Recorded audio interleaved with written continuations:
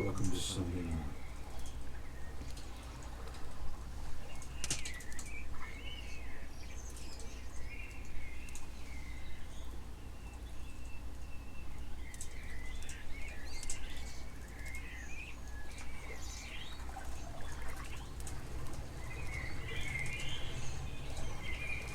Who knows how things like this work? I call the Big Bang mainstreamers now 2 + 2 = 7 guys. So if I say he's a 2 + 2 = 7 guy, that means that he's a mainstreamer, Big Bang mainstreamer, because they just refuse to see it. To them, 2 + 2 = 7. All right. So Walthorn here wrote this pithy essay on Sapphire and the future of science. So I'm going to read that for you right now. I think it's pretty interesting and very important. It is generally not known that an alternative electric sun model was proposed in 1979 by the engineer Ralph Jurgens. It explains simply the critical longevity of all electrical lights. It is plugged into a galactic circuit, and galactic circuits are the basis of plasma cosmology, which is ignored by astrophysics, but was developed by experimental plasma scientists and engineers in the 20th century. I would say plasma physics is next-gen physics, quite unlike mathematical Big Bang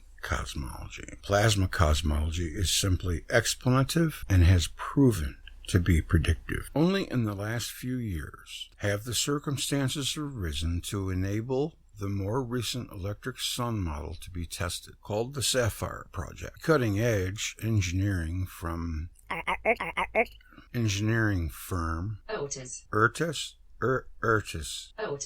Ortis International Incorporated was contracted by the International Science Foundation to experimentally test the electric sun model. Ortis International Incorporated is an independent body which has no affiliation with the electric universe or the Thunderbolts project. Recently, the Sapphire team shared an extraordinary update on their results to date, and I don't know if you saw the video, but it is extraordinary.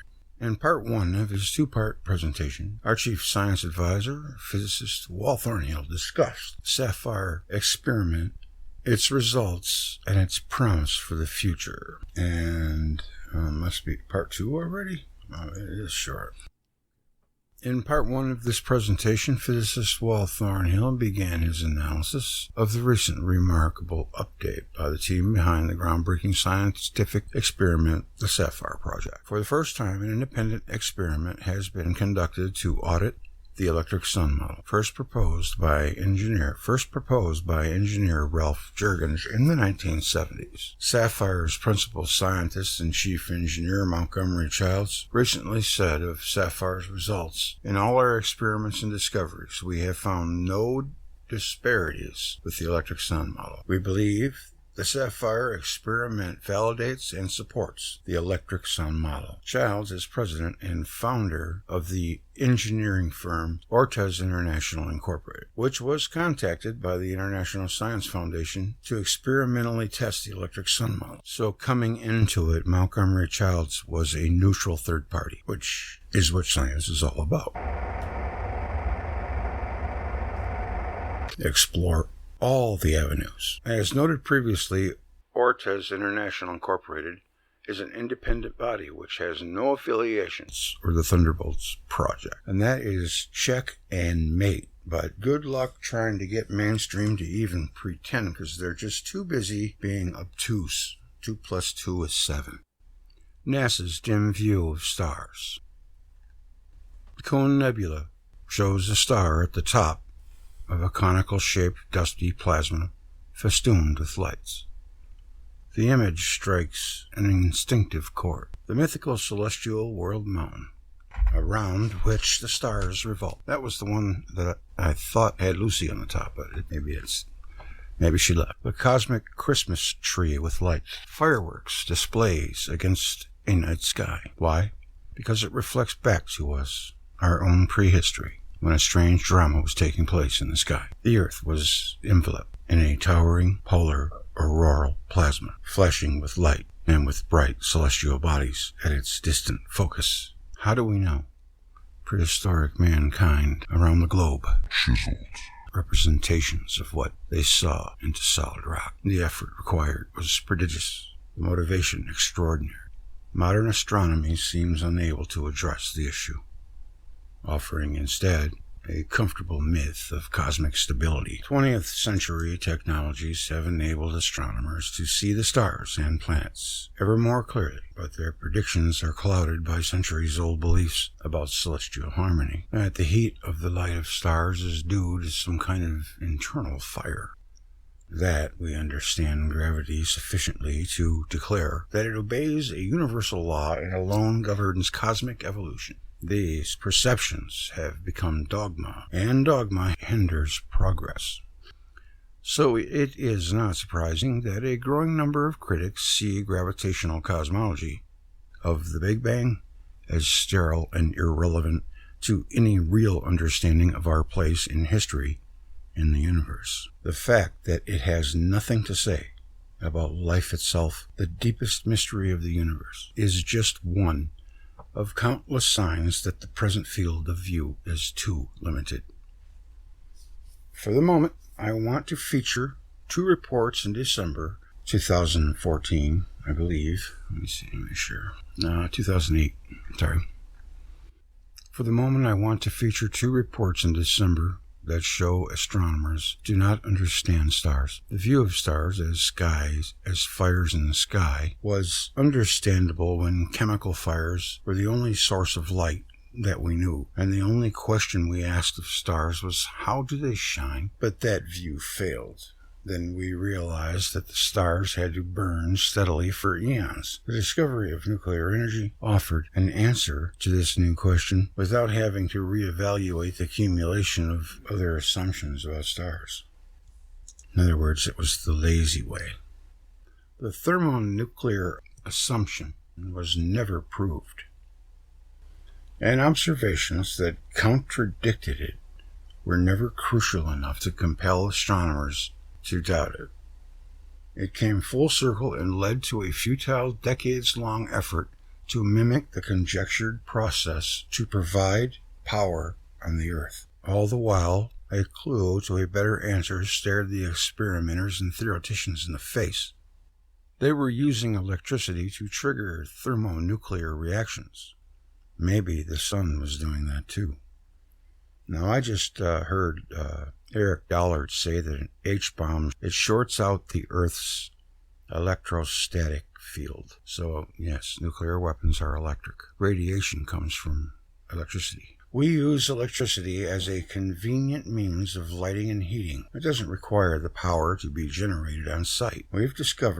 Tesla discovered that thin transmission lines can carry great amounts of power over long distances, from generator to light bulb. Nature is parsimonious in achieving its ends. After I tell you this, you might never look at an X-ray machine the same again. The X-ray machine, or the heart of an X-ray machine, is an electrode pair, a cathode and an anode that sits inside a glass vacuum. That's right, X-ray machines are electrical. They make X-rays using electricity, and even in the micro world, planets work the same way.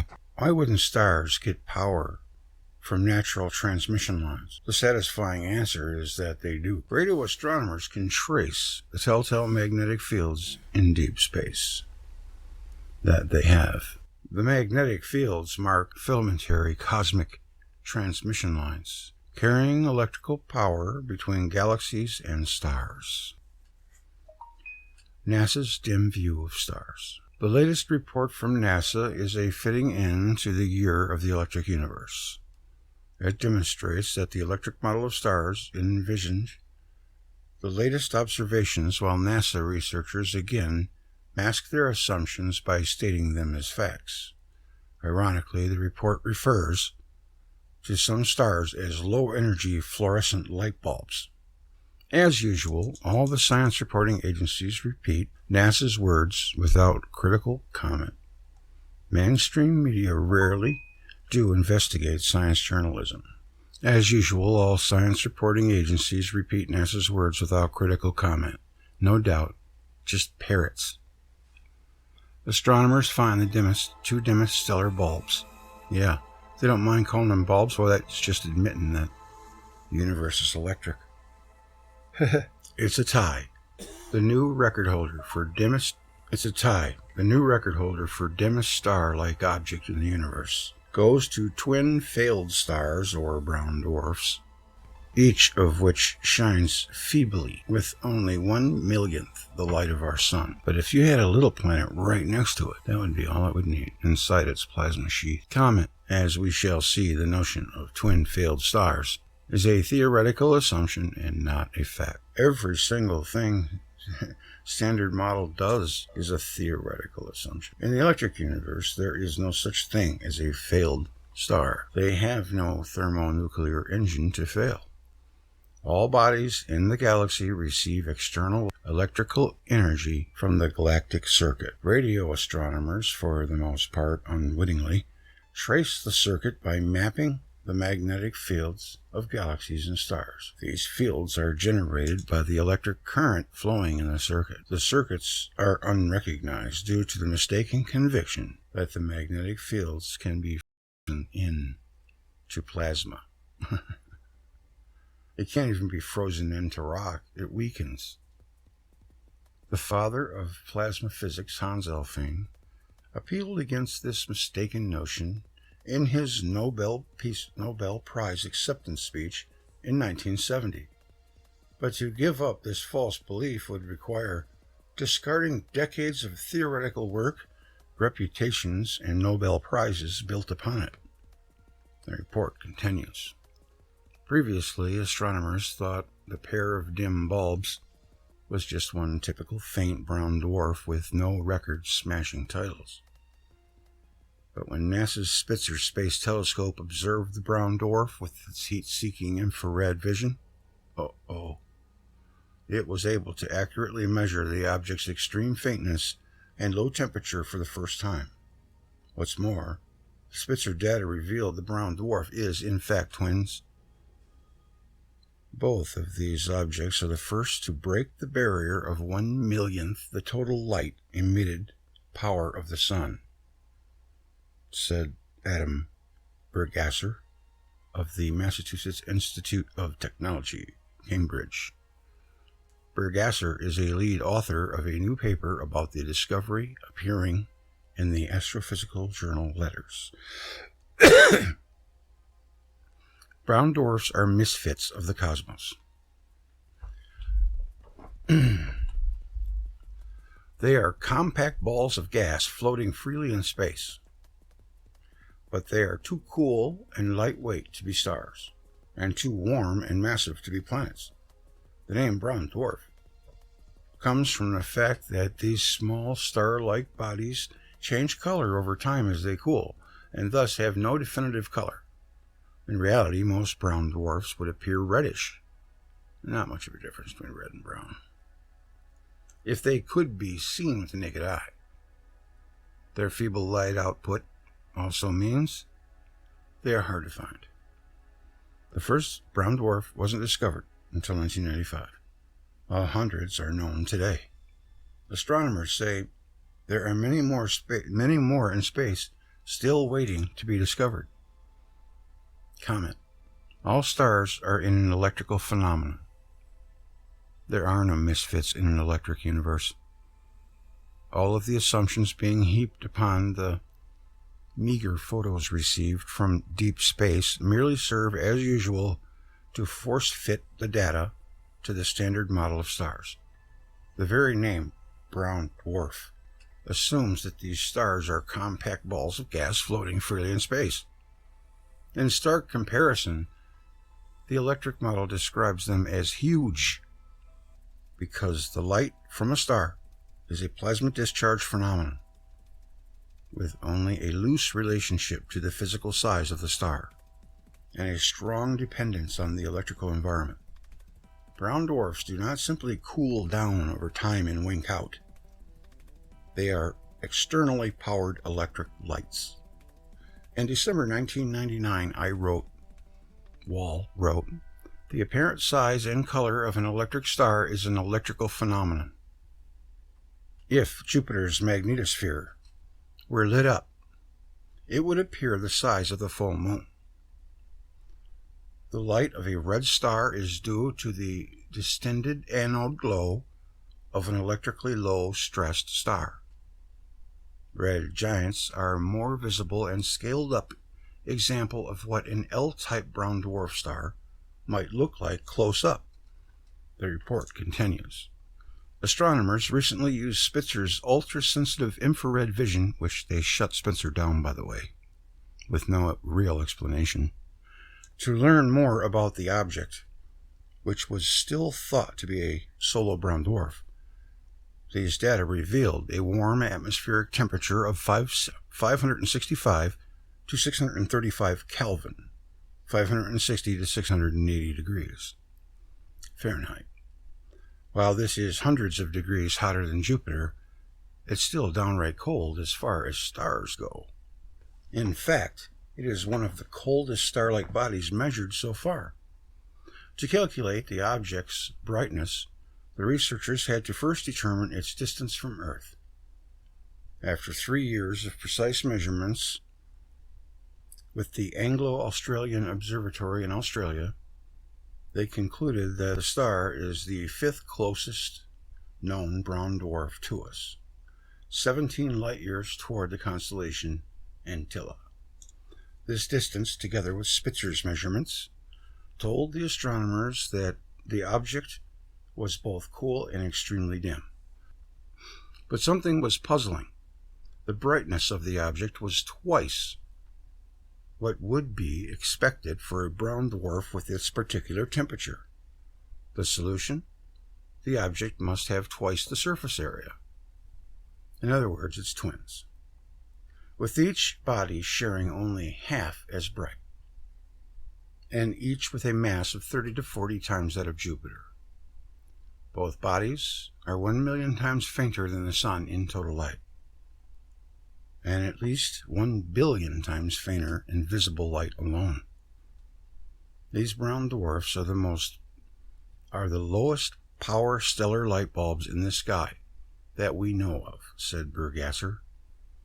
And like low-energy fluorescent light bulbs, they emit most of their light in a narrow range of wavelengths. In this case, in the infrared. Comment.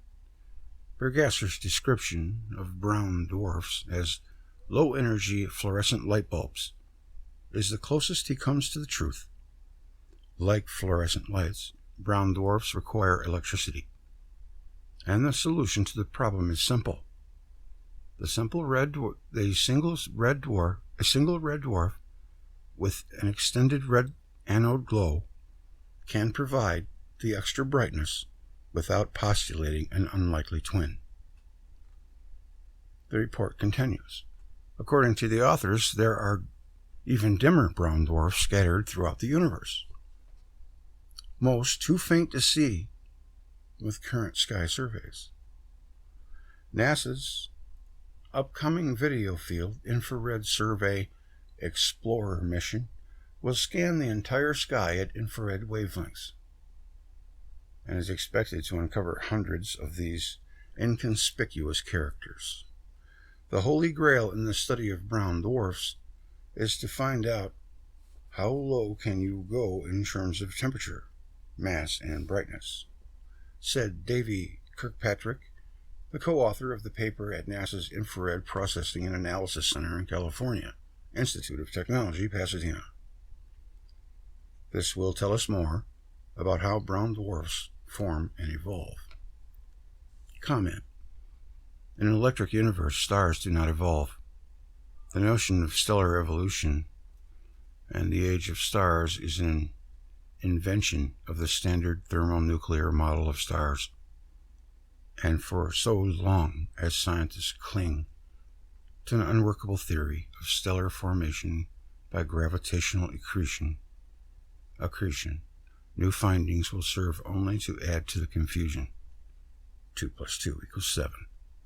I predict that further discoveries by the Wide Field Infrared Survey Explorer in this category will require the same ad hoc assumption that the radiant surface area based on standard theory must be accomplished by multiple star systems. The odds against finding so many multiple systems will become astronomical. Success for the electrical model of white dwarf stars. Yeah, this is the same thing I'm talking about on Solaria. The main sequence is the backbone of the observations, but there are sharp discontinuities between the main sequence and giant stars and white dwarfs. In the standard thermonuclear model of stars, the explanations for these discontinuities are beset by many observational discrepancies and ad hoc patches. In the electric star model, such discontinuities are a natural feature of a plasma discharge. Main sequence stars operate like arc lights in a cinema projector. The plasma discharge at their photospheres is in arc mode. The main sequence is a direct result of increasing the current density at the surface of the star. The red supergiant Betelgeuse is dimming. Will the bright star Betelgeuse finally explode? A look at the dimming red giant in Orion's shoulder. It can't hurt to look up at the night sky, just in case. Well, one of the brightest stars in the sky has been dimming. But while it might be signaling that it's ready to explode, it's probably just fading because of strange stellar physics. Betelgeuse, a reddish star that's one of the brightest in the night sky, has been noticeably fainting or getting dimmer. The approximately 8.5 million year old star, which is part of the Orion constellation, has been one of the most recognizable stars in the sky because of its brightness and coloration. But this recent dramatic fading has prompted scientists to suggest that the star might be entering a pre-supernova phase, dimming before it collapses and dies in fiery supernova explosion. If the star does become a supernova, Betelgeuse, I know some people say Betelgeuse, I guess it's just a tomato thing, would likely be as bright as, or even brighter than, the moon for weeks. At 642.5 light years from Earth, it would be the closest supernova observed and recorded by humans, closer than the Crab Nebula, which is 6,523 light years from Earth, and is the result of a supernova reported to have taken place in AD 1054. This also means that if we see Betelgeuse explode tonight, the supernova really took place over 600 years ago. We're only seeing it now. It's a nice picture. Will Betelgeuse or Betelgeuse explode? The brightest stars in the sky. It'd be brilliant. The star would be so bright that it would make it difficult to see other stars near it. Edward Ginin, a professor of astronomy and astrophysics at Villanova University, who reported the dimming in an astronomer's telegram, told Space.com it would be the brightest supernova ever observed in our galaxy. But will we really see Betelgeuse explode? A massive dimming star. It's not surprising that the extremely massive star, which is likely about 20 times the mass of the Sun, has been dimming, because it's a variable star, meaning its brightness naturally shifts, something that scientists have observed for decades. The star has been classified a red supergiant star because of its size. However, with this recent dimming, the star's brightness kept going down beyond the limits that we scientists ever saw. It went outside of its usual parameter or comfort zone, Ginin said. It's dimming a lot more than we've seen. Serafina Nance, an astronomy graduate student who studies Betelgeuse and stellar explosions at the UC Berkeley, told Space.com, but does that dimming foretell an explosion? We know massive stars like Betelgeuse will explode as a supernova. The question is, when? There really haven't been close observations of them, supernovae, before they go off, Gininthal said. He explained that while some think that there wouldn't be any major changes in the star until just hours before it blows up, others think that it would start to dim about a year before exploding.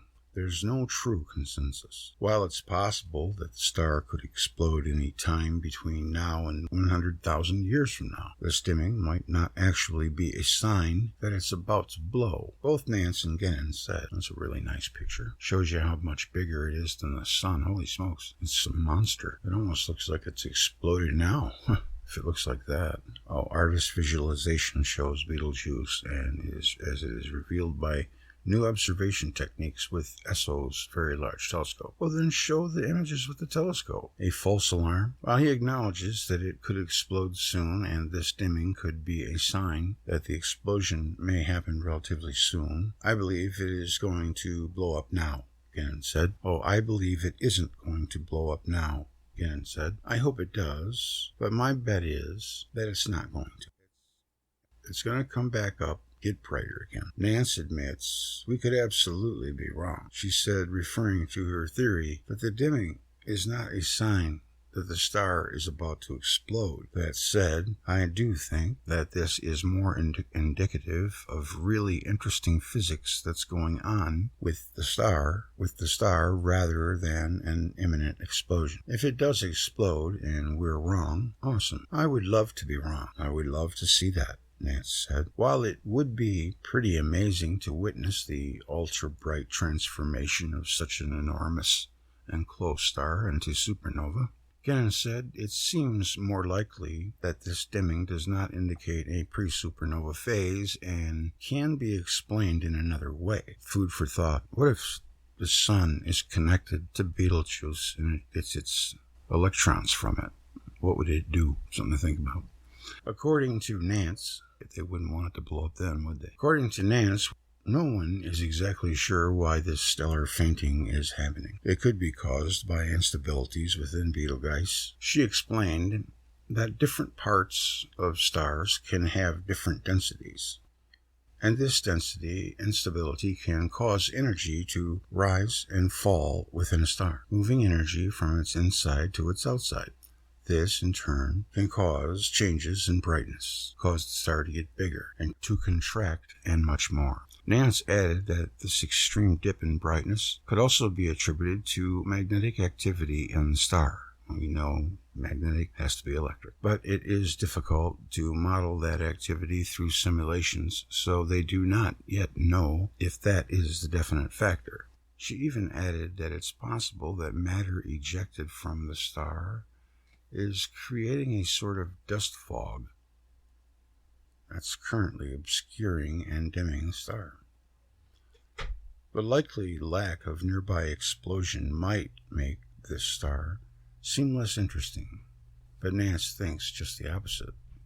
I think that this is really interesting to watch and really interesting from a physics perspective of trying to better understand how massive stars experience periods of variability, she said. You should still look up. Now, while both Nance and Ginen think that it's most likely that Betelgeuse is just displaying a dimmer appearance because of some interesting stellar physics, they also agree that an explosion in our lifetime is still possible. It's worth it to look up and look for the dimming star in the night sky. While I don't think it's going to explode anytime soon, Nance said, I'll keep my eye on it just in case. We don't know what's going to happen. Wow. There are absolutely limits to our models, she said. I'm going to look up at the night sky and check that it's still there every time I go outside, even if it is in a pre-explosion phase.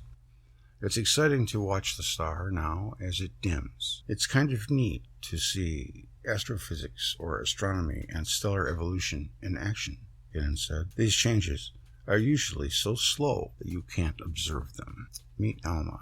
Amazing photos from the giant radio telescope. And that was from space.com. Thank you, space.com. And I had some comments. I'm not going to read them. Well, you know, we believe that stars are electric. And when they're dimming, it's just like they're getting more juice and then getting less juice. It seems a lot simpler, doesn't it? All right, I'm going to take a real elementary approach to what I think is going on in a star. All right, now that picture right there, if I said to you, just about every one of you that are watching this, I would not be able to fool you if I said that this house is being lit from the inside. I don't mean plugged in or anything tricky. I mean the source of light that's emanating from the outside is coming from the inside. You would think, no, that's not right. That's ridiculous. And why is that? Well, because the bulbs are on the outside of the house, but even as much of a giveaway is the windows that look into the house are dark. And it would be much the same if the outside of the house was dark and light was pouring out with every light in the house on. Light was pouring out through the windows. You'd know that it was lit from the inside. Take a star and a sunspot, and somehow mainstream astronomy, cosmology, has convinced people that the star is being lit from the inside when it's black on the inside of a sunspot. That's just impossible. Where's the disconnect with that? Why is it that people can't put that wire together? It's pretty easy from where I'm sitting, and I'm not trying to make fun of anybody. I'm just saying that some people are so dogmatic in their beliefs that they refuse to look at the basic common sense of something. It's not their fault. It's just that we grew up believing that our teachers and our schools and our institutions were all honest with us and told us the truth. But we have come to find out that it is far from the case. We have been lied to just about every step of the way, or misinformed. So, I asked you, when you look at that and you say that's being lit by nuclear fusion going on in the core, how could it possibly be when over half the star is black? It can't be. Now, couple with that, the electrons, the 100-fold increase of electrons that Voyager found that are streaming into our solar system. Well, they used a different word, diffused. They're streaming into our solar system, and they're feeding the sun. And it's right there. I mean, every aspect of the sun, which is a star, says that it's being lit from the outside and that it is electricity that runs stars. I don't know how it could be any more blatant. It's just like the lights, the Christmas lights on the outside of the house are being powered from an outlet that is plugged in to a power plant that could be hundreds of miles away. That power is coming from that power plant through the lines down into the home and lighting the lights. Usually the outlets are on the outside, but that doesn't matter. It's the line that runs the lights. It's being lit from the outside. It's the same thing. Let's take a look and see if the Electric Universe has anything on Betelgeuse. And as usual, they are on the ball. January 29, 2020. It's pretty current. Why is this red giant so puzzling? That's a very beautiful picture there. It was picture of the day, actually. Why is this red giant so puzzling? Betelgeuse is one of the 10 largest stars. If it accompanied the sun's position, its outer envelope would exceed Jupiter's mean orbital diameter.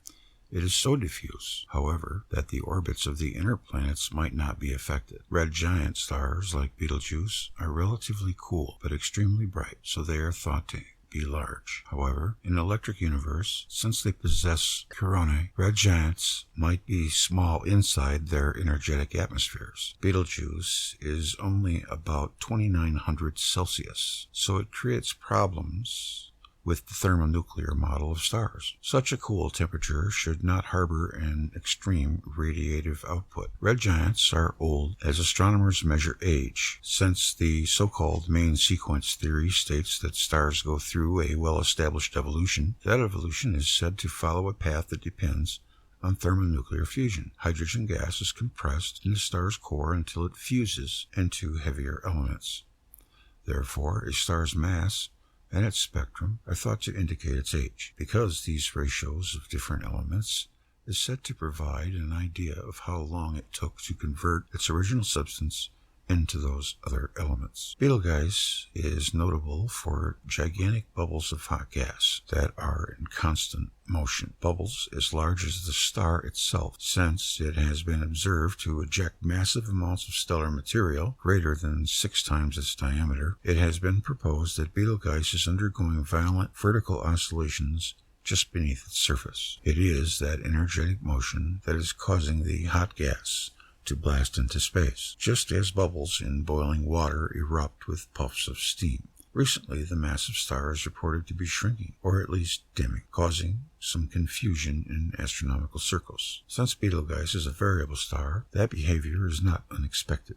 Sunspots are seen on its surface. However, there are only 2 of them occupying over 1/3 of its area. They are said to be the signature of heat transfer from the interior through matter convection. In other words, the star is acting like a pot of boiling water, a strictly mechanical phenomenon. The electric star theory provides another explanation, an explanation that relies on the electrical connection stars have with the galactic neighborhood and with the universe. Stars shine because electricity flows through each galaxy. As written many times, stars can be thought of as giant spheres of electricity. It is this simple hypothesis that best matches observational evidence. As mentioned above, red giant stars are relatively cool but extremely bright, so they are interpreted to be quite large.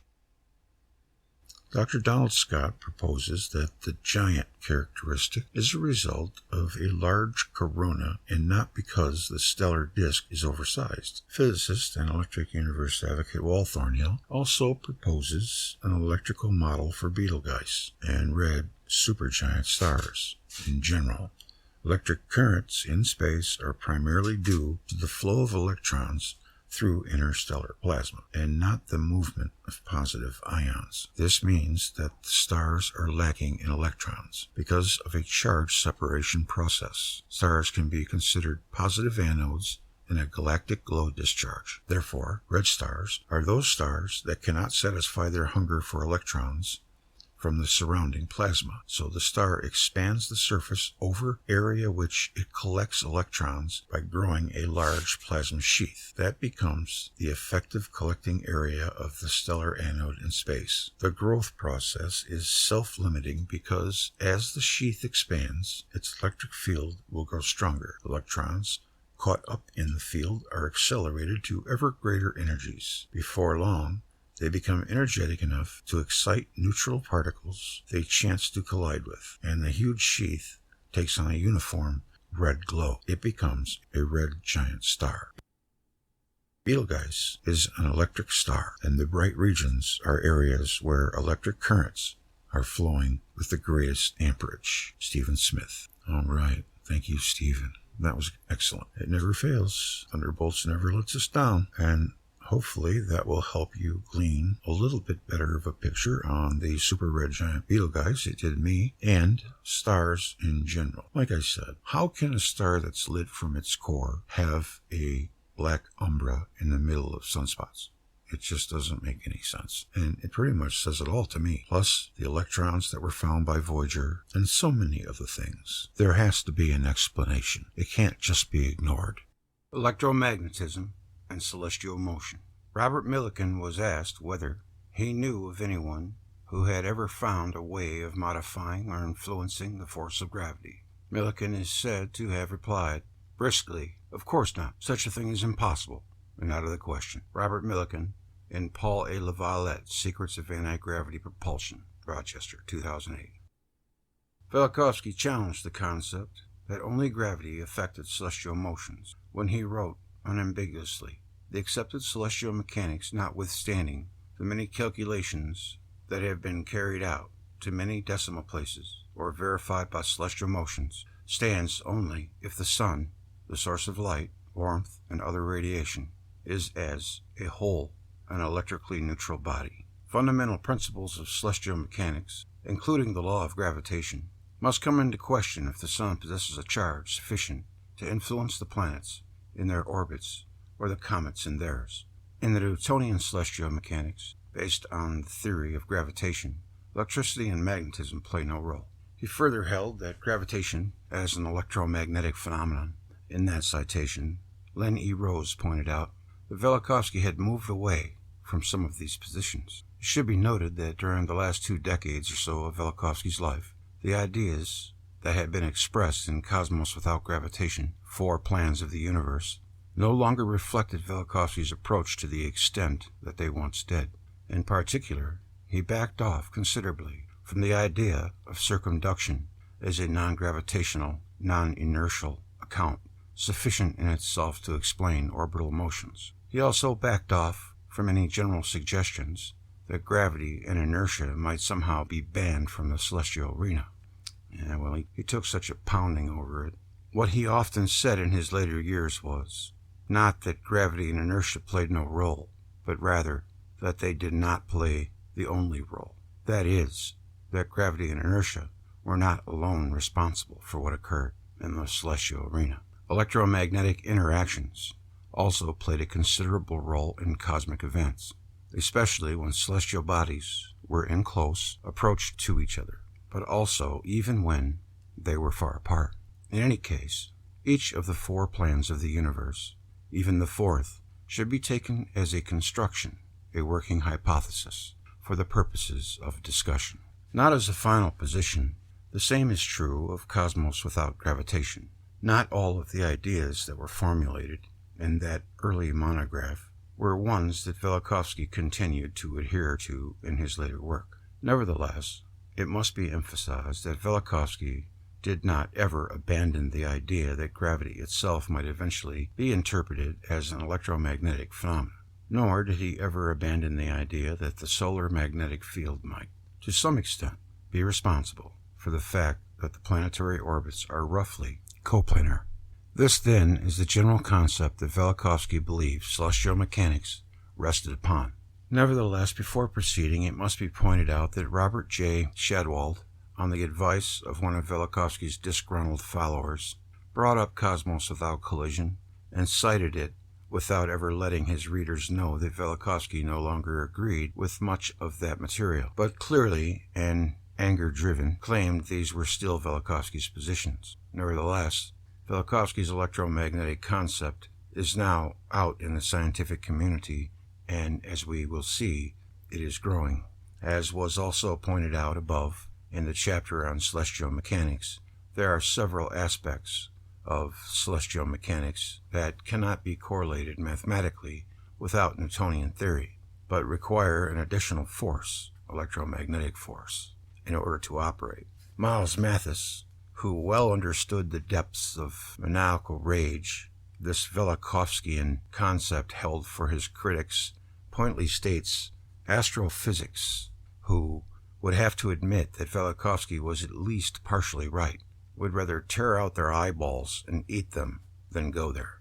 In terms of Freudian psychology, the great underlying neurotic problem of humanity is the Oedipal complex, as outlined by the Greek playwright Sophocles in his trilogy Oedipus. Oedipus, unable to deal with the fact that he had violated every moral aspect in his life, when discovering that he had actually done so, gouged out his eyeballs, unable to face his behavior. So, too, the scientists of this generation, according to Mathis, rather than admit Velikovsky was at least partially right, would rather tear out their eyeballs. Velikovsky was related. I'm just picturing that. Velikovsky has related a story he liked to tell. Once in the twilight hour, a visitor came to my study, a distinguished-looking gentleman. He brought me a manuscript dealing with celestial mechanics. After a glance at some of the pages, I had the feeling that this was the work of a mathematical genius. I entered into a conversation with my visitor and mentioned the name of James Clerk Maxwell. My guest asked, "Who is he?" Embarrassed, I answered, "You know, the scientist who gave a theoretical explanation of the experiments of Faraday?" "And who is Faraday?" inquired the stranger. In growing embarrassment, I said, "Of course, the man who did pioneer work in electromagnetism." "And what is electromagnetism?" asked the gentleman. "What is your name?" I inquired. He answered, "Isaac Newton." When Velikovsky awoke, on his knees was an open volume of Newton's Principia. This story is told to illustrate what I have said before. Would you listen to anybody discuss the mechanics of the spheres who does not know the elementary physical forces existing in nature? But this is the position adopted by astronomers who acclaim as infallible a celestial mechanics conceived in the 1660s, in which electricity and magnetism play not the slightest role. Let us first examine the reaction of the astronomers to evidence that electromagnetism plays in celestial mechanics, before looking at the experimental evidence related to it. This brings us the first part of the Velikovsky affair, when critics of Velikovsky's concept that electromagnetism plays a crucial role in celestial mechanics was debated and forcefully denied. What we will see is that in each and every instance, when a critic leveled a charge against Velikovsky's electromagnetic concept, and it was shown to be an error, and further the evidence instead supported Velikovsky. The critic never faced up to that counter-evidence and acted as if the counter-evidence never existed by retreating into a state of silence and denial. Let us now look at these early critics and the evidence. The first critic was Donald Menzel, director of Harvard College Observatory, as explained by Ralph E. Jurgens. In 1952, in the Proceedings of the American Philosophical Society, Menzel had offered calculations to show that if Velikovsky were right about the electromagnetic forces in the solar system, the Sun would have a surface electric potential of 10 to the 19th, 10 billion volts. An absolute impossibility, according to the astronomers.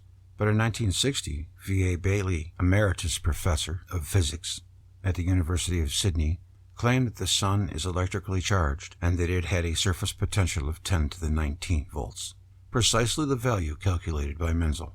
Bailey, at the time his theory was first published, was entirely unaware of Velikovsky's work and of Menzel's refutation of it. The idea that this quantitative refutation of Velikovsky's wild hypothesis, Menzel's own description of his contribution to the proceedings in 1952, should now be brought to Velikovsky's support, was intolerable to the Harvard astronomer. So when he mailed his paper to Harper's in 1963, he also sent a copy to Bailey in Sydney and asked him in a covering letter to revoke his theory of electric charge of the Sun. The theory was casting doubt on the continuing efforts of Menzel and other American scientists to discredit Velikovsky, and Menzel pointed out of what he conceived to be an error in Bailey's work. The mathematical error, to the contrary, had been made by Menzel. Nevertheless, when new scientific evidence supported Velikovsky's concept regarding electromagnetism, neither Menzel nor the rest of the astronomical physics establishment jumped at the opportunity of evaluating how it might operate, but instead tried to deny the evidence existed. Einstein agreed with Velikovsky, who said, "The real cause of indignation against my theory of global catastrophes is the implication that celestial bodies may be charged." He, Einstein, wrote in the margin, "Ja, yes," just like the scholastic professors denied that Galileo's telescope showed Jupiter had 4 moons circling it. The entire scientific establishment denied that the Sun may very well carry a charge capable of affecting the orbits of the planets. There was no investigation, only flat-out denial.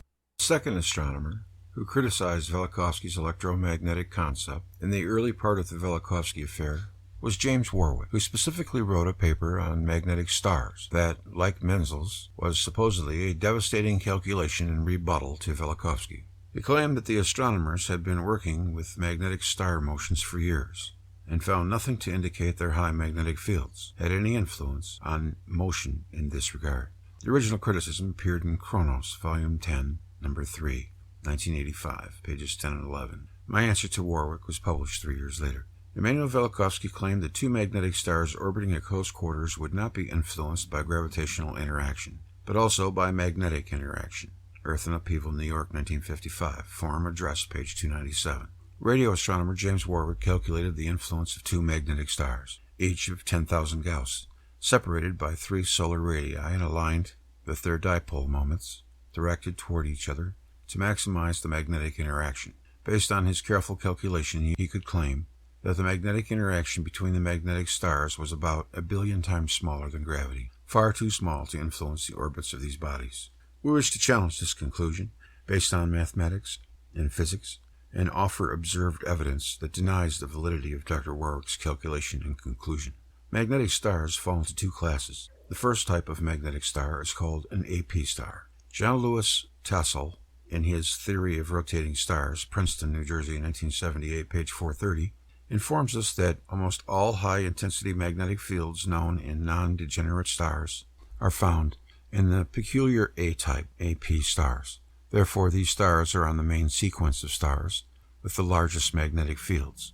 The other class of magnetic stars are the AM stars, which, if they have magnetic fields, they are not nearly as powerful as the AP stars with the strongest fields. What is quite unique is that the magnetic axes are A, great angle with rotational axis, and thus with the magnetic poles are observed to be close to the equator. When stars are in close binaries, tidal forces drive the 2 stars into a position in which their rotational axis moved toward parallelism. Thus, the point where very close companions would be in orbit around a magnetic star is at the rotational equator, where in AP magnetic stars, the gravitational forces will be in competition with the dipole moment's magnetic forces in order to form a close binary system, like that proposed by Warwick. There is also another phenomenon observed with magnetic stars. The distribution of the obliquity angles of the magnetic axis appear to be random, but becomes increasingly bimodal as evolution proceeds. Therefore, as the star ages, the magnetic axis will move to align itself with the rotational axis. The magnetic axis of stars with the strongest magnetic fields will, based on this data, be found nearer to the rotational equator.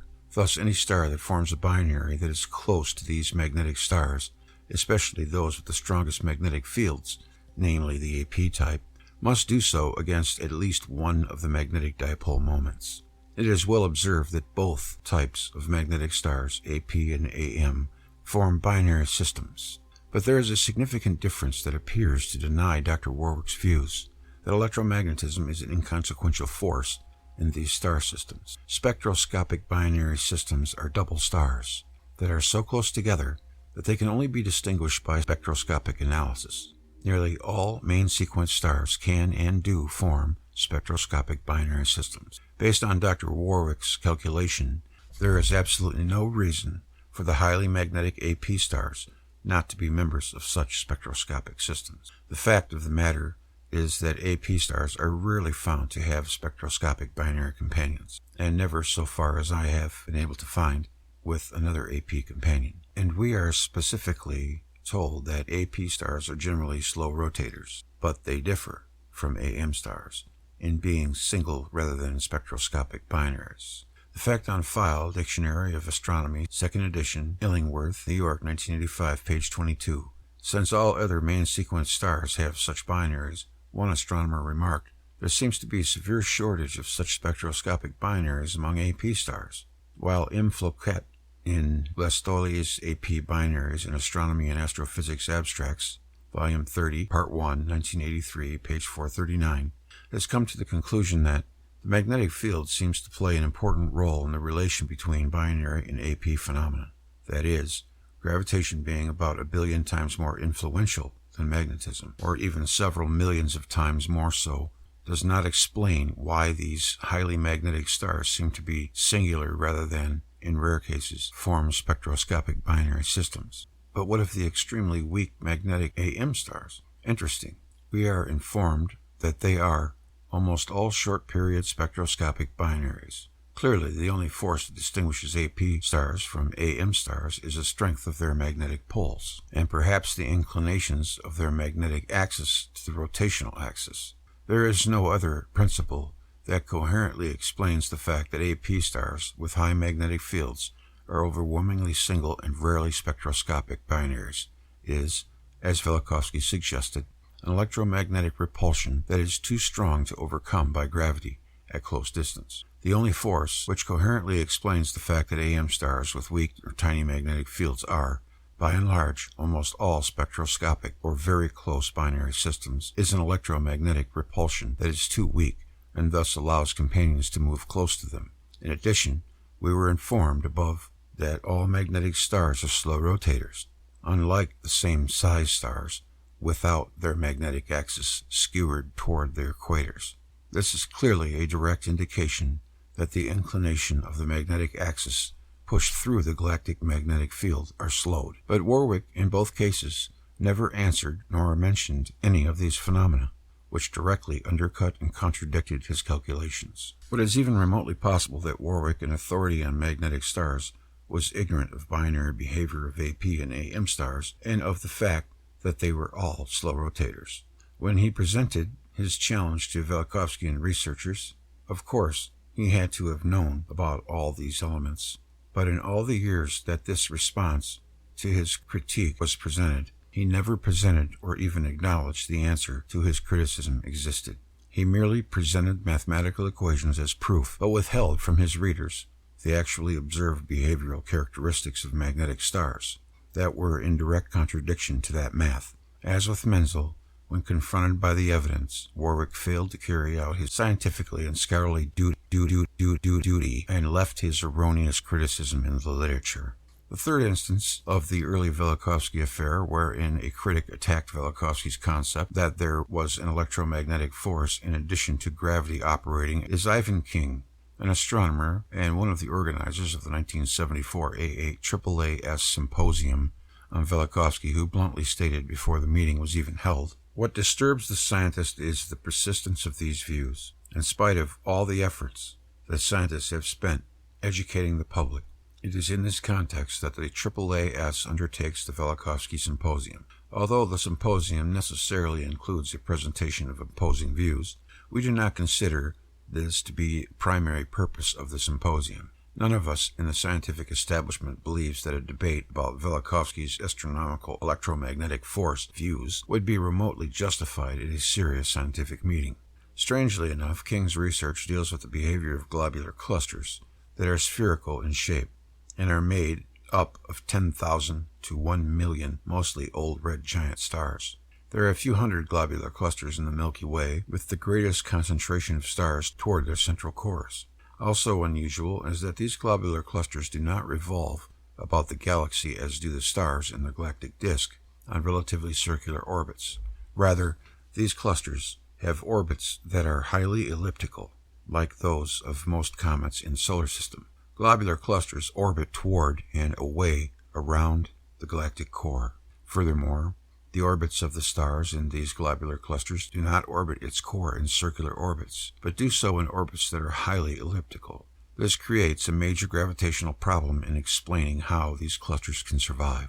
Over time, stars will approach one another and gravitational interactions will accelerate one of them so greatly that it will leave the cluster forever. Therefore, these globular clusters should be shedding members and becoming ever smaller in size. However, when a star is kicked out of the cluster, it will remove gravitational energy or angular momentum with it and make up for this loss of gravitational energy. The star that interacted with the escaped one must move inward to counterbalance that loss. The law of conservation of angular momentum is fundamental to gravitational theory and demands this. Therefore, because the globular cluster is now somewhat smaller in size, the stars in it left behind will move closer to one another and will then repeat the interaction process again and again, sending stars out of the cluster while the cluster continues to contract. But, for some reason, this law of gravity is not working in these globular systems. King well understood this fundamental contradiction to gravitational theory and admitted this. Now, this not only relates to the hundreds of globular clusters in the Milky Way, but to the billions upon billions of other spiral galaxies with globular clusters throughout the universe. In other words, celestial mechanic equations cannot account for the failure of these fundamental laws to work as they should throughout the universe. Here, then, is how King dealt with this massive negation of the theory he claims disproves Velikovsky. Although globular clusters are obviously long-lived, they are not immutable. Slowly but steadily, stars escape from the cluster as they reach escape velocity from the cluster during their interactions. A gravitational theory that adequately predicts the resulting evolution of the cluster is basically simple, but many of the details have remained elusive. The binding energy of a cluster holding it together is really an energy deficit, the energy it would take to accelerate all the stars to their escape velocity and tear the cluster apart. To reach escape velocity, a star must acquire enough kinetic energy to overcome the cluster's negative gravitational energy. Thus, the stars that escape are those with the most kinetic energy, whereas the amount of gravitational energy they contribute to the cluster is no more than average. As a result, the evaporation of stars increases the amount of binding energy per star remaining in the cluster as the cluster contracts. According to the current theory, it does not reach a steady state. Instead, energy from the contraction of the cluster is converted into kinetic energy of stellar motion, thereby heating the core. The core becomes more dense, and the stars in it near it remove more rapidly. Therefore, more stars evaporate, and the core continues to contract and heat without bound until it is infinitely dense. Donald Lynden Bell, proponent of the theory, has dubbed this positive feedback phenomenon of the gravitational catastrophe.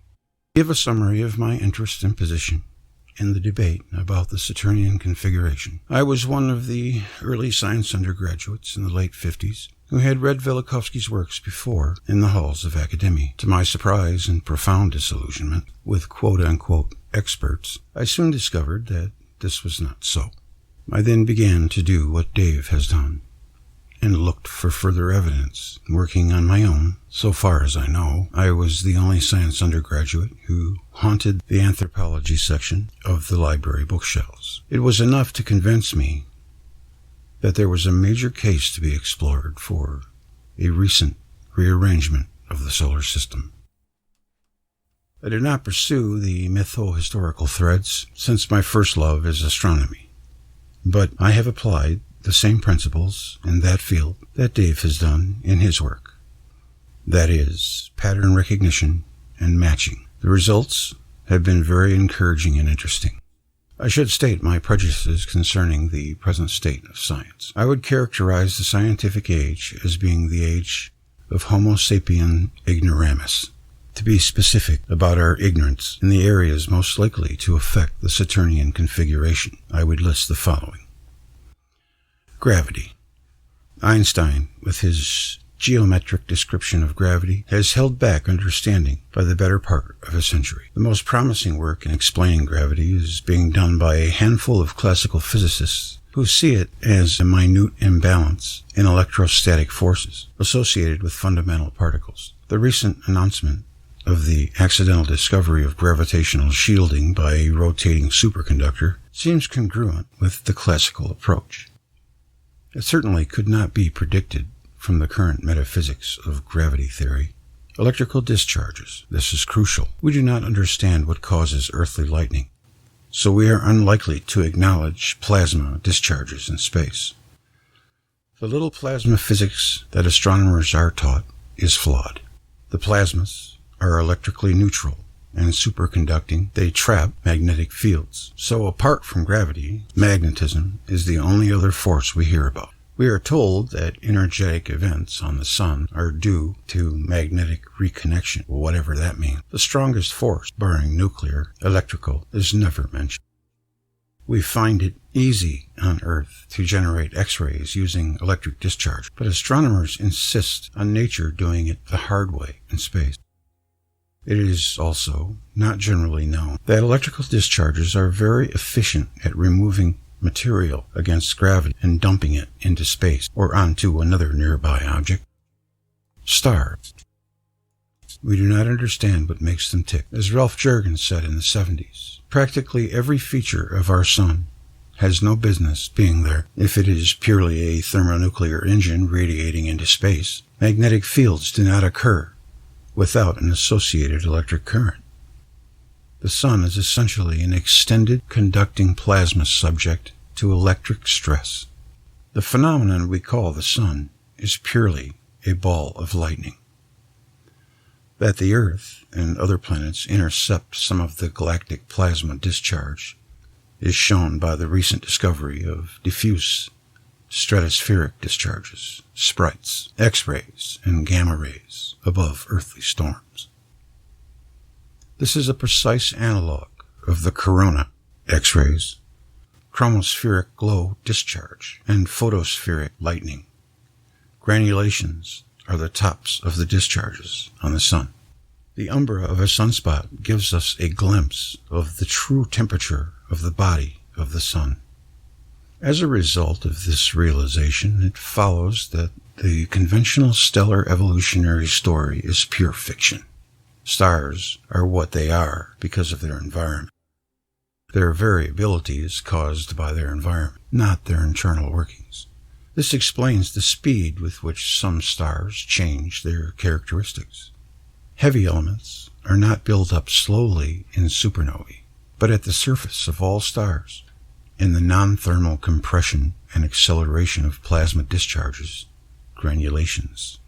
Hence, nucleosynthesis and what little neutrino production there is fall as the sunspot number increases. The differential rotation of the sun its magnetic field, and the sunspot cycle are all influenced by the sun's passage across large Birkeland currents, flowing along and defining the arms of our galaxy. Planet formation. The Laplacian theory and its variants are garbage. The Hubble Space Telescope has shown that in regions of star formation, large bodies are being shot out as if from a gun, which is peculiar if gravity is the operative force. Once again, plasma discharges provide a mechanism which can simply explain this. The view is that diffuse hydrogen and dust is efficiently scavenged and compressed by the well-known magnetic pinch effect of an electric current flowing along the arms of a galaxy. At some point, gravity takes over and stellar objects are formed. Beyond a certain size, protostars become electrically unstable in fission, spitting out some of the core and giving rise to one or more companions. So I still think that the Herbig-Haro objects might have something to do with the formation of planets as well. So there seems to be more than one way for a planet to be made. But when we're looking at planets, it's very possible that we could be looking at the core of a star. That's interesting. This explains the predilection for stars to be found in pairs or multiples. Got that right. Not all the matter ejected from the core of a protostar may coalesce into a companion star. It may be in the form of one or a number of gas giants. The recent discovery of a Jupiter-like body orbiting very close to a nearby star argues strongly for this model and against the standard theory. A gas giant, in turn, due to either internal or external electrical disturbance, may fission, spitting out its core to give rise to the highly condensed planets, moons, asteroids, comets, etc. Cosmology. All of the above gives rise to the conviction that cosmology should be in the hands of the plasma physics experimenters, not the theorists. It is ironic that they have been chasing the holy grail of fusion power, just like the sun, when that is patently wrong. Interestingly, a recent breakthrough in fusion energy research came about in my hometown, Canberra. When the researchers configured their plasma discharge in the form of a Birkeland current ring, a precise analog of that flowing along the arms of our galaxy. But astronomers will continue to be surprised by results pouring in from space probes when their fundamental paradigms rest on Newtonian and billiard ball physics. The current paradigm has no predictive power whatsoever. The book, The Big Bang Never Happened by Eric J. Lerner, is a pointer to the cosmology of the 21st century. So what are the patterns that apply from all of this to the Saturnian configuration, SC? The following are some ideas. 1. The core discharge mechanism of planet formation is a plausible way to generate the SC, a string of objects with the largest near the middle. It's Saturnian configuration, SC. 2. The reliance on the degree of electrical stress in the enveloping plasma for the characteristics of the larger bodies enclosed in that plasma could see rapid changes occur, even the disruption of one of the stellar or gas giant objects. It could certainly involve jets of material being emitted by such bodies and forming a diffuse cloud enveloping the polar configuration. It could also be the destabilizing influence which finally breaks it up. 3. As seen in the high-speed objects shooting out of the Orion Nebula, plasma discharges take place in the core of a star or gas giant, can result in considerable acceleration of the resultant debris.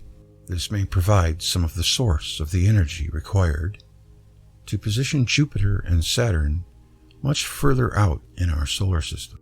The redistribution of charge amongst objects in the solar radial field also requires that their orbits will change. 4. Charged bodies orbiting eccentrically in a radial electric field around the Sun will dissipate energy through electromagnetic induction, heating, in such a way as to quickly spiral into a circular orbit. For any object with a high eccentricity, electrical breakdown will occur within its Langmuir sheath, and cometary discharge phenomena will be seen, regardless of its size. Venus. 5.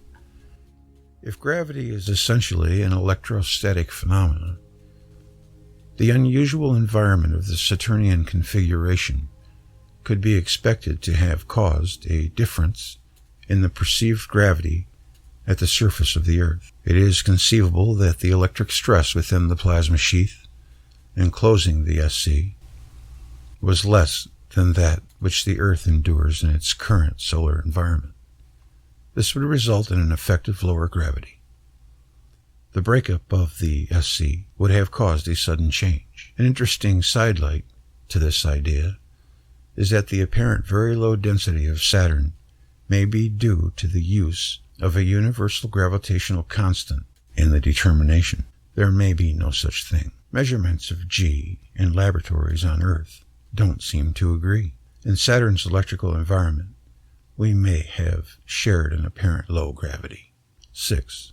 Various odd phenomena associated with plasma discharges would have been observed from Earth and should appear in ancient depictions of the SC. These include helical, serpentine glows surrounding a central column, or twined rope-like around each other. These would be representations of Birkeland currents flowing between planets enveloped in the same plasma sheath.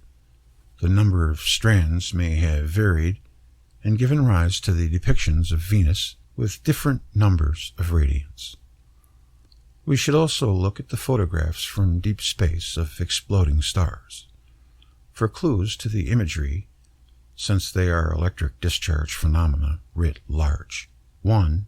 They could possibly look like rings around the column, or a series of flared skirts. Another effect is seen in discharge tubes filled with low-pressure gas, where a series of light and dark bands are formed transverse to the discharge axis.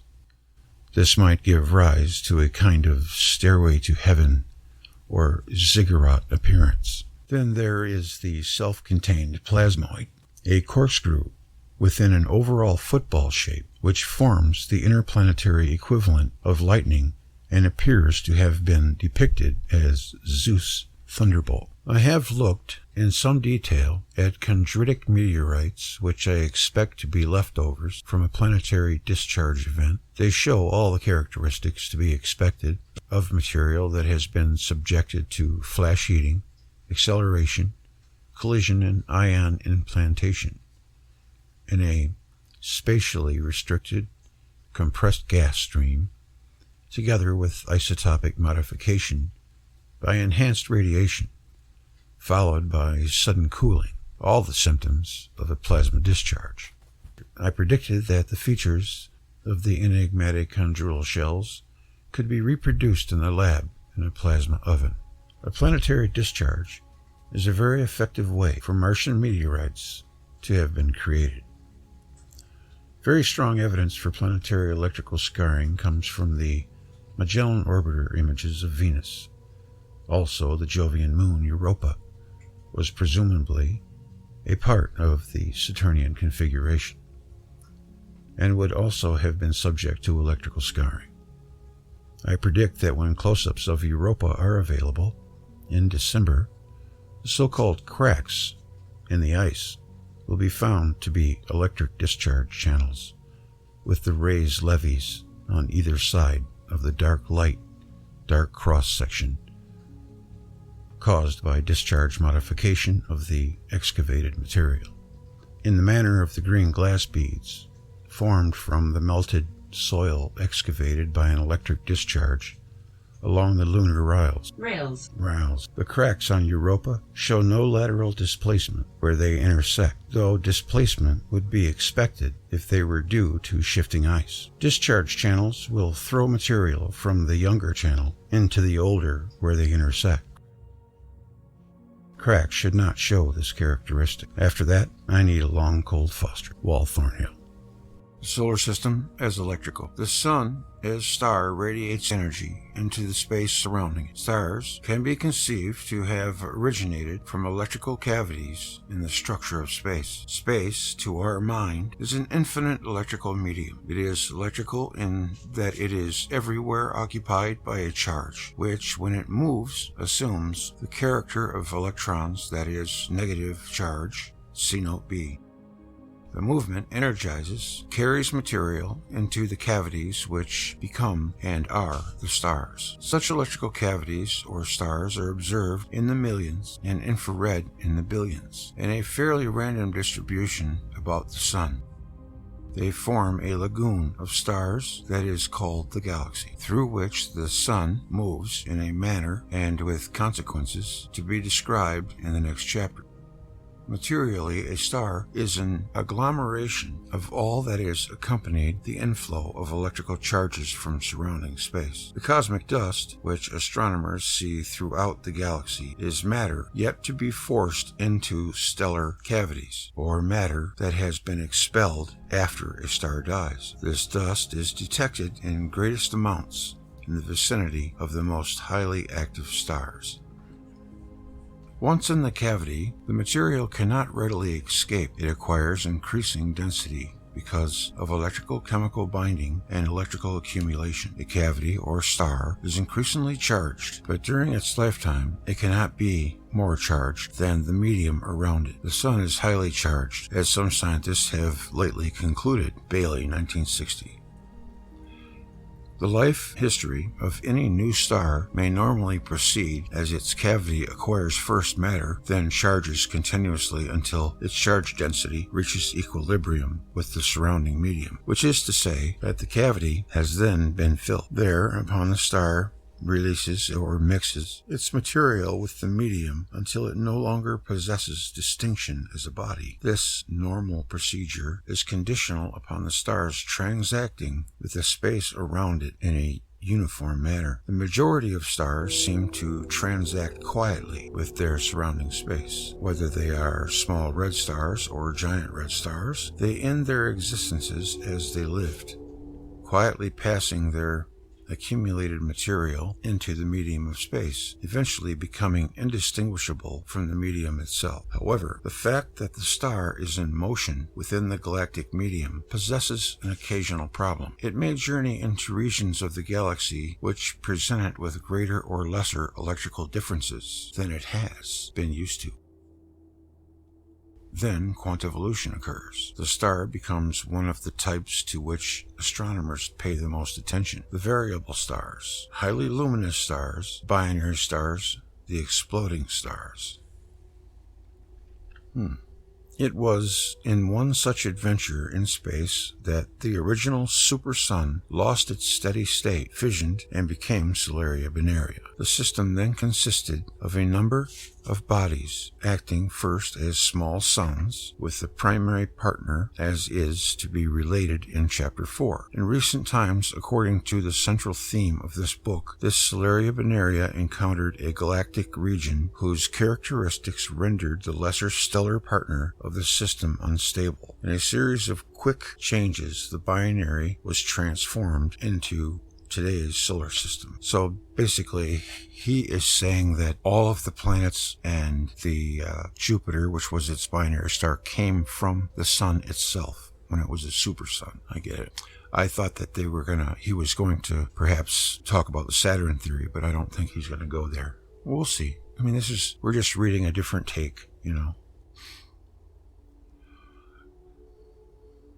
Bruce, 1944, sees the process of stellar evolution as a cyclic build-up of electrically charged atmosphere above the star. As we see it, galactic potentials will determine the nature of the surface presented to the outside observer. As the star journeys through the galactic space, its surface nature changes in response to differences in galactic potential. A change in the local galactic environment can lead to an instability which results in catastrophic electrical redistribution of the whole stellar atmosphere, and sometimes of material found well beneath the star's surface layer. In short, the star becomes a nova. In this cosmogony, Bruce argues that binary stars form by division of an original stellar nucleus.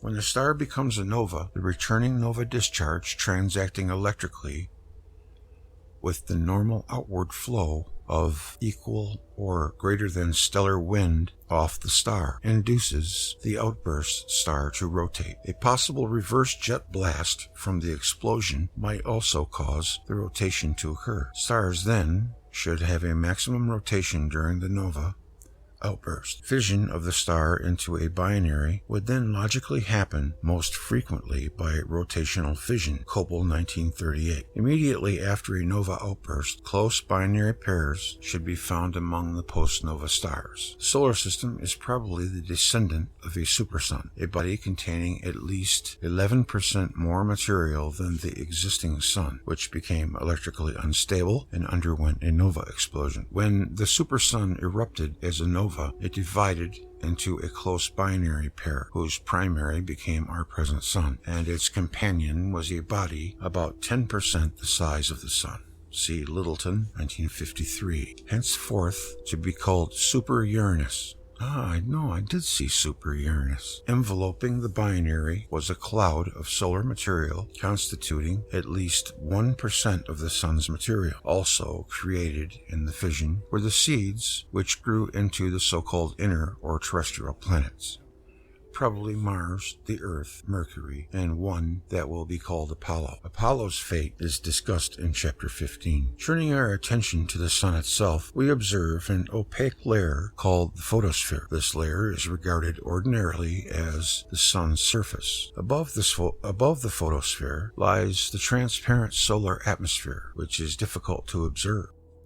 First comes the equal or greater to the chromosphere, and then the corona. Perhaps the key to star behavior is the dysfunction between the photosphere and the chromosphere, which is examined and known by means of spectroscopy. Spectroscopy, that is, by observing and measuring its spectrum of equal or greater than radiation.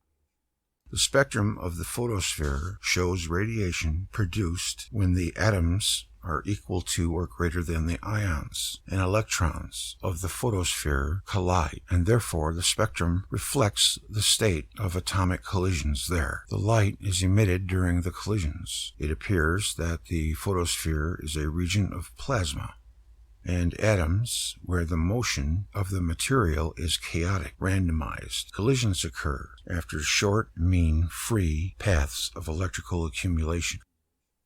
The electrical field is small. A high kinetic energy of collision is registered in the temperature of 7,000 degrees. Energy is transmitted with some, but not great amounts of conversion of energy into internal atomic structures, excitation. By contrast, the spectrum of the chromosphere represents the release of the eternal energy of exited atoms and ions.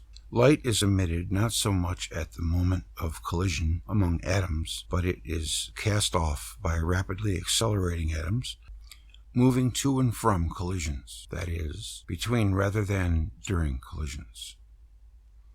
The chromosphere is a region of directed, vertically moving electrons descending into the photosphere, and atoms and ions escaping into the corona and the solar wind. Mean free path is long. By contrast, the spectrum of the chromosphere represents the release of the internal energy of excited atoms and ions. Light is emitted not so much at the moment of collision among atoms, but it is cast off by rapidly accelerating atoms moving to and from collisions, that is, between rather than during collisions. The chromosphere is a region of directed, vertically moving electrons descending into the photosphere, and atoms and ions escaping into the corona and the solar wind. The mean free path is long. I just read that page twice. Not short. The electrical field is large. not small, as in the photosphere. The photosphere, thus, is a region where the transmission of energy is observed. The chromosphere is a region where the transmutation of energy is what is observed. The temperature measurements of the two regions are not helpful in understanding the dynamics, because in one case temperature is low, where short paths lead to frequent collisions, and in other temperature is high because of infrequent long path collisions. But as important is the contribution of each region to the electrical system of the sun. Cooler regions called sunspots. The average sunspot lasts less than a day. Bell, 1975. Viewed by telescope, the whole photosphere, except where sunspots obscure it, shows a granular appearance. These granules are bright patches, hot tufts of gas that live for only a few minutes. Jurgens, 1979. The photosphere and the behavior of the solar atmosphere, which lies above it, can best be explained using a model based upon the electrical processes. Bruce, 1944, and later Jurgens, 1972, and Crew, 1974, have shown that photosphere granules have the properties of a large number of parallel electrical arcs. Further, Jurgens maintains that highly energetic electrons are transmitted from the galaxy down through the solar atmosphere to the photosphere. As in the Earth's atmosphere, the gas density and pressure in the solar atmosphere decrease with height above the photosphere, where the atmospheric pressure falls to a value equal to 1% of the atmospheric pressure measured at the Earth's surface. Collisions between gas atoms can no longer dominate the exchange of energy between atoms. Instead, it is the electrical processes that govern the energy exchanges in the solar gas. We see this transition as the hot chromosphere. The bladed or spiculed structure of the chromosphere consists of jets of gas moving upwards at about 30 kilometers per second. These spicules rise some 5,000 to 20,000 kilometers above the photosphere. Bell, 1975. Instabilities in the arc discharges lead to a buildup of charged regions in the solar atmosphere. These eventually produce electrical breakdown. Sudden discharges occur, causing bright faculae and the temporary extinction of some photosphere arcs. The result is a sunspot.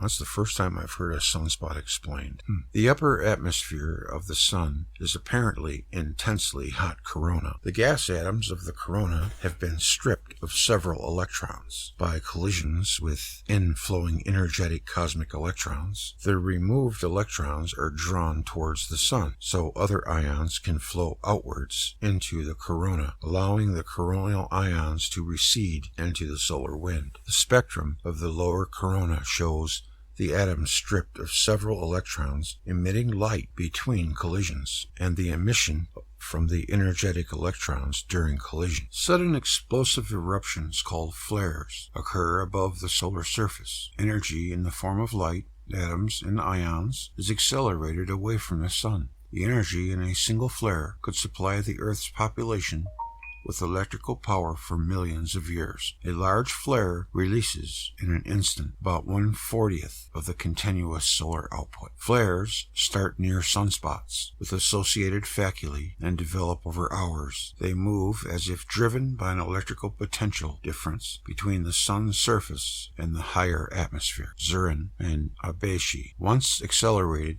the flare gases escape the sun and modify the solar wind significantly. The cause of flares is baffling to conventional theories, which underplay electrical forces and cosmic processes. Most flare models involve some kind of magnetic driver to blow the gases from the sun with great force.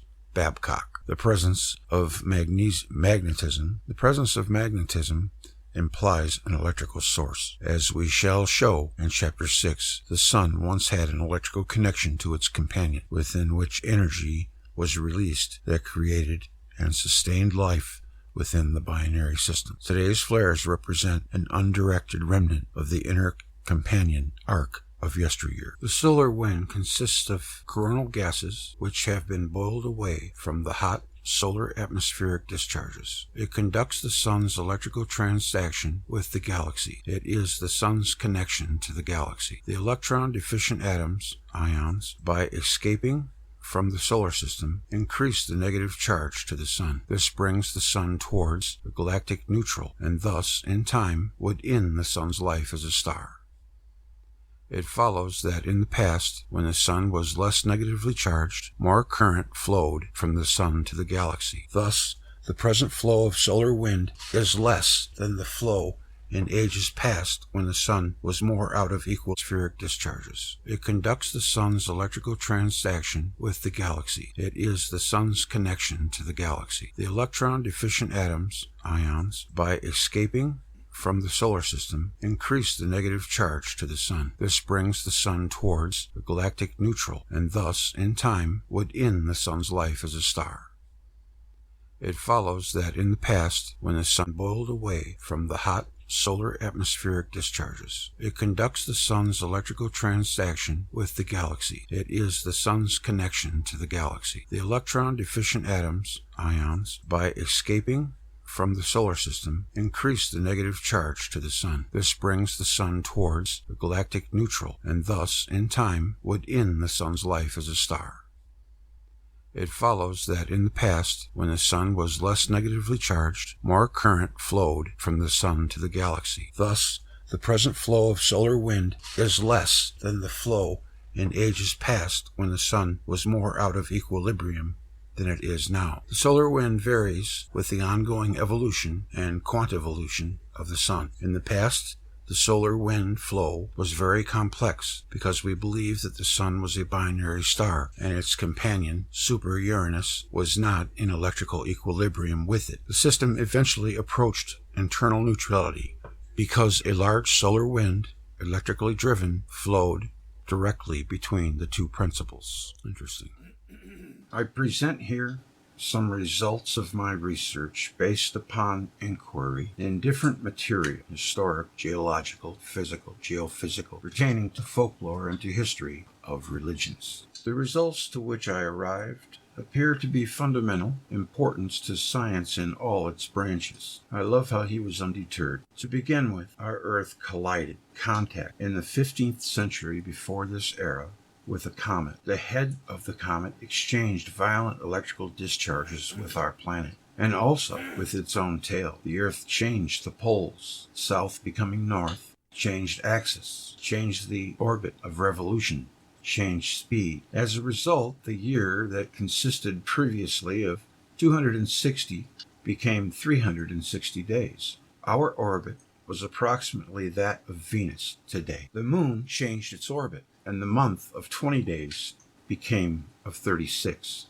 Iron, previously near to the core of the Earth, appeared in upper layers. Neft poured from the sky and built the present deposit. Meteorites fell in abundance. Heras and Desert of Arabia are meteorites fields. Lava streamed on the surface of the Earth, not only from volcanoes, but also from clefts. Continents and seas changed places. Rivers disappeared. Others appeared. Still others inversed in their direction. F.E. Jordan, that flow previously to the Mediterranean. Dead Sea being not in existence.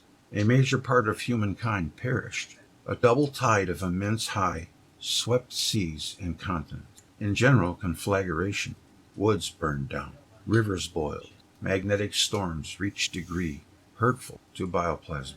Hey, bioplasma. Immense hurricane accompanied the change of rotation of the Earth. In places struck by electrical contact with the comet, nitrogen was converted into deposits of saltpeter. I thought that was something that you put in coffee for guys at jail or something. Air became filled with clouds of carbon and hydrocarbon, and the Earth was enveloped in them during a number of years. These compounds of carbon precipitated slowly in the process of cooling. The South Pole, which was approximately between Greenland and Northern America, or in North America, changed its place by approximately 159 degrees. Its former place might be found by locating the center of the later Ice Age cover. Ice Age did came to close at that moment. The magnetic pole previous to that contact or still earlier, was probably coinciding with the geographic pole.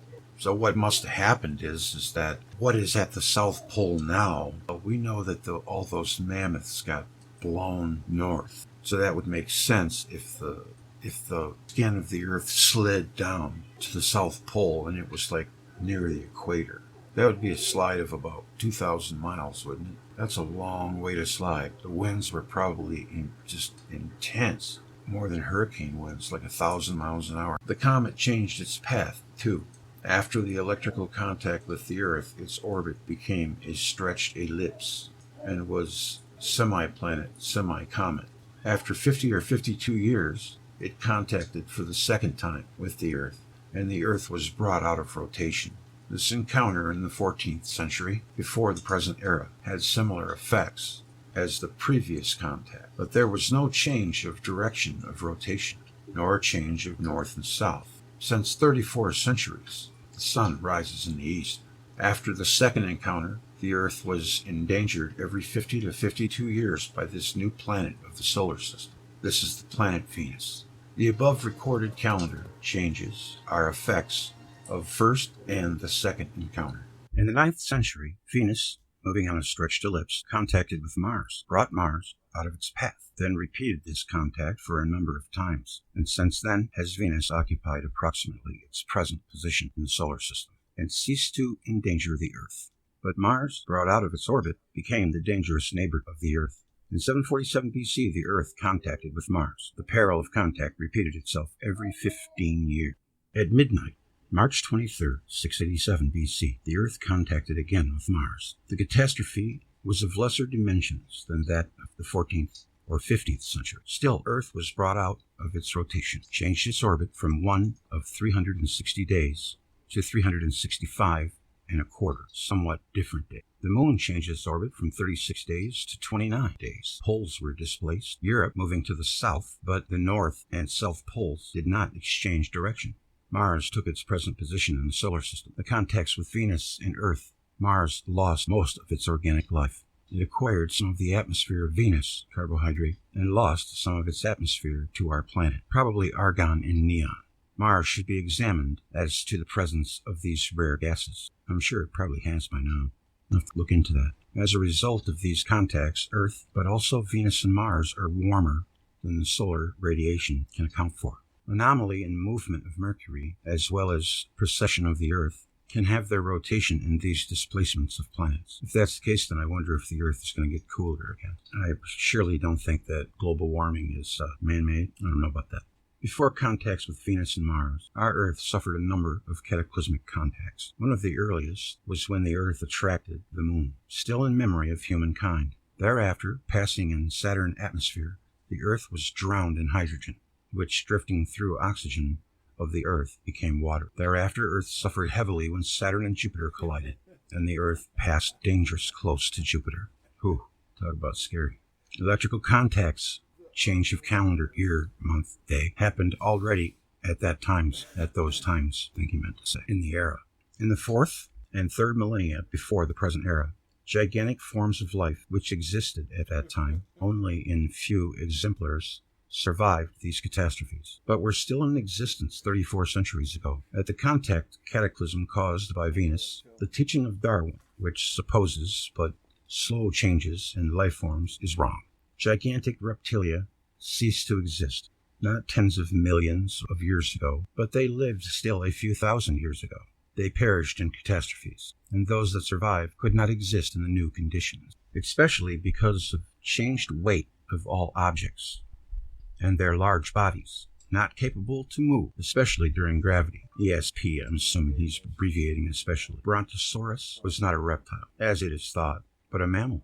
Humankind survived in races of small kind. Gigants were exterminated. The buildings of cycloptic-sized stones were possible chiefly because of different weight of all objects before the contacts.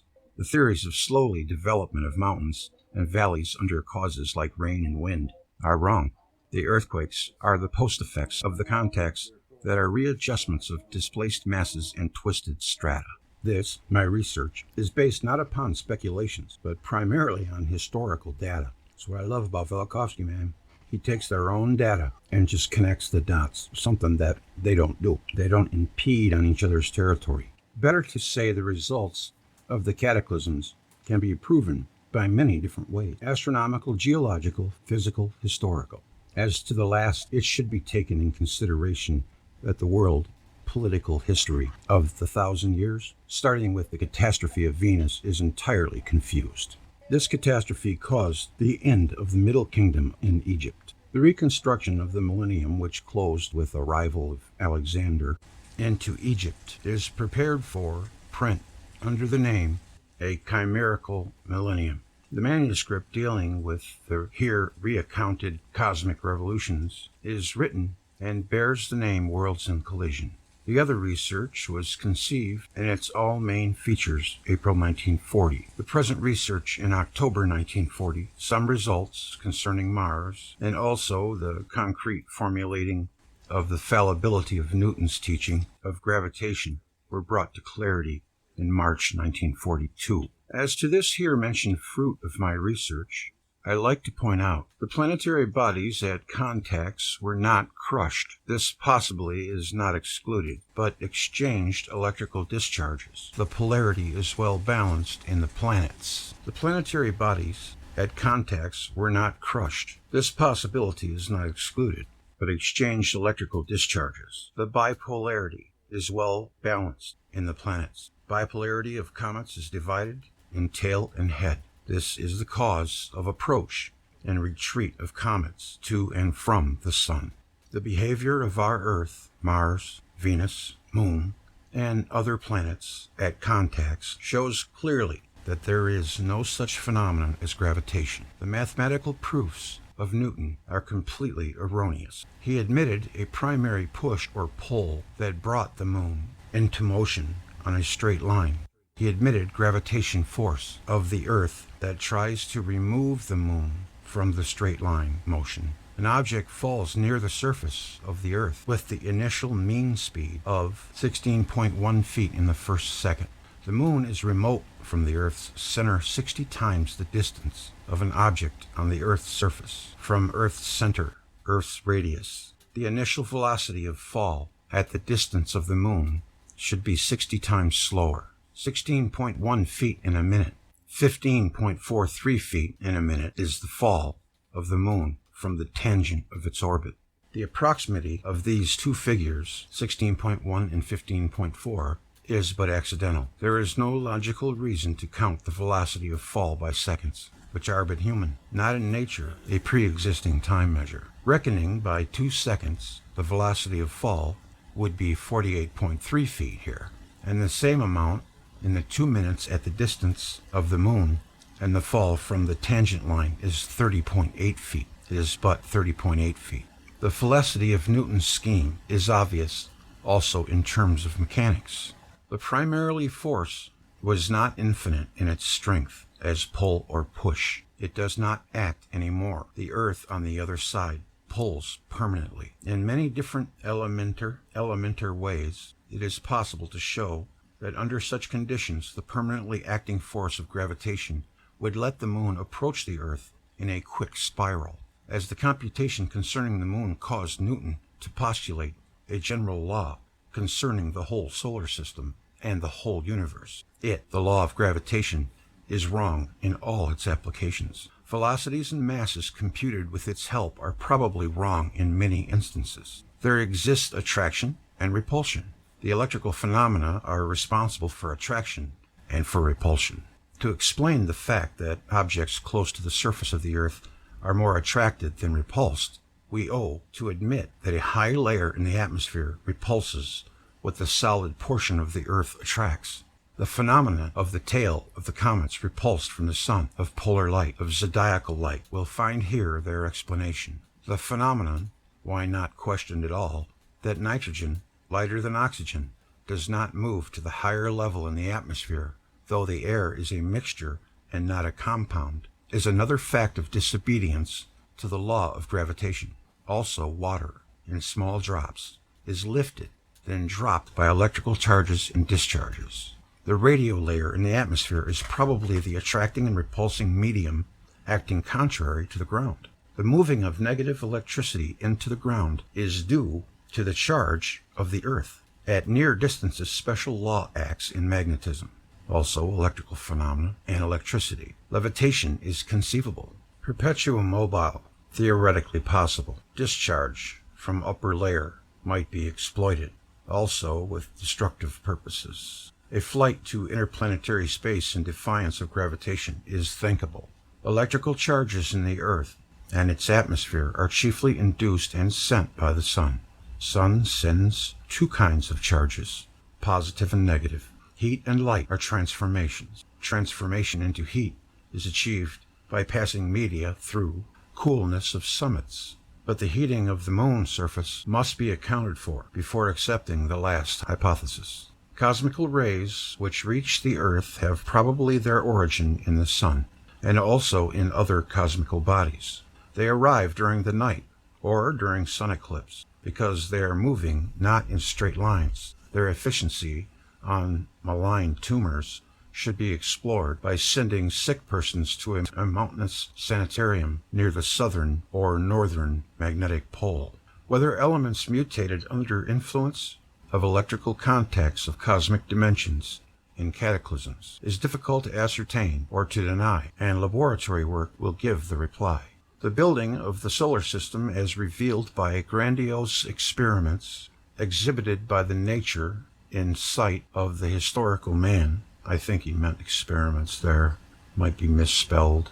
Experiments. Distributing of solar energy and arrival of new members from interstellar space, collisions, violent discharges. If an atom is built as a microcosmical model of a solar system, elements arriving from the interatomic space, also traveling from one atom to another, must be in existence. Contacts between elements increase in numbers of electrons. Polarities, change of orbits, all must take place. Change of orbits and emitting of energy at these moments were supposed by Bohr. This statement I like to have guarded by an Academy of Sciences. I wrote it the night before leaving at an early hour for Washington, where I shall try to leave it at the office of the Academy. There, as the largest part of this statement, I wrote directly by the typewriter. I concede that a better shape might be given to the results of my research and to the physical conclusions deducted from those results. A few lines about heat had not to be written at all. At present, in the MNS, the research is put in by many hundreds of pages, and the physical deductions, meanwhile, are put on some tens of pages. There are problems, especially concerning weight, attraction and repulsion, magnetism, cosmic rays, heat, and I would like to experiment as to come to further answers. November 23, 1942. Signed, Dr. Emanuel Velikovsky. I can tell this is one of his early papers. He still wasn't accustomed to the English language enough to use words like thought, but he did get. Do you remember this? Still, have you seen this before on the news? And he doesn't beat around the bush. He gets right to the point. And I would imagine when he first wrote this, he was probably full of expectations, and he had great ideas, and then he ran into the wall, and then I bet you his whole outlook changed, and it had to be tempered. I can't imagine his disappointment. Tiwanaku in the Andes. In the Andes, at 16 degrees 22 south latitude, a megalithic city was found at an elevation of 12,500 feet, in a region where corn will not ripen. The term megalithic fits the dead city only in regard to the great size of the stones in its walls, some of which are flattened and joined with precision. It is situated in the Altiplano, the elevated plain between the western and eastern Cordilleras, not far from Lake Titicaca, the largest lake in South America, and the highest navigable lake in the world, on the border of Bolivia and Peru. There is a mystery still unsolved on the plateau of Lake Titicaca, which, if stones could speak, would reveal a story of deepest interest. And how? Much of the difficulty in the solution of this mystery is caused by the nature of the region in the present day, where the enigma still defies explanation. So wrote Sir Clemens Markham in 1910. Such a region is only capable of sustaining a scanty population of hardy mountaineers and laborers. The mystery consists in the existence of ruins of a great city at the southern side of the lake, the builders being entirely unknown. The city covered a large area, built by highly skilled masons, and with the use of enormous stones. When the author of the quoted passages posed his questions to the scholarly world, Leonard Darwin, then president of the Royal Geographical Society, offered the surmise that the mountain had risen considerably after the city had been built. Is such an idea beyond the bounds of possibility? Asked Sir Clemens. Under the assumption that the Andes were once some 2,000–3,000 feet lower than they are now, maize would then ripen in the basin of Lake Titicaca, and the site of the ruins of Tiwanaku could support the necessary population. If the megalithic builders were living under these conditions, the problem is solved. If this is geologically impossible, the mystery remains unexplained. Several years ago, another authority, A. Poznansky, wrote in similar vein, "At the present time, the plateau of the Andes is inhospitable and almost sterile. With the present climate, it would not have been suitable in any period as the asylum for great human masses of the most important prehistoric center of the world. Endless agricultural terraces of the people who lived in this region in pre-Inca days can still be recognized. Today, this region is at a very great height above sea level. In remote periods, it was lower. The terraces rise to a height of about 15,000 feet, 2,500 feet above Tiwanaku, and still higher up to 18,400 feet above sea level, or to the present line of eternal snow on the Illimani. The conservative view among evolutionists and geologists is that mountain making is a slow process, observable in minute changes. Because it is a continuous process, there never could have been spontaneous upliftings on a large scale. In the case of Tiwanaku, however, the change in altitude apparently occurred after the city was built, and this could not have been the result of a slow process that required hundreds of thousands of years to produce a visible alteration. Once Tiwanaku was at the water's edge, then Lake Titicaca was 90 feet higher, as its old strand line discloses. But this strand line is tilted, and in other places it is more than 360 feet above the present level of the lake. There are numerous raised beaches, and stress was put on the freshness of many of the strand lines, and the modern character of such fossils as occur. Further investigation into the topography of the Andes and the fauna of Lake Titicaca, together with a chemical analysis of this lake and others on the same plateau, established that the plateau was at one time at sea level, or 12,500 feet lower than it is today. Titicaca and Pupo Lake and salt bed of Coipaga, the salt beds of Uyani, several of these lakes and salt beds have chemical compositions similar to those of the ocean. As long ago as 1875, Alexander Agassiz demonstrated the existence of a marine crustaceous fauna in Lake Titicaca. At a higher elevation, the sediment of an enormous dried-up lake, whose waters were almost potable, is full of characteristic mollusks such as Paludestrina and Ancyllis, which shows that it is, geologically speaking, of relatively modern origin. Sometime in the remote past, the entire Altiplano with its lakes rose from the bottom of the ocean.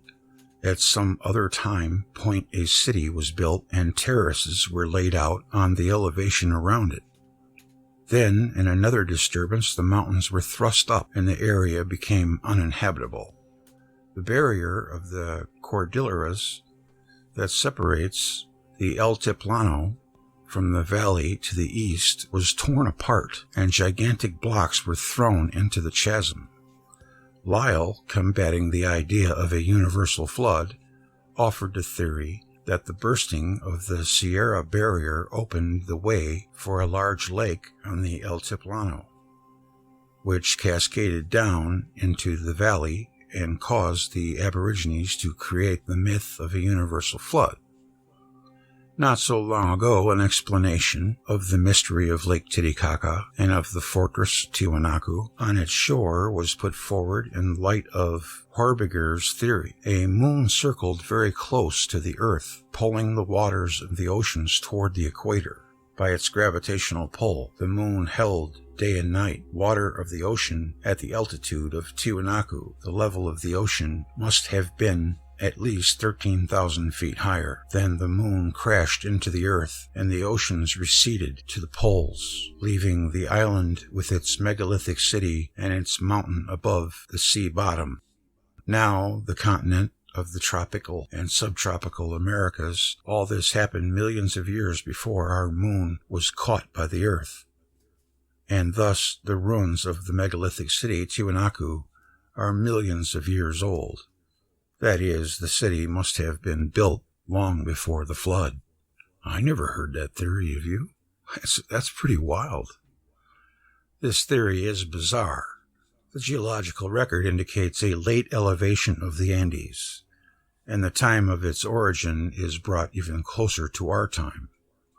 Archaeological and radiocarbon analysis indicate that the age of the Andean culture and of the city is not much older than 4,000 years. Not only the built before the flood theory collapses, so does the belief that the last elevation of the Andes was in the Territory, or more than 1 million years ago. Sometime in the remote past, the Altiplano was at or below sea level, so that originally its lakes were part of a sea gulf. The last upheaval, however, took place in an early historical period after the city of Tiwanaku had been built. The lakes were dragged up, and the Altiplano and the entire chain of the Andes rose to their present height. The ancient stronghold of Ollantaytambo in Peru is built on top of an elevation. It is constructed of blocks of stone 12 to 18 feet high. These cyclopean stones were hewn from the quarry 7 miles away. How the stones were carried down the river in the valley, shipped on rafts and carried up to the site of the fortress remains a mystery archaeologists cannot solve. Another fortress, or monastery, Ollantayperudo, in the Urubamba Valley in Peru, northeast of Lake Titicaca, perches upon a tiny plateau some 13,000 feet above sea level in an uninhabitable region of precipices and chasms and gorges. It is built of red porphyry blocks. The blocks must have been brought from a considerable distance, down steep slopes, across swift and turbulent rivers, up on precipitous rock faces, which hardly allow a foothold. It has been suggested that the transportation of the building blocks was feasible only if the topography of these localities was different at the time of construction. However, definite proof in this connection is lacking, and changes in topography must be deduced from abandoned terraces, from mollusks of the dried-up lakes, from tilted shorelines, and from other similar indications.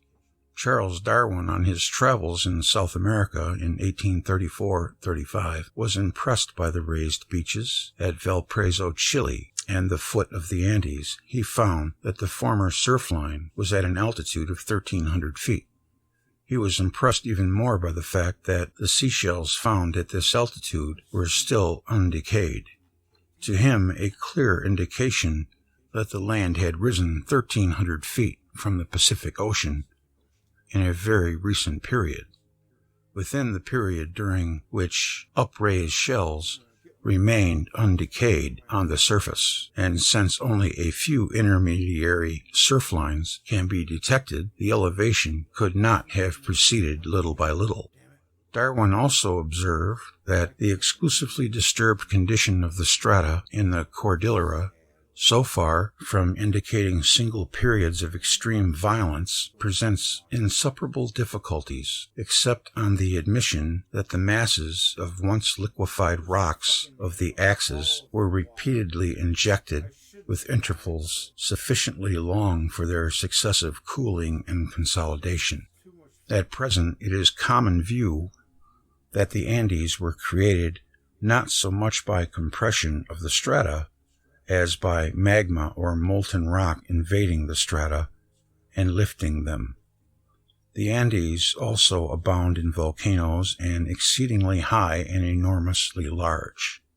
The foothills of the Andes hide numerous deserted towns and abandoned terraces, monuments to a vanished civilization. The terraces that go up the slopes of the Andes and reach the eternal snow line and continue under the snow to some unidentified altitude prove that it was not a conqueror nor a plague that put the seal of death on gardens and towns.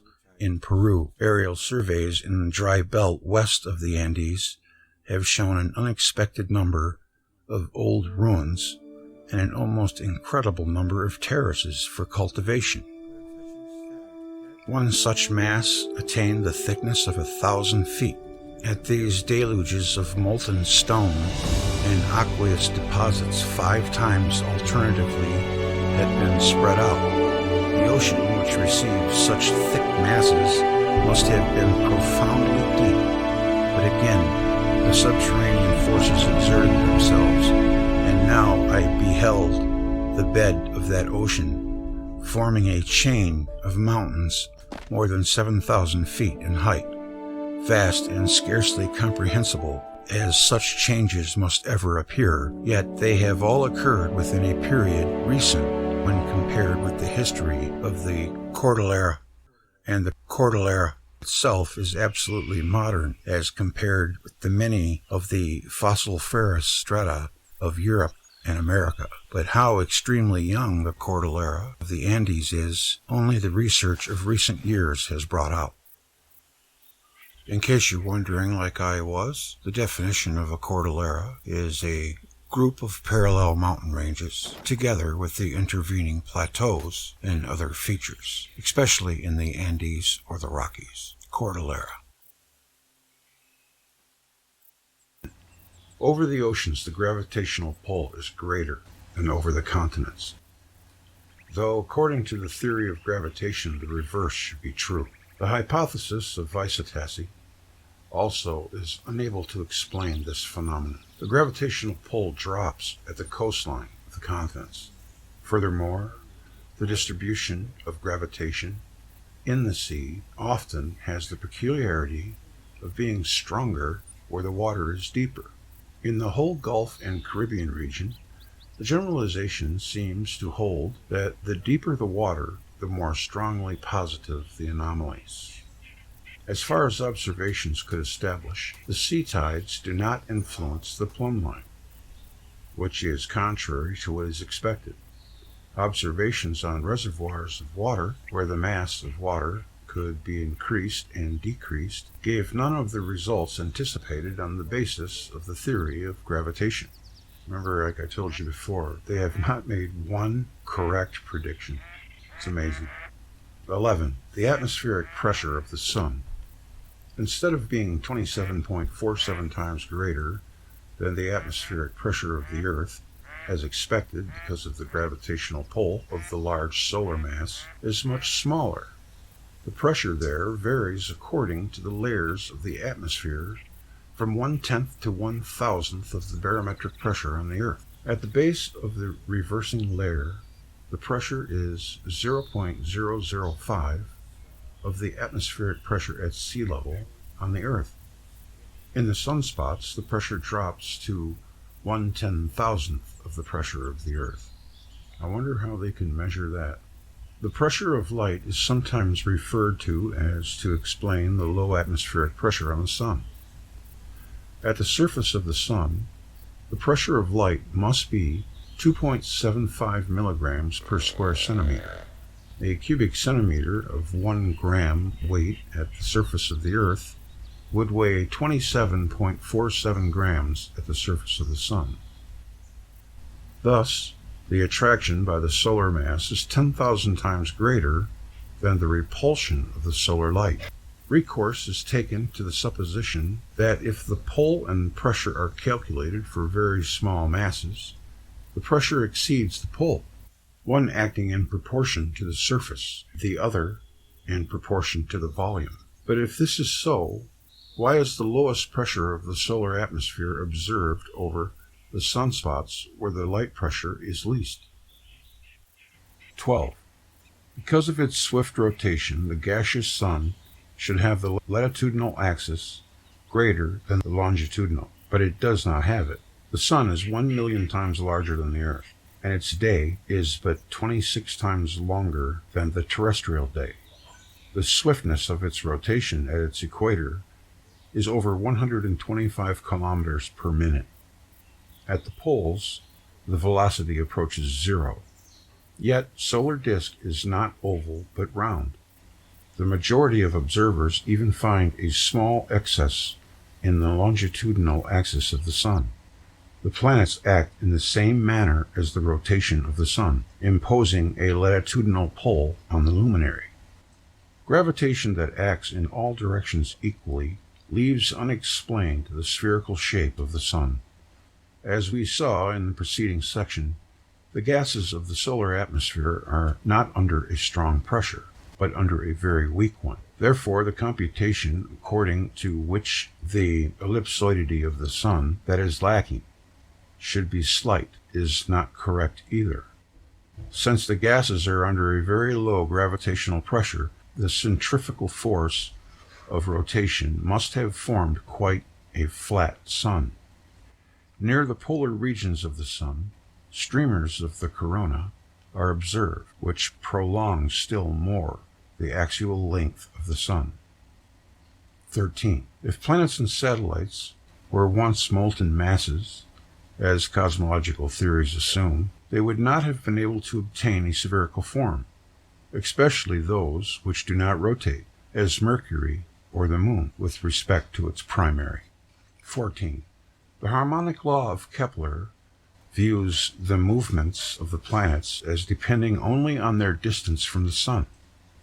According to Newton, the masses of the Sun and the planets must also enter the formulas. The Newtonian orbits differ from the Keplerian found empirically. The Newtonian formula has a sum of masses instead of a product of masses, and in view of the largeness of the Sun, the pressure of light emanating from the Sun should slowly change the orbits of the satellites, pushing them more than the primaries, and acting constantly. This pressure should have the effect of acceleration. The pressure of light per unit of mass is greater in relation to the satellites than in relation to their primaries, but this change fails to materialize. A regulating force seems to overcome this unequal light pressure on primaries and secondaries. 18. The Sun moves in a space at a velocity of about 20 kilometers a second in relation to the nearby stars. This motion, according to Lodge, must change the eccentricities of some of the planetary orbits to an extent which far exceeds the observed values. 19. The motion of the perihelia of Mercury and Mars and of the nodes of Venus differ from what is computed with the help of the Newtonian law of gravitation.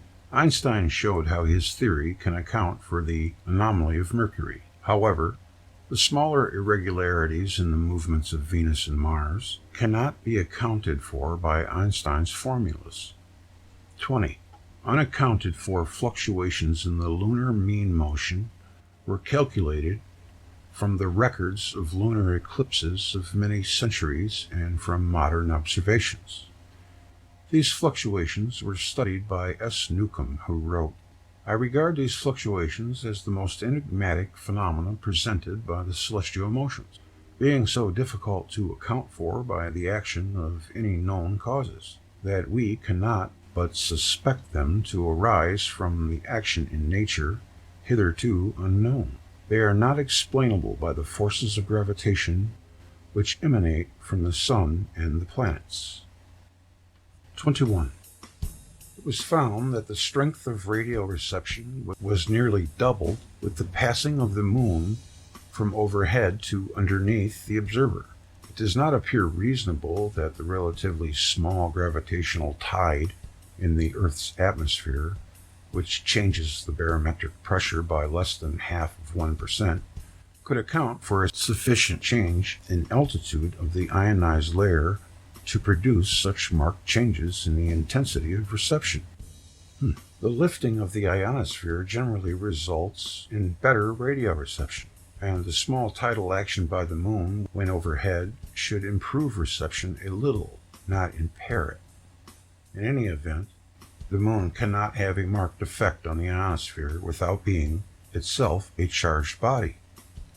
But if the Moon is charged, it cannot behave in its motion as though the gravitational force alone acts between it and the Earth. 22. The tails of comets do not obey the principle of gravitation and are repelled by the Sun. There is, beyond question, some profound secret and mystery of nature concerned in the phenomena of their tails. Enormous sweep which the tail, makes round the Sun and perihelion, in the manner of a straight and rigid rod, is in defiance of the law of gravitation, nay, even of the recorded laws of motion. J. Herschel.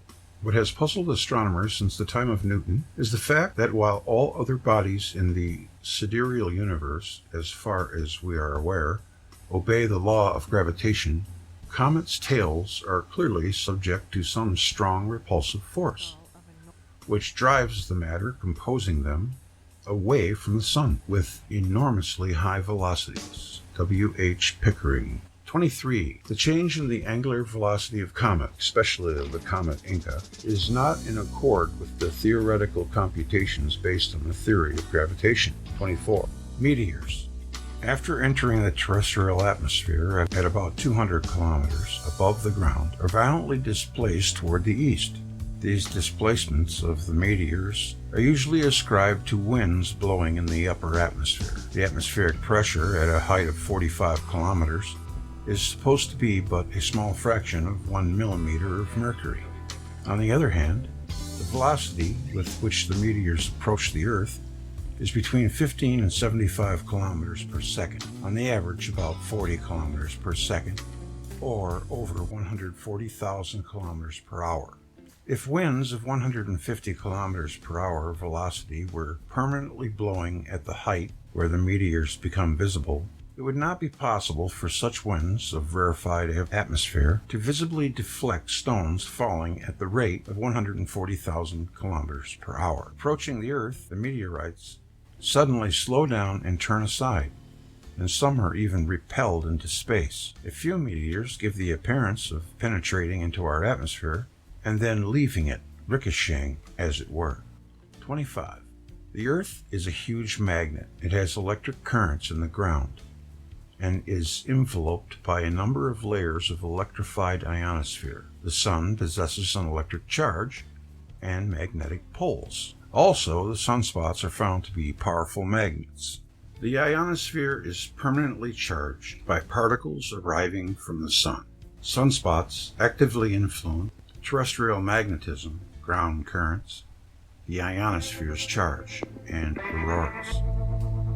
As the principle of gravitation leaves no room for the participation of other forces, in the ordinary movements of the celestial mechanism, these obvious and permanent influences of the electromagnetic state of the Sun on the magnetic field of the Earth, the ionosphere, the auroras, and the Earth's currents are not allowed to have more than zero effect on the astronomical position of the Earth, and this for the sake of maintaining the integrity of the gravitational principle. Well, sure, if you change that, you gotta change everything, right? Sun and moon, comets, planets, satellites, and meteorites, all the heavenly host, air and water, mountain massives, and sea tides, each and all of them disobey the law of laws, which is supposed to know no exception. To the empirical evidences of the fallacy of the law of gravitation, 4 well-known difficulties of the gravitational theory can be added. A. Gravitation acts in no time. Laplace calculated that in order to keep the solar system together, the gravitational pull must propagate with a velocity at least 50 million times greater than the velocity of light. Something we've heard before, but not before 1946. A physical agent requires time to cover distance. Gravitation defies time. B. Matter acts where it is not, or in absentia. Through no physical agent. This is a defiance of space. Newton was aware of this difficulty when he wrote in a letter to Bentley that gravity should be innate, inherent, and essential to matter, so that one body can act upon another at a distance through a vacuum without the mediation of anything else, by and through which their action and force may be conveyed from one to the other, to another. It is to me so great an absurdity that I believe no man who has in philosophical matters a competent faculty of thinking can ever fall into it. Leibniz opposed the theory of gravitation for this very reason. He was a famous electrical engineer, I believe. Gravitational force is unchangeable apart because of the infinite mass in the universe. It is pulled to all sides by all the matter in space. So I have to scratch my head. I'm going to have to read that one a couple times. A few additional remarks about the motion of bodies in the universe, which bear upon the theory of gravitation, are added here. 1. The notion of the tangential escape or inertia of the primary motion of the planets and satellites, being adopted by all cosmogonical theories of post-Newtonian days, led all of them into insurmountable difficulties. The retrograde motion of some satellites is one of these difficulties. 2. The principle of gravitation demands an ultimate balling of all matter in the cosmos. This is not in harmony with spectral observations, which suggest even an expanding universe. An atom differs from the solar system by the fact that it is not gravitation that makes the electrons go around the nucleus, but electricity. B. Russell. Different principles are supposed to govern the motion of the planetary bodies in the macrocosm and microcosm. Newton explained the principle underlying the motion of the planets and the satellites by the example of a stone thrown horizontally from a mountain with such force that gravitation bends its flight so that it revolves around the earth, coming back to exactly the same place once again to repeat the course of its flight. But he admits it is not to be conceived that mere mechanical causes could give birth to so many regular motions, and invokes an act of providence in providing each satellite with a tangential push of a strength which, together with the pull of the primary, creates an orbit. General Scholium to Book 3 of the Principia. The inertia of the tangential instantaneous push has not exhausted itself in all the eons, despite the tidal friction between a satellite and its primary, or the sun pulling the satellite away from the primary, or the resistance of matter, meteorites, in space, though all these forces act permanently and therefore with acceleration. Newton's gravitational theory is regarded as proved by the action of the tides. But studying the tides, Newton came to the conclusion that the moon has a mass equal to 1/140th of the Earth. Modern calculations based on the theory of gravitation, but not on the action of the tides, ascribe to the moon a mass equal to 1/81 of the Earth's mass. Was that 181st? The greatest triumph, or my son would say 181th of the Earth's mass. The greatest triumph of the theory of gravitation was the discovery of the planet Neptune, the position of which was calculated simultaneously by Adams and Leverrier from the perturbations experienced by Uranus.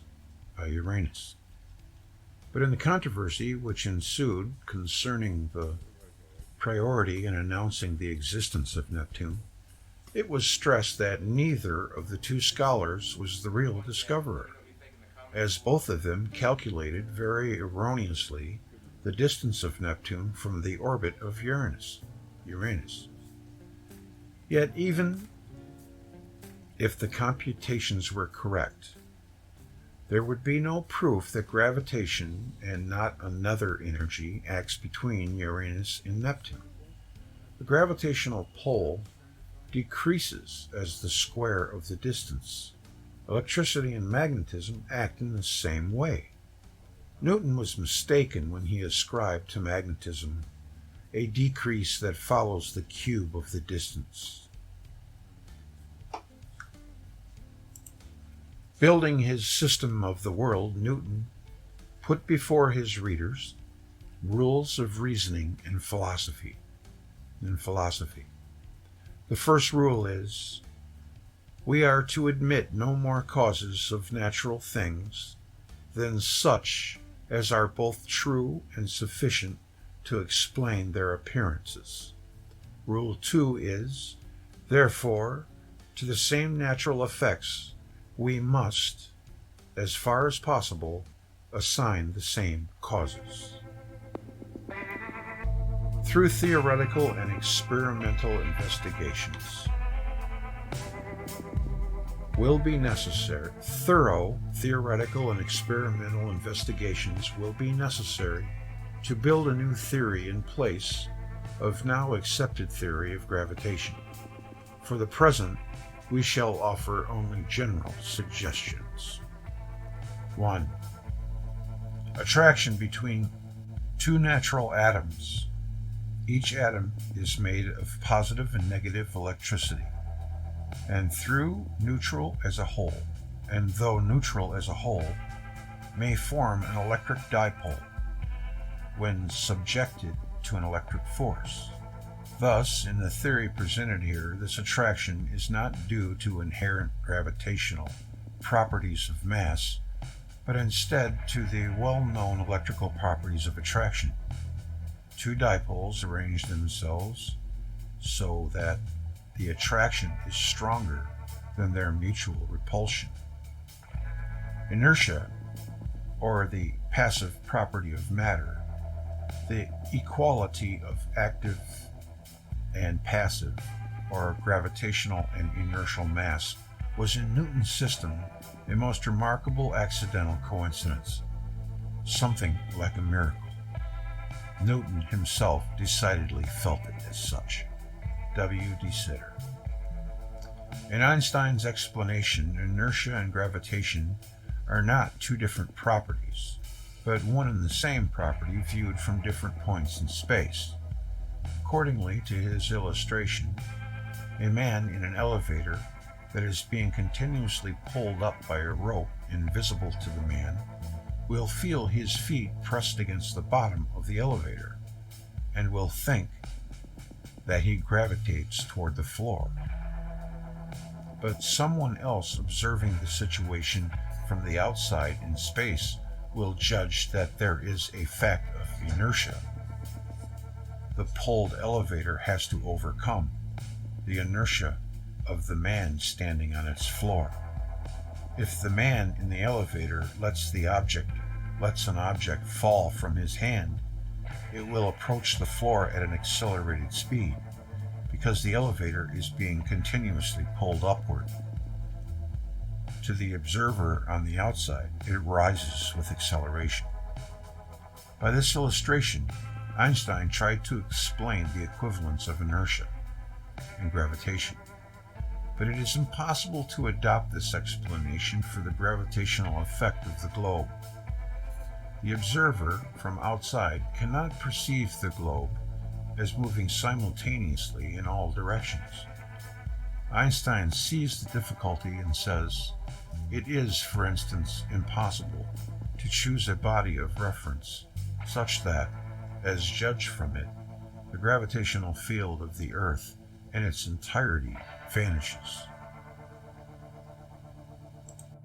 Arctic Ocean in the north and the Kalima in the east. In Worlds in Collision, page 329, I expressed my belief that human settlements would be discovered farther to the north on the Kalima or Lena rivers flowing into the Arctic Ocean. On the lower Lena, north of the confluence with Philly, inside the polar circle. Monuments are found of a characteristic culture. Outstanding finds were The Saturn Theory by E.V. Cochran.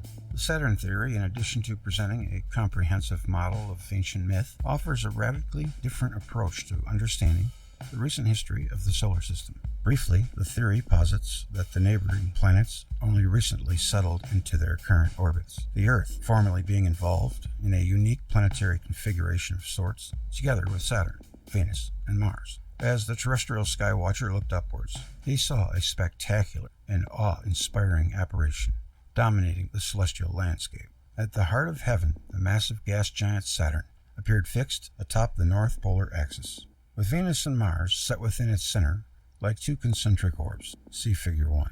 Where Venus is the green orb and Mars the innermost red orb. Kind of looks like one of those olives.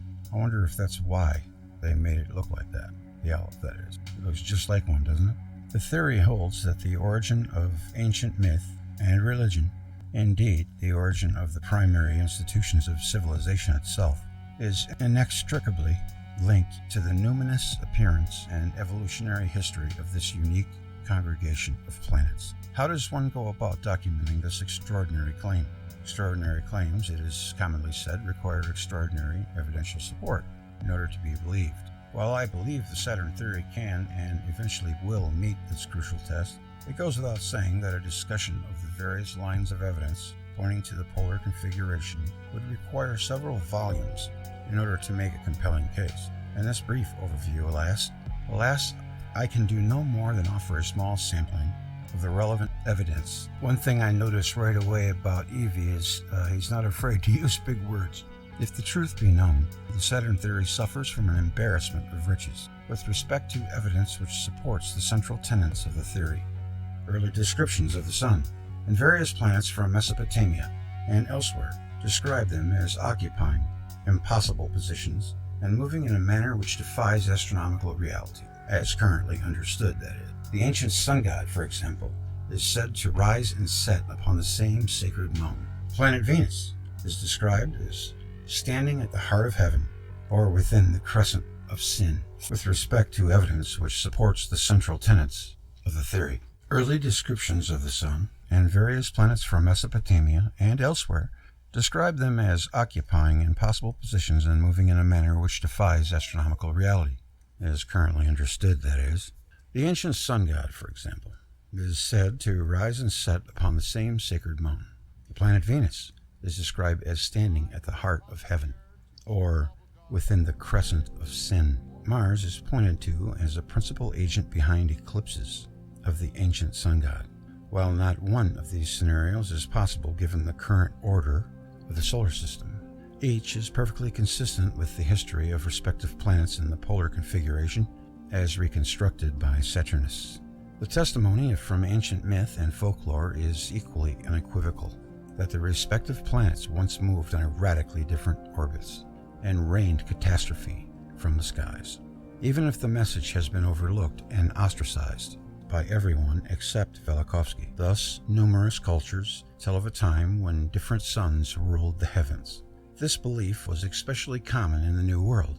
The idea that the sun was not eternal was shared by other American Indian tribes so widely that we consider it must have been part of their belief long before any culture had arisen in the Americas. The Popol Vuh, lauded as the Mayan Bible, attests to the same idea. Their previous sun is described as follows. Like a man was the sun when it showed itself.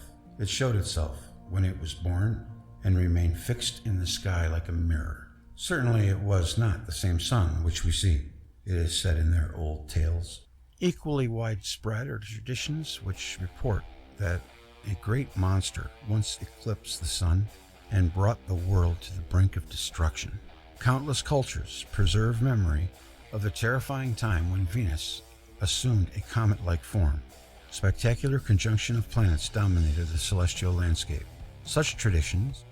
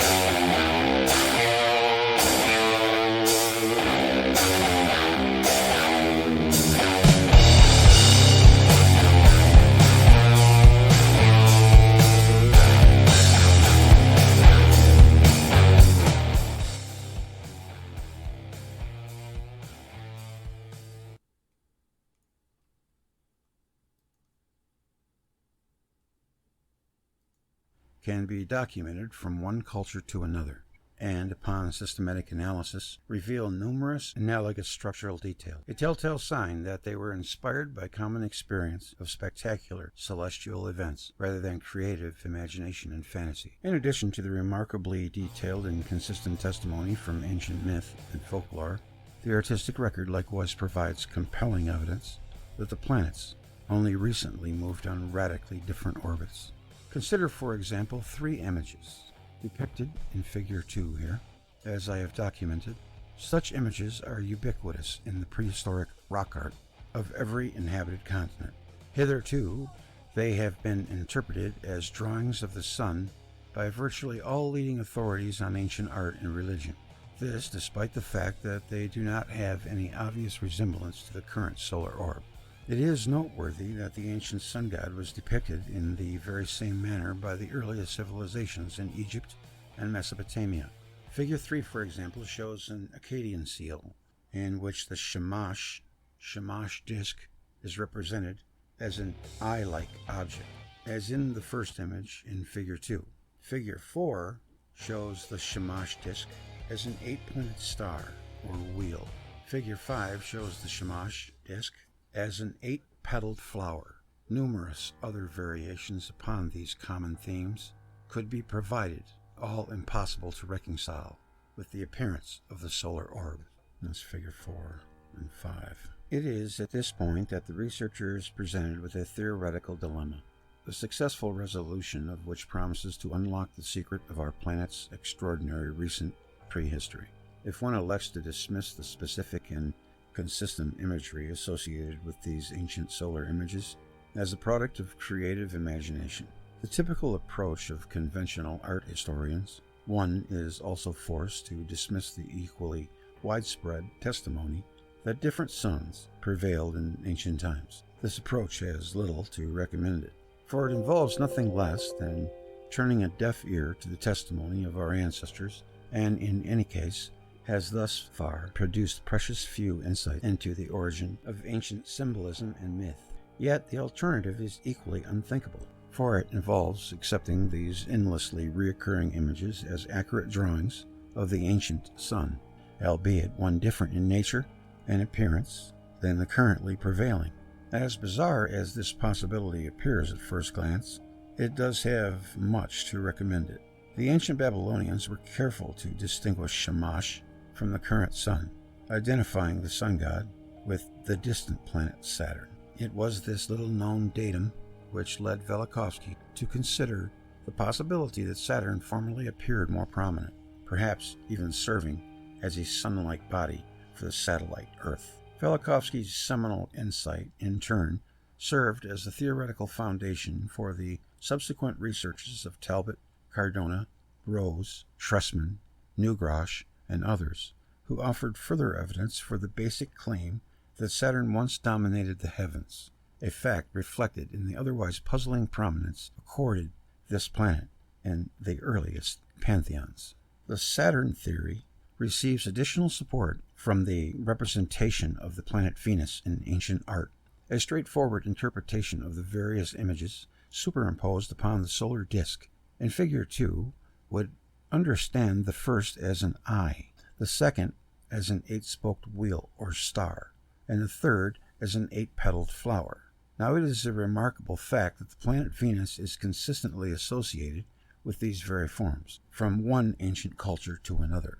The ancient Sumerians, for example, represented Venus as Inanna, as an eye goddess, eight-pointed star, and eight-petaled flower or rosette.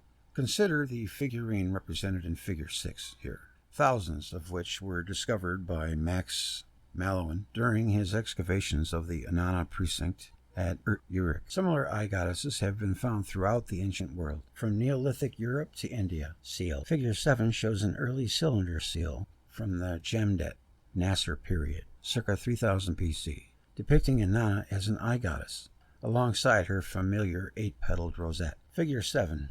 The sacred iconography surrounding the Akkadian Ishtar reveals the same basic images. Thus, Figure 8 shows Ishtar, Venus, together with an eight-spoked wheel, while Figure 9 shows Ishtar, Venus, together with an eight-pointed star. Figure 10 shows Ishtar in conjunction with a rosette-like star. The fact that the planet Venus is associated with the very same forms in Mesoamerica, where the observation and worship of our sister planet formed an obsession, strongly supports the conclusion that such images have their own origin in ancient appearance of the planet.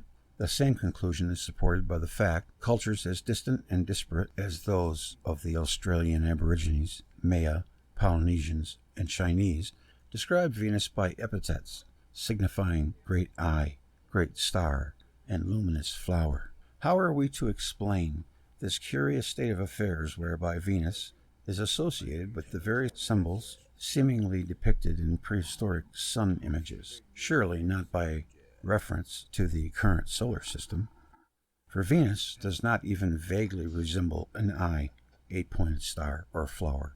Yet if Venus only recently appeared superimposed against the backdrop of Saturn Shamash, as per the reconstruction offered by Talbot and myself, depicted in Figure 1, its role as an eye is explained at once. Upon further evolution of the polar configuration, Venus assumed a radiant appearance, sending forth streamers across the face of the ancient sun god. See Figure 11.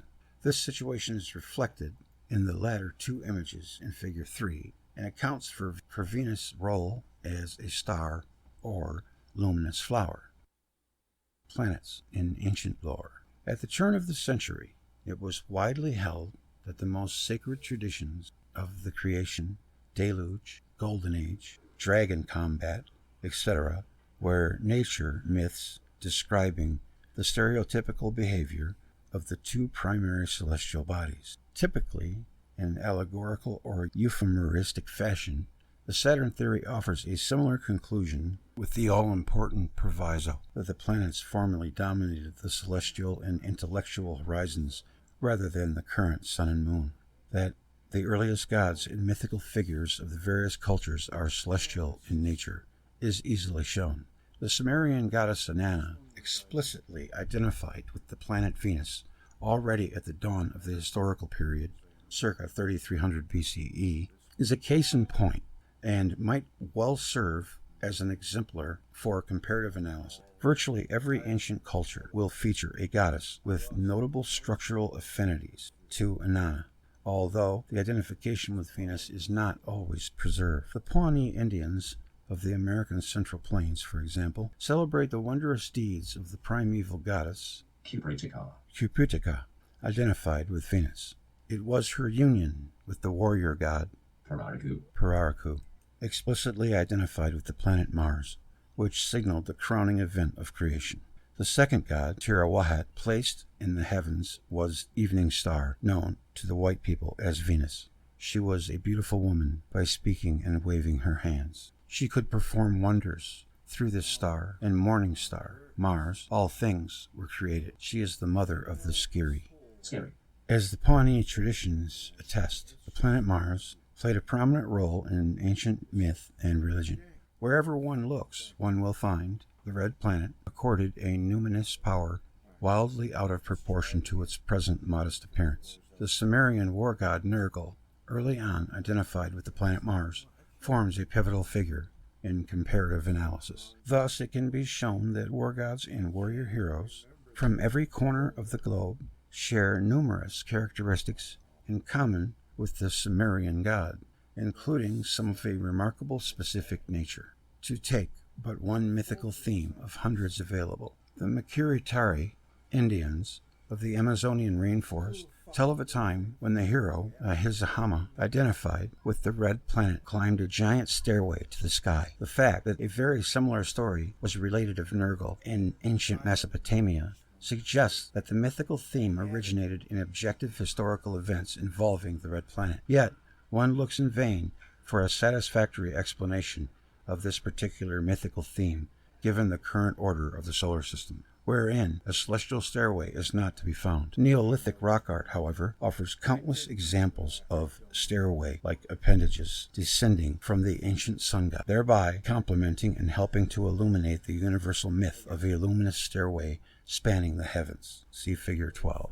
The possibility thus presents itself that the stairway to heaven was a visible apparition associated with the ancient sun god during a particular phase of the polar configuration towards a science of mythology. With the goal of developing a rigorous scientific methodology for the study of ancient myth, the Saturnists would offer a series of basic ground rules deemed to be essential if researchers are to discover the true significance and message of ancient mythical traditions. First and foremost, perhaps, is the general proposition that ancient myth constitutes an invaluable and generally trustworthy source for reconstructing a valid history of our solar system. Far from being a leap of faith, this fundamental finding of the Saturn theory derives from several decades of extensive research into ancient myth and can be demonstrated using normal methods of logic and evidence. A second basic tenet would emphasize the comparative method. Simply stated, no ancient myth or primary cultural institution is fully understandable in isolation. Egyptian myth, to take but one example, is incomprehensible apart from detailed analysis of analogous themes and motifs. From ancient Mesopotamia to the New World, both of which provide the indispensable link to early astronomical traditions, all but lost in Egypt itself. Horus's identification with the morning star and Mars offers a notable exception in this regard and forms a close analog to the Pawnee traditions surrounding the red planet. Hathor's identification with the Eye of Ra, for example, can only be understood by reference to the widespread idea whereby Venus once formed the central eye of the ancient sun god. Note further that Hathor's name, which signifies House of Horus, captures perfectly the essence of the relationship between Venus and Mars, as illustrated in Figure 1. The planet goddess Hathor Venus, as the Eye of Ra, literally housed the warrior Horus Mars.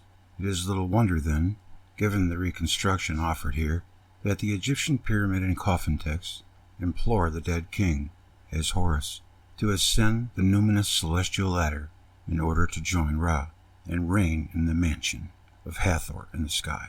I am Horus. Give me the ladder which you gave to my father, so that I may ascend on it to the sky and escort Ra.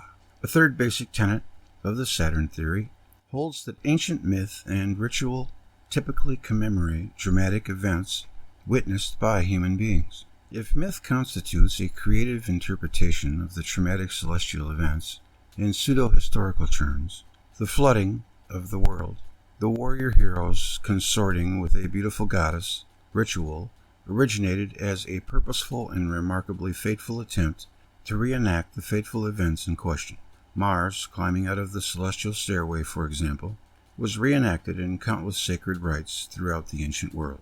The archetypal rite of the sacred marriage attested already at the dawn of history in Mesopotamia purports to commemorate the king's union with the planet Venus, Inanna, the original inspiration for this bizarre rite, as I have theorized, was the spectacular conjunction of Venus and Mars in prehistoric times. A fourth basic tenet of the Saturn theory holds that historical evidence, together with consistent or widespread human testimony, must be given credence, even if a ready explanation of such testimony is not immediately obvious or appears to contradict current scientific opinion. Velikovsky's admonition in the Preface to Worlds in Collision serves as a rallying cry here. If occasionally historical evidence does not square with the formulated laws, it should be remembered that a law is but a deduction from experience and experiment. Therefore, laws must conform with historical facts, not facts with laws. The famous controversy over the likelihood that rocks, meteors, could fall from the sky, a possibility denied by several of the best minds of the 18th and 19th centuries, might well serve as a prototype here, formerly dismissed as too ridiculous to merit serious discussion. The fact that meteorites occasionally fall to Earth from heaven was well known to the ancient Sumerians. All but lost for several millennia, such knowledge is once again commonplace amongst schoolboys everywhere. Equally lesson-laden is the ongoing controversy over the possibility that rocks from Mars could somehow find their way to Earth, fervently denied by various leading authorities until quite recently, circa 1987. The eventual triumph of the Martian meteorite hypothesis is yet another classic example of the leading paradigms of the scientific age being instantly overturned by a series of anomalous findings. Such examples could be multiplied ad infinitum. Science, much like religion, proves to be notoriously malleable in this regard. What is considered impossible or futuristic by one generation might well come to be accepted by future generations unencumbered by similar prejudices. A fifth basic tenet of the Saturn theory holds that recurring anomalies in ancient myth and tradition offer a key to discovery. Certainly, it is most unlikely that one culture would invent traditions of fire-breathing dragons or witches that once threatened to eclipse the ancient sun god. Yet, when one finds the very same improbable motif from one ancient culture to another, logic suggests that something other than fantasy and coincidence is at work here, unencumbered by similar prejudices. A fifth basic tenet of the Saturn theory holds that recurring anomalies in ancient myth and tradition offer a key to discovery. Certainly, it is most unlikely that one culture would invent traditions of fire-breathing dragons or witches that once threatened to eclipse the ancient sun god. Yet, one finds the very same improbable motif from one ancient culture to another. Logic suggests that something other than fantasy and coincidence is at work here, and that a radical reassessment of our basic assumptions of the ancient traditions may be in order. A sixth central tenet of the Saturn theory holds that the history and evolution of the polar configuration constitutes nothing less than the history of the gods. The birth of the warrior hero, the warlike rampage of the mother goddess, the death or eclipse of the primeval sun god, and 1,000 different themes alike, all have their inspiration in the spectacular events associated with the evolution of the polar configuration. A seventh basic tenet of the Saturn theory holds that future discoveries vis-a-vis the geology and geomorphology of the respective planets will act to either confirm or deny the model.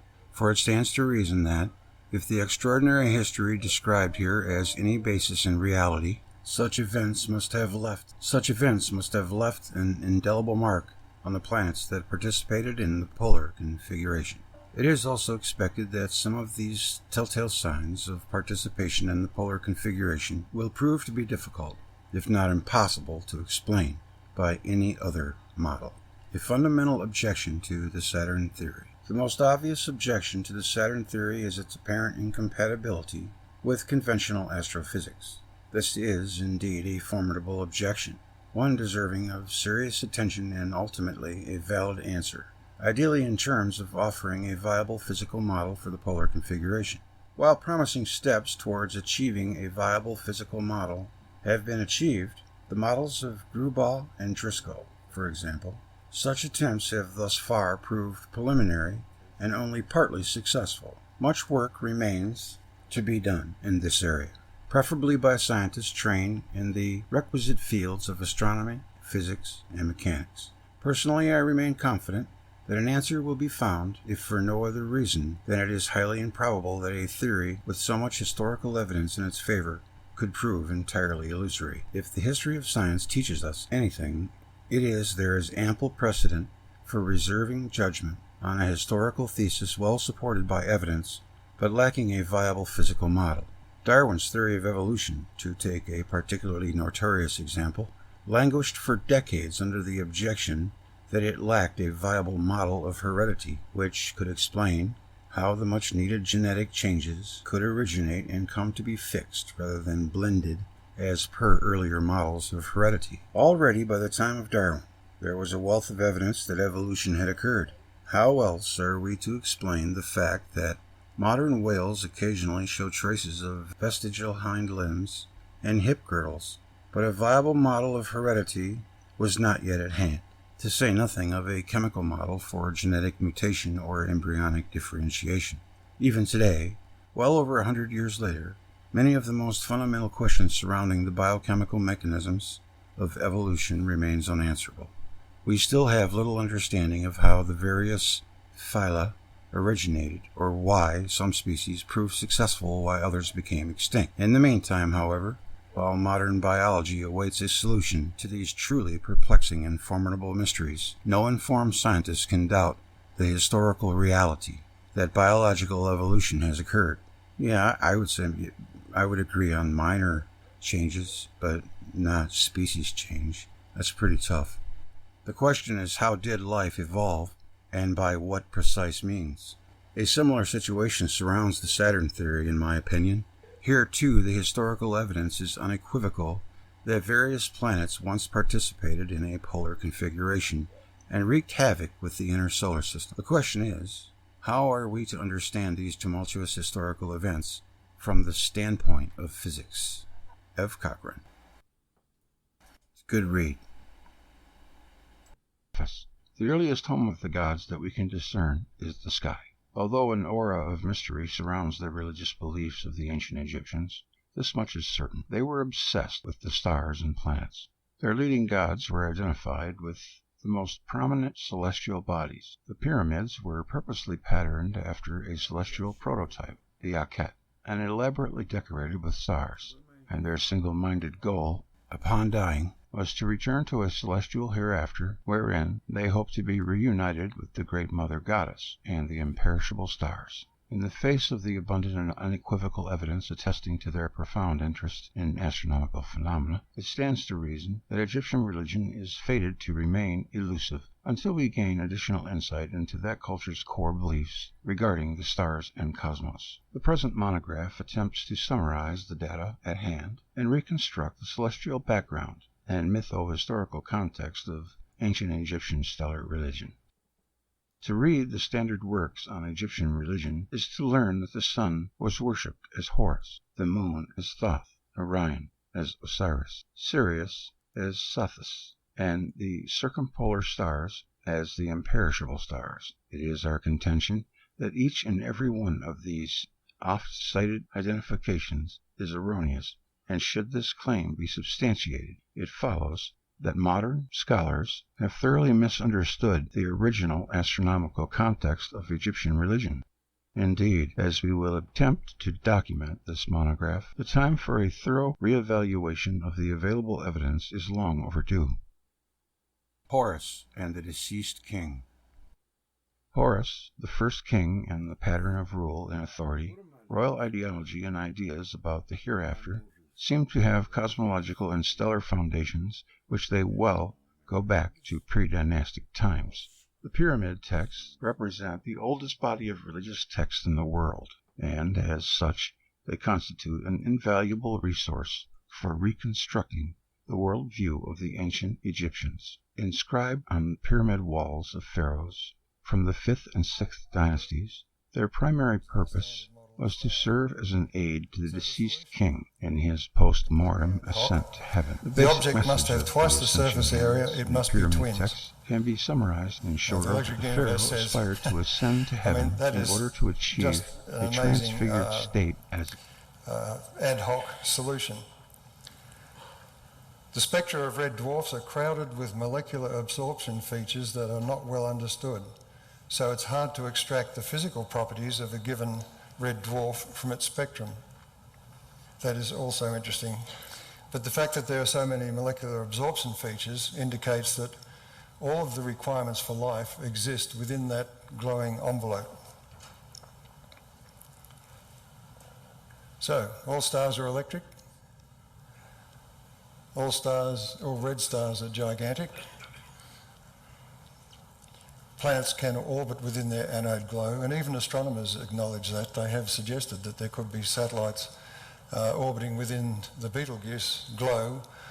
However, with their notion that the red giant is formed by an ultra-hot core, those planets would not be suitable for life. In the electric universe, it has a cool core. Objects orbiting within the red envelope are suitable for life. Now, one of the very interesting things is that there are no seasons on any satellites orbiting within that red sphere. Bastard, you. You always do that to me, don't you? You get me every time, don't you?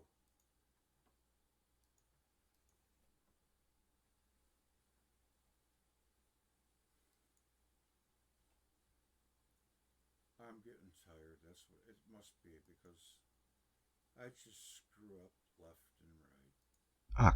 As a result of this magical transformation, which was held to occur within the Akhet, it was believed that the deceased king would be reborn.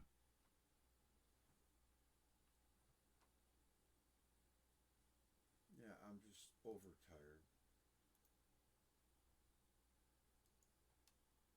Using the standard model of stars. So the solution? Completely ad hoc. The object must have twice the surface area, it must be twins. Now, the electric universe says, I mean, that is just an amazing ad hoc solution. The spectra of red dwarfs are crowded with molecular absorption features that are not well understood. All red stars are gigantic. Planets can orbit within their anode glow, and even astronomers acknowledge that. They have suggested that there could be satellites orbiting within the Betelgeuse glow. However, with their notion that the red giant is formed by an ultra-hot core, those planets would not be suitable for life. In the electric universe, it has a cool core. Objects orbiting within the red envelope are suitable for life. Now, one of the very interesting things is that there are no seasons on any satellites orbiting within that red sphere, because the energy received on any body within that sphere is equal over the entire surface of that body. So that a planet orbiting within that red sphere has no seasons, even temperatures. In fact, I would say that brown dwarfs are the cosmic wombs of life in the universe. One of the interesting facts, of course, that would suddenly come out of this is that these red spheres are glowing plasma, and glowing plasma will not let radio waves pass through. So the search for extraterrestrial intelligence using radio waves is, in my opinion, a wasted effort, because anyone living on a satellite inside one of these glowing red wombs would not even be aware that there was a greater universe out there full of stars, let alone try and use radio, because any radio signals would not pierce that plasma. Just an interesting side issue here. So this is my view of proto-Saturn, and I've just put 2 satellites there, but there are obviously more. Titan, for instance, would have been one of the satellites. Earth and Mars. So there they are inside this glowing shell. And the evidence of the earliest recollections of mankind appears to be that The purple dawn of creation was the skylight. That was the colour of the sky, purple dawn. And that is precisely the colour you would expect in this circumstance, because you have the red end of the spectrum, and you also have a certain amount of the violet and ultraviolet light due to electrical activity in the plasma.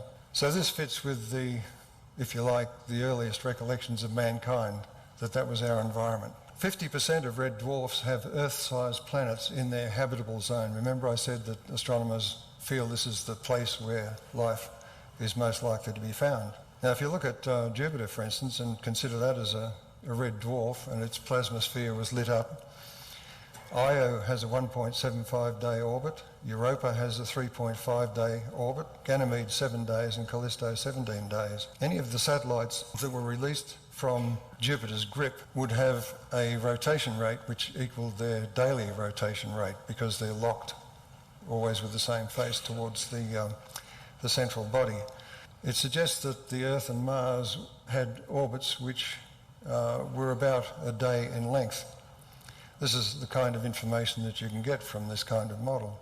The other thing is, you'll notice in this diagram, there is no Venus. So, we have a huge red anode glow, which was what we call proto-Saturn. We had a purple dawn of creation and no Venus. These are the important things to understand about proto-Saturn. Just recently, a map of a nearby red dwarf was produced using a Doppler imaging technique. It's one of a pair of red dwarfs near Alpha Centauri with a separation of 3 astronomical units. There's a bright near-polar region which can be clearly seen in the upper right panels, and a darker mid-latitude area visible in the lower left panels is consistent with large-scale cloud inhomogeneities. However, that's an assumption that what we're looking at is an atmosphere, but we're not looking at an atmosphere, we're looking at a plasma sheath. So this variation said in the electric universe model will be due to objects orbiting within that plasma sheath, either inside or outside that plasma sheath, because that would affect the discharge. The other thing is that this bright spot towards the pole is the same kind of thing that's found at Betelgeuse, the red giant, which indicates that that's the electrical connection with the Birkeland currents that drive these particular stars.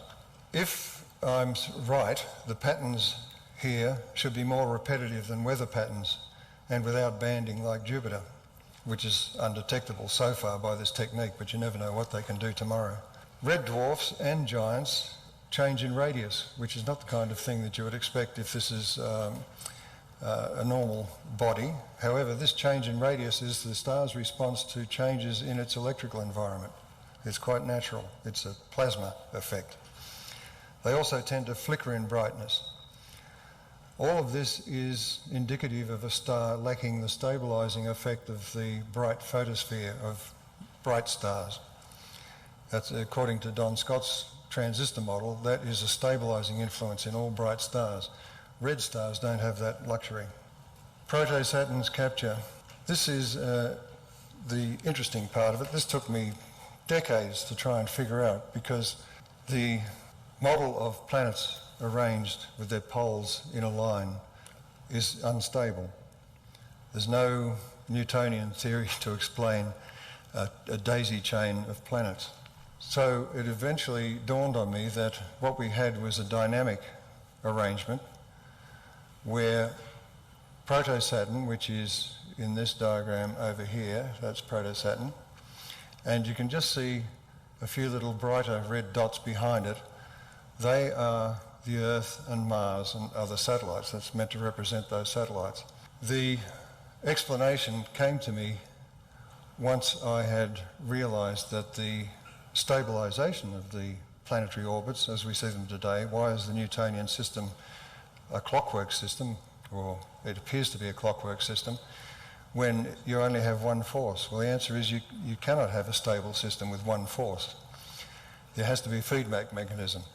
And as I explained the other day, you can change the mass of a planet or a star by either placing charge on it or taking charge away.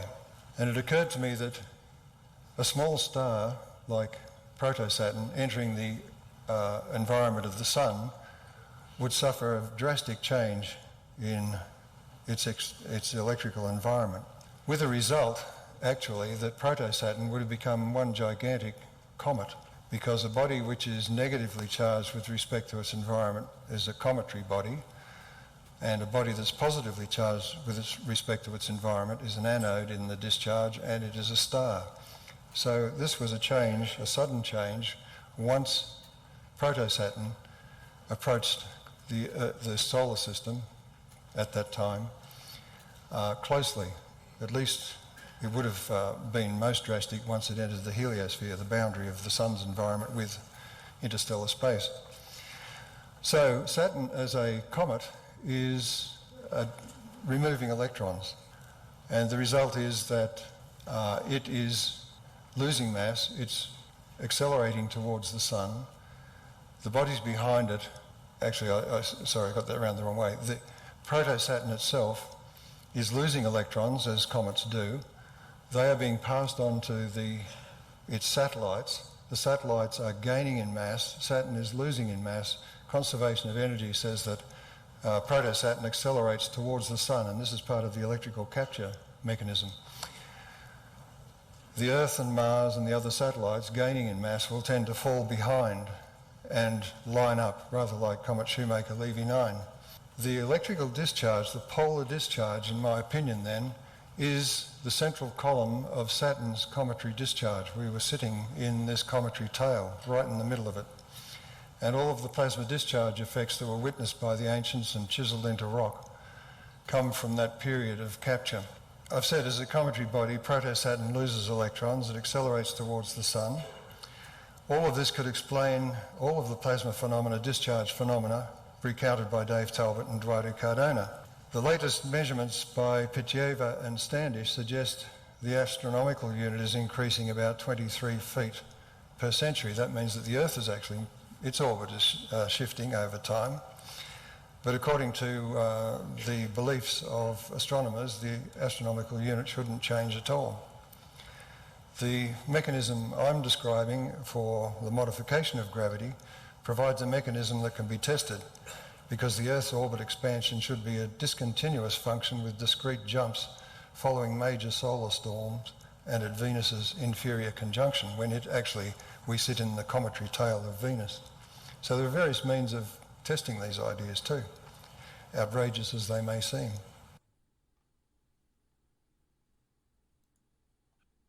When I think back to when I first got into the electric universe, it really wasn't that hard for me because I always thought there was something wrong.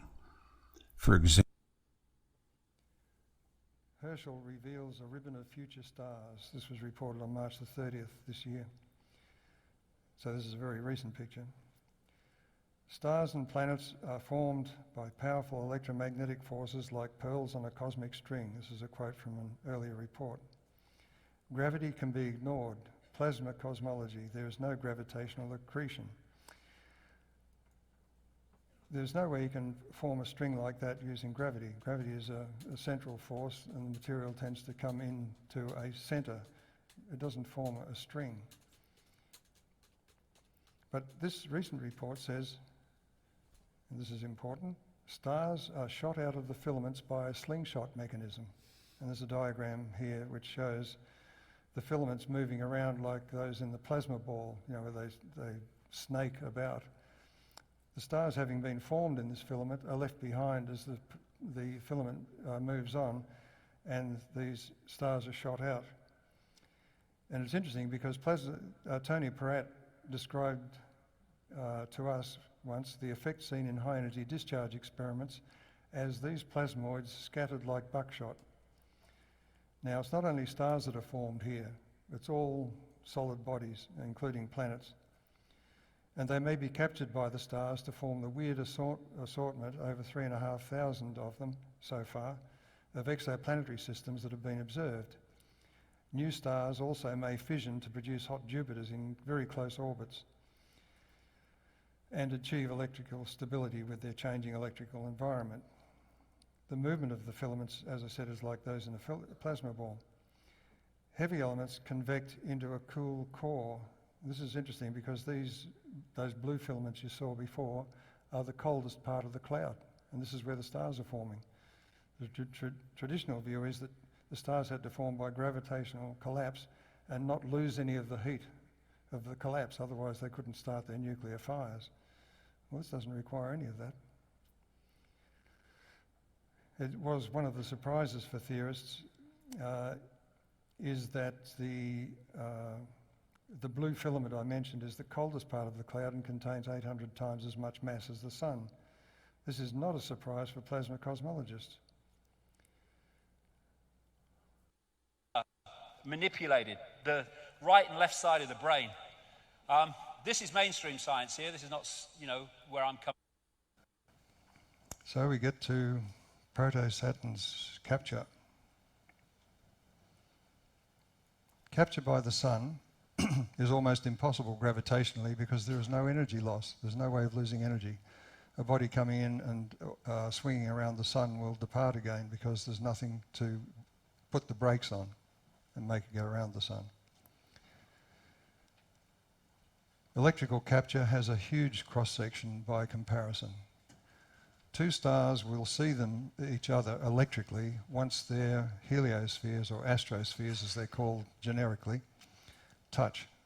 Now the sun's heliosphere is 100 astronomical units in radius. Another star would be something comparable. So you're talking about a huge cross-section. So the chances of capture of an object is far greater than gravity would suggest. Actually, I'll explain more about this when I give my presentation on cosmology, this change in gravity and so on. So proto-Saturn changed from being a star, that is an anode in interstellar space, to becoming a cathode or cometary body in the sun's heliosphere. And like all cathodes, surface material is electrically ejected and the body may fragment under internal electrical stress. And this is the kind of thing which the ancients reported. As you may expect in the electrical model, a brown dwarf desert has been identified close to bright main sequence stars because the brown dwarf switches off and becomes a gas giant. And this is what is seen by astronomers. You won't find brown dwarfs orbiting closely to bright stars. Gravitational theory only accommodates accretion disks. Expulsion disks are believed impossible despite the copious evidence of stars ejecting matter in jets. Even the sun does it in a modest coronal mass ejection kind of way.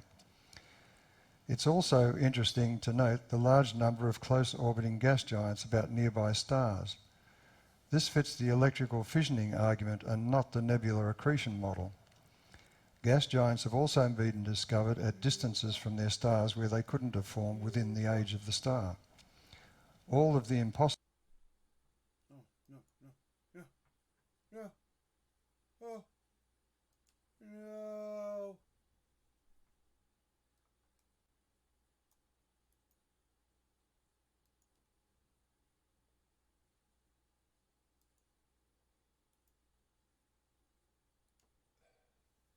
It's going to increase in strength, and the plasma tufts are going to go into the arc mode.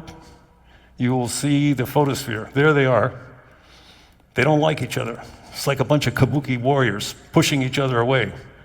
They're all positive, and they're all looking for advantage and not finding it.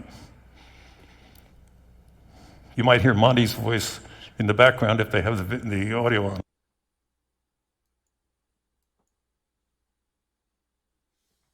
You gotta be kidding me, man. You mean it don't come back and just play? It's a piece of crap, man. It's going to increase in strength, and the plasma tufts are going to go into the arc mode. You will see the photosphere. There they are. They don't like each other. It's like a bunch of kabuki warriors pushing each other away. They're all positive, and they're all looking for advantage and not finding it. You might hear Monty's voice in the background if they have the audio on. He's increased the current.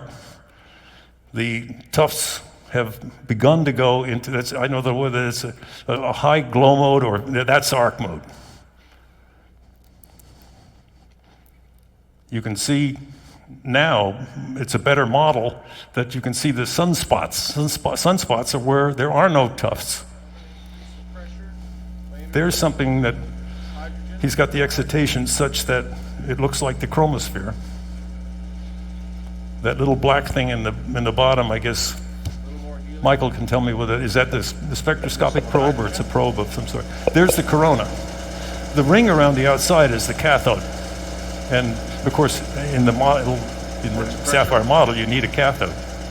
But in real space, of course, the cathode is a virtual cathode.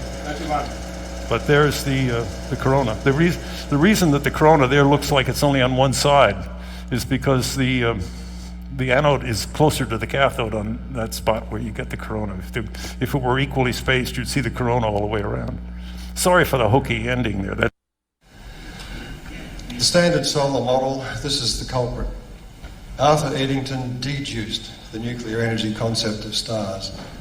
He based it on a number of premises, all of which were false, and yet he had the temerity to say it should not be too difficult to understand such a simple thing as a star. He used gravity and simple gas laws applicable on Earth but not in the solar plasma, which resulted in a simplistic model that took no account of the observed complexities of the Sun.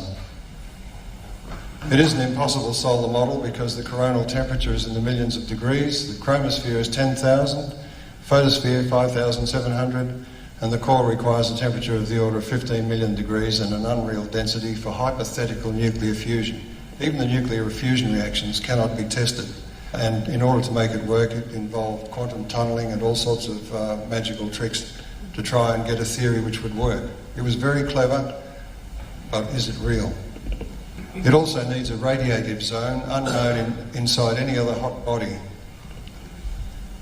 That had to be put in, of course, because you've got intense X-rays coming from a 15 million degree core, and somehow that had to be converted into just heat and light at the surface.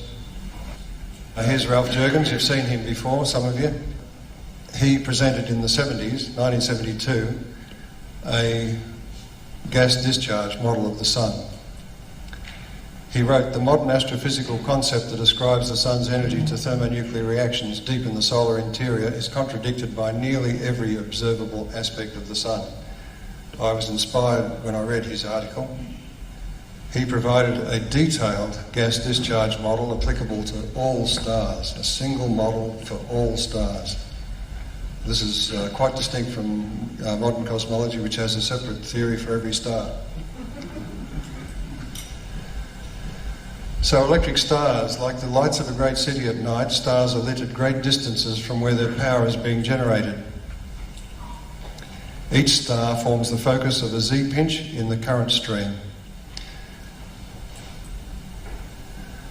An electric star, for stars like the Sun, the current flows in dark mode, so we don't see the spectacular glow mode bipolar wiring harnesses of supernovae and planetary nebulae.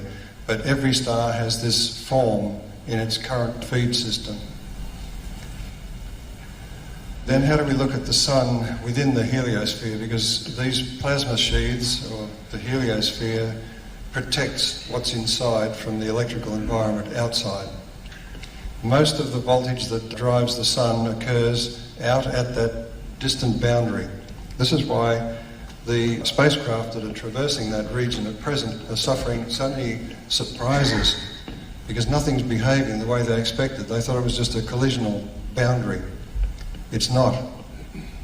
Most of the voltage that drives the Sun occurs across that thin boundary, and the result is, as Ralph Jurgens suggested, it's the origin of most of the cosmic rays in our galaxy. Every star has this cosmic ray accelerator at the boundary of its heliosphere. It's called the virtual cathode, because if the Sun forms the anode here, and it's just a coronal discharge into thin air, thin vacuum, there is a virtual cathode set up by the plasma. It's the boundary of the Sun's electrical influence. It is the virtual cathode in the stellar corona discharge, and most of the Sun's driving voltage appears across the plasma sheath. A very important point, because all of those the pseudo-skeptics I call them, who attack this model, say, where are all the relativistic electrons streaming past the Earth? You know, we should see them. The point is, if you'll notice, that This here is the voltage gradient through most of the heliosphere. The only place where you'll see swift changes in that voltage gradient is at the virtual cathode. You'll notice the size of it here, and this little blip when you get into the corona. That's the thing that accelerates the particles in the corona and heats them to 20 million degrees.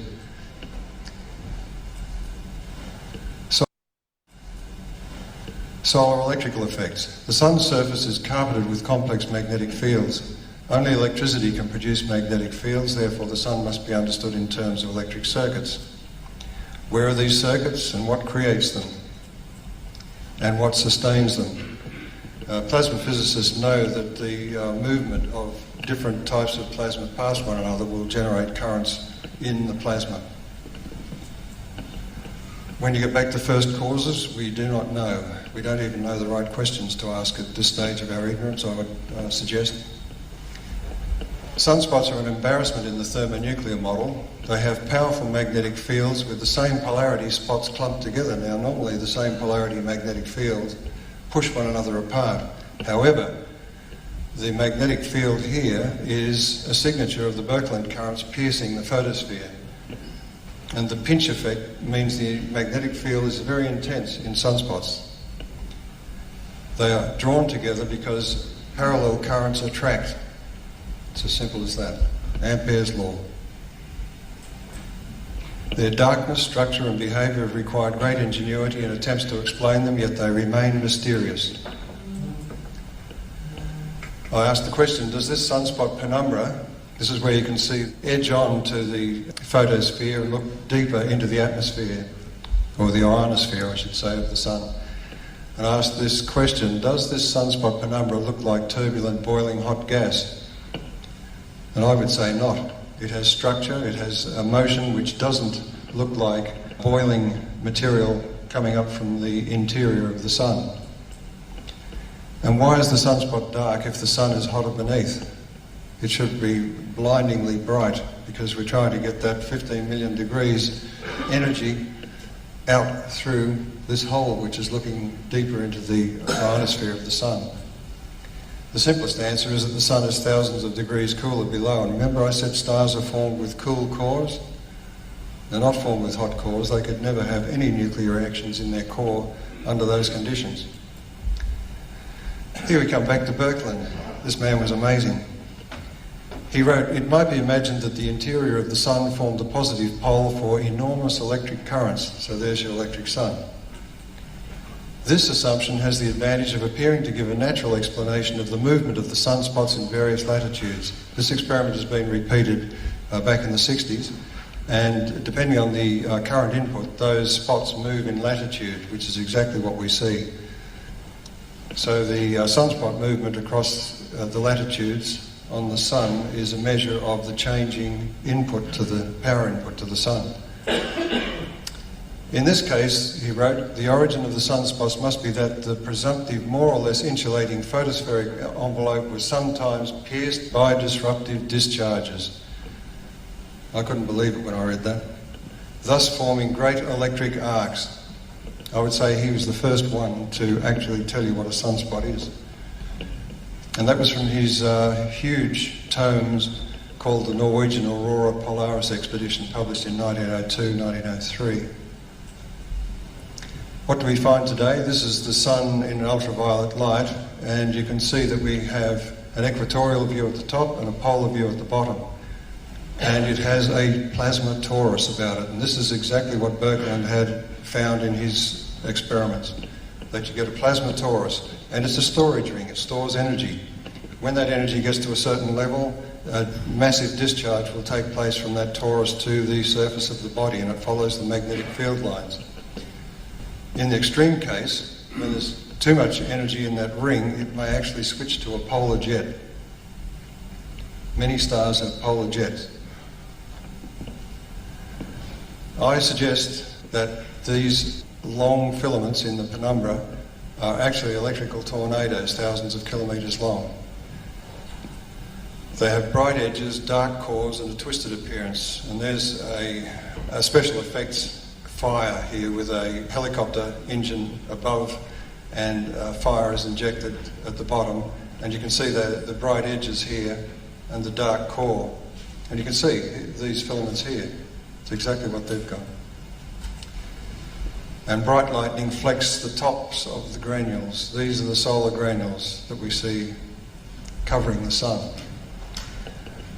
So the sunspot cycle, you see the sun in X-rays and it is a variable star. It almost winks out at solar minimum, and at solar maximum it is much brighter.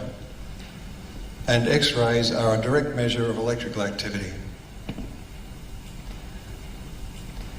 The sun is connected to a galactic circuit which is subject to quasi-cyclical change, so that the origin of the sunspot cycle is beyond the solar system.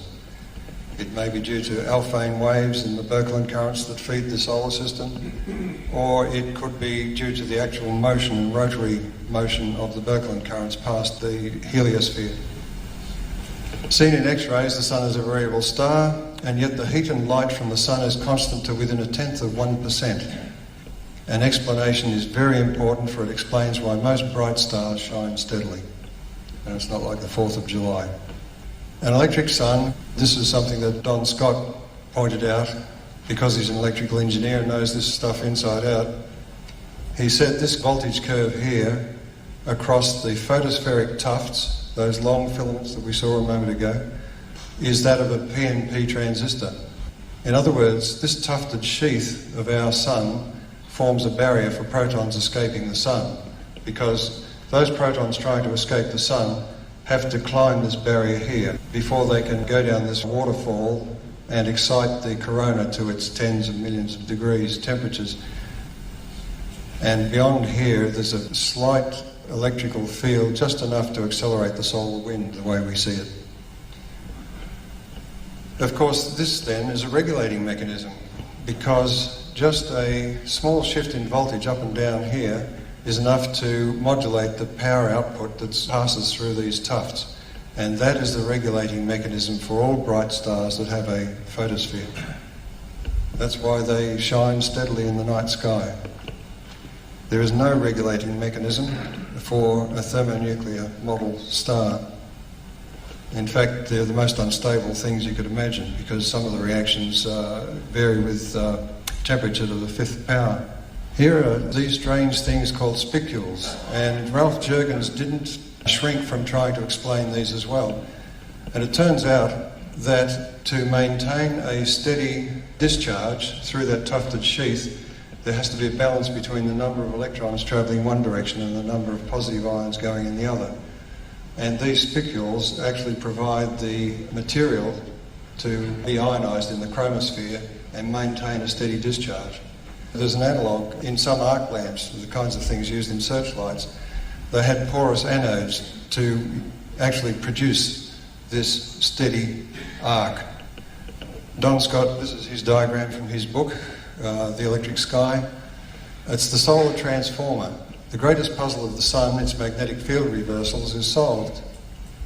The sun has magnetic fields induced by a varying DC power input, and so acts like a power transformer with an impressed DC current as well.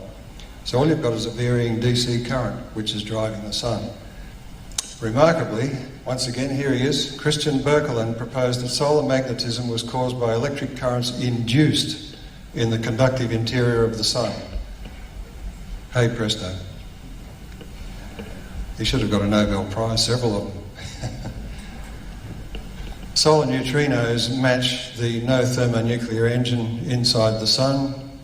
It's not important, but it's just one of the questions that arise. Neutrinos produced in the dense photospheric plasma, because these are pinches, is where the nuclear synthesis takes place. So stars produce their own heavy elements. You don't have to have supernova explosions to do it. A supernova explosion actually distributes the material that the star has already formed. A neutrino count falls when the sunspots reduce the photospheric area. So the higher the number of sunspots, the lower the number of neutrinos, which is what you'd expect if this second point is correct. So we need not assume a change in flavour of neutrinos, whatever that means. In other words, a change in resonant state of the neutrino en route from the solar core, because the reactions in those plasma filaments is much more complex than the standard hydrogen to hydrogen chain reaction would provide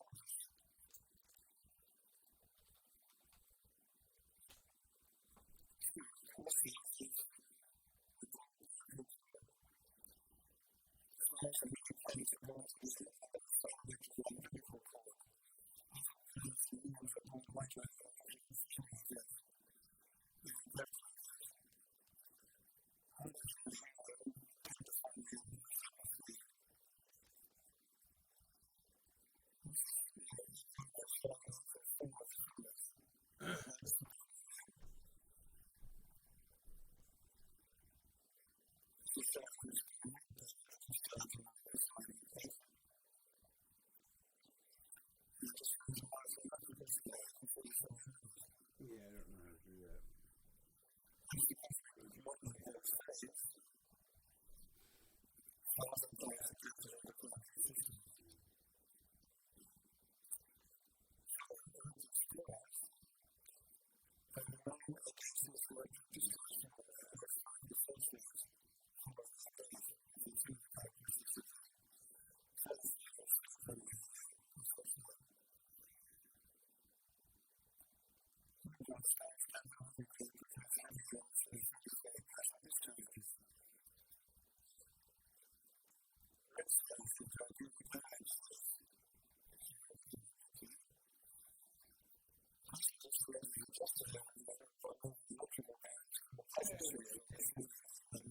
Well, what if I just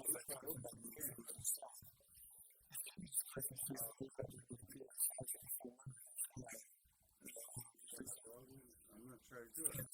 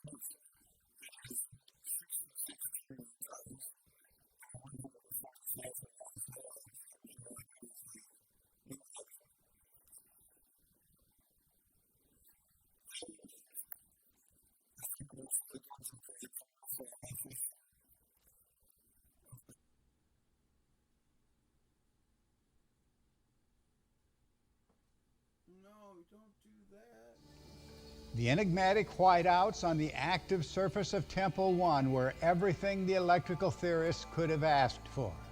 And the most prominent were placed exactly where the electric model envisions them, eroding the cliffs of mesa walls and extending the floors of numerous craters and depressions.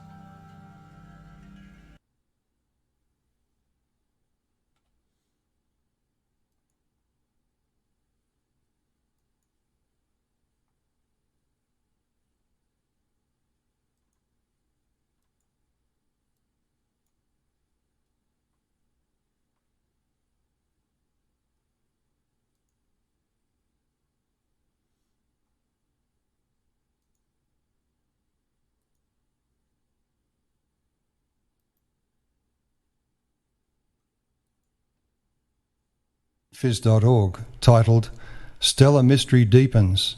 A Monash University-led research team made an unexpected discovery that a large group of stars are dying prematurely, challenging our accepted view of stellar evolution. Their results revealed that large numbers of helium-burning stars are dying prematurely in the M4 globular cluster. Professor Latanzio from the Max Planck Institute for Astrophysics said, "Globular clusters are some of the oldest objects in the universe. Although we have some ideas for what is going on in them, every time we look carefully we find something unexpected. They are both fascinating and frustrating at the same time." The international team found that about half of the stars tend to skip the red giant phase, instead becoming white dwarfs millions of years ahead of schedule. Demonstrating once again what's wrong with the modern scientific method, characterized as shut up and simulate, Professor Latanzio continued, "Computer simulations do not agree with this observation. So, as well as continuing observations, new computer models will need to be generated to better understand what is taking place in the cores of these stars. But the computer models are built on missing or invalid concepts. There's nothing going on in the cores of stars, and globular clusters are not understood. So the mathematical computer simulations produce a virtual, unreal cosmos that, like the movies, can be programmed to produce anything you can imagine. And the artist's impressions we see in science reports are little more than glossy advertising material, but much more deceptive because it is falsely labelled real science. There is no real mystery here. With no nuclear fire inside, stars don't die by bloating to a red giant and collapsing to a white dwarf as their fire goes out. The life and death stories of stars are fictional. The bloated appearance of red giants is not due to internal pressure caused by hypothetical helium burning at 100 million degrees in the core of a star. It is a purely electrical effect witnessed in laboratory low-pressure gas discharge tubes. Red stars are those that satisfy their need for electrons from the surrounding plasma by expanding the surface area over which they collect electrons by growing a large plasma sheath that becomes the effective anode in space. The growth process is self-limiting because as the sheath expands, its electric field grows stronger. Electrons caught up in the field are accelerated until they become energetic enough to excite neutral particles they chance to collide with, and the huge sheath becomes a uniform red anode glow. It becomes a red giant star. The electric field driving this process will also give rise to a massive flow of positive ions away from the star, or in more conventional terms, a prodigious stellar wind. Such loss of matter is a characteristic feature of red giants. Standard stellar theory is at a loss to explain this since the star is said to be too cold to boil off a stellar wind. Arthur Eddington himself expressed his puzzlement about white dwarfs. Strange objects which persist in showing a type of spectrum entirely out of keeping with their luminosity may ultimately teach us more than a host which radiates according to rule. He was right. A white dwarf appears extremely hot, white and underluminous because it is a faint white coronal discharge. As usual, a thin plasma sheath will be formed between the plasma of the star and the plasma of space. The electric field across the plasma sheath is capable of accelerating electrons to generate ultraviolet light and X-rays when they hit atoms in the atmosphere, and the power dissipated is capable of raising the temperature of a thin plasma layer to tens of thousands of degrees. the spectral lines are broadened, sometimes to the point of disappearance, due to the coronal electric field. This gives the misleading impression that hydrogen, whose spectral lines are smeared the most, is missing in many of these stars, and that therefore they are remnants of larger stars that have conventionally lost or burned their hydrogen fuel. So, globular clusters are not some of the oldest objects in the universe. Their spherical shape of a dense collection of stars and their elliptical orbits about the galactic centre hint at a quasar-style birth process from the plasmoid at the heart of the galaxy.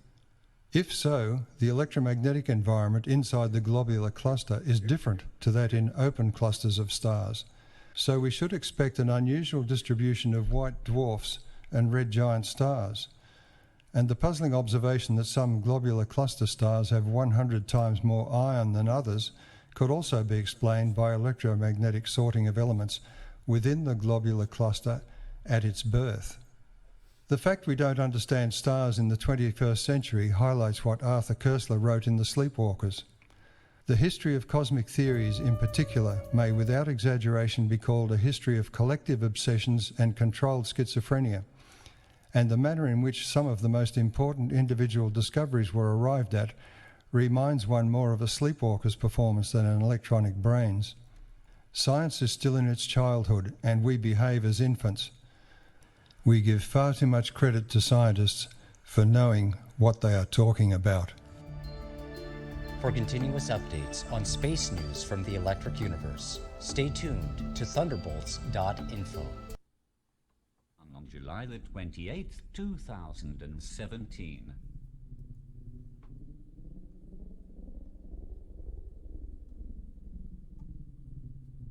While some material escaped into space, a portion of it was unable to break the pull of gravity and the magnetic forces nearby and could be seen falling back to the sun.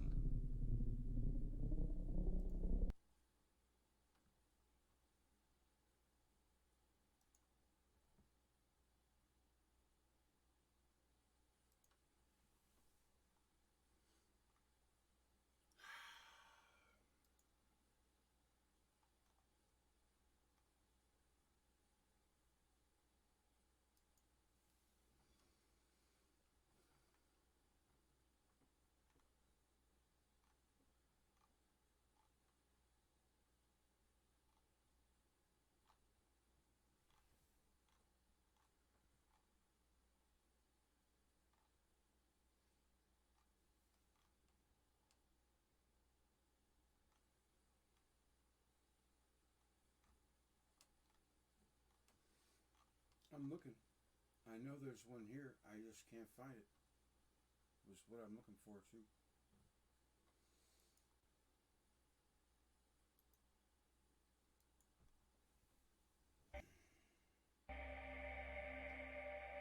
One of the most interesting phenomena in the sky is the so-called pulsar.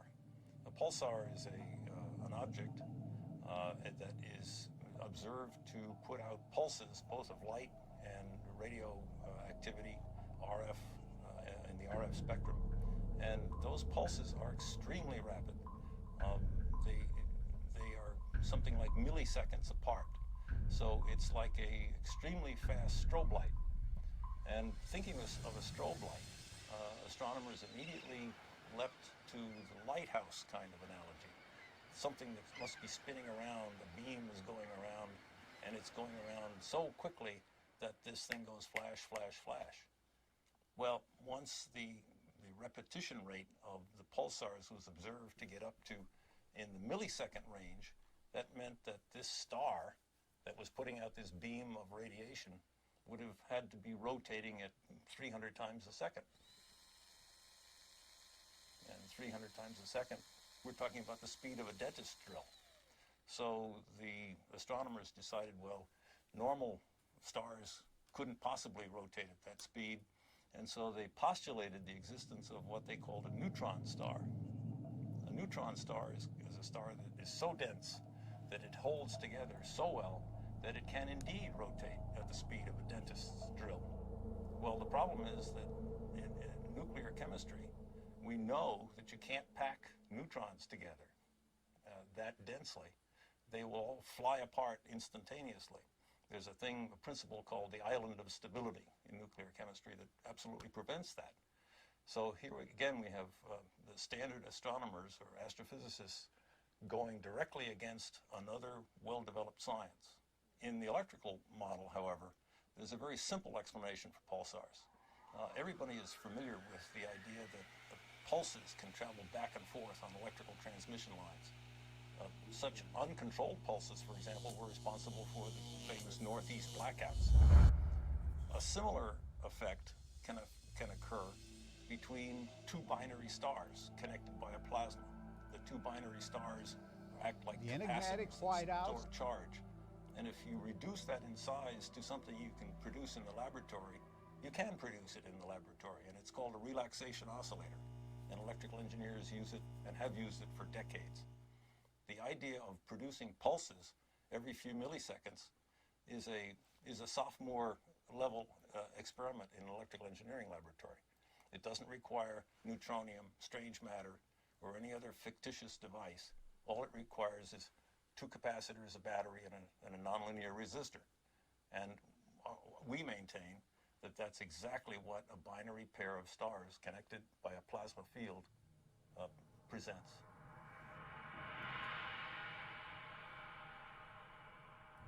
A typical ion in the solar wind, hydrogen nucleus, moving about 20 kilometers per second, which is relatively slow for the ions in the solar wind, in the magnetic field of the sun, experiences potentially magnetic forces that are something like 10 million times the strength of the gravitational force on that same ion from the sun. An interesting demonstration that illustrates very readily the relative strength of magnetic force and gravitational force is the simple idea of a ball bearing sitting on a wooden table. The entire mass of the Earth is pulling downward on that little ball bearing, and that's what prevents it from flying out into space. But a child can come along with a little horseshoe magnet and click, pick that ball bearing up instantly.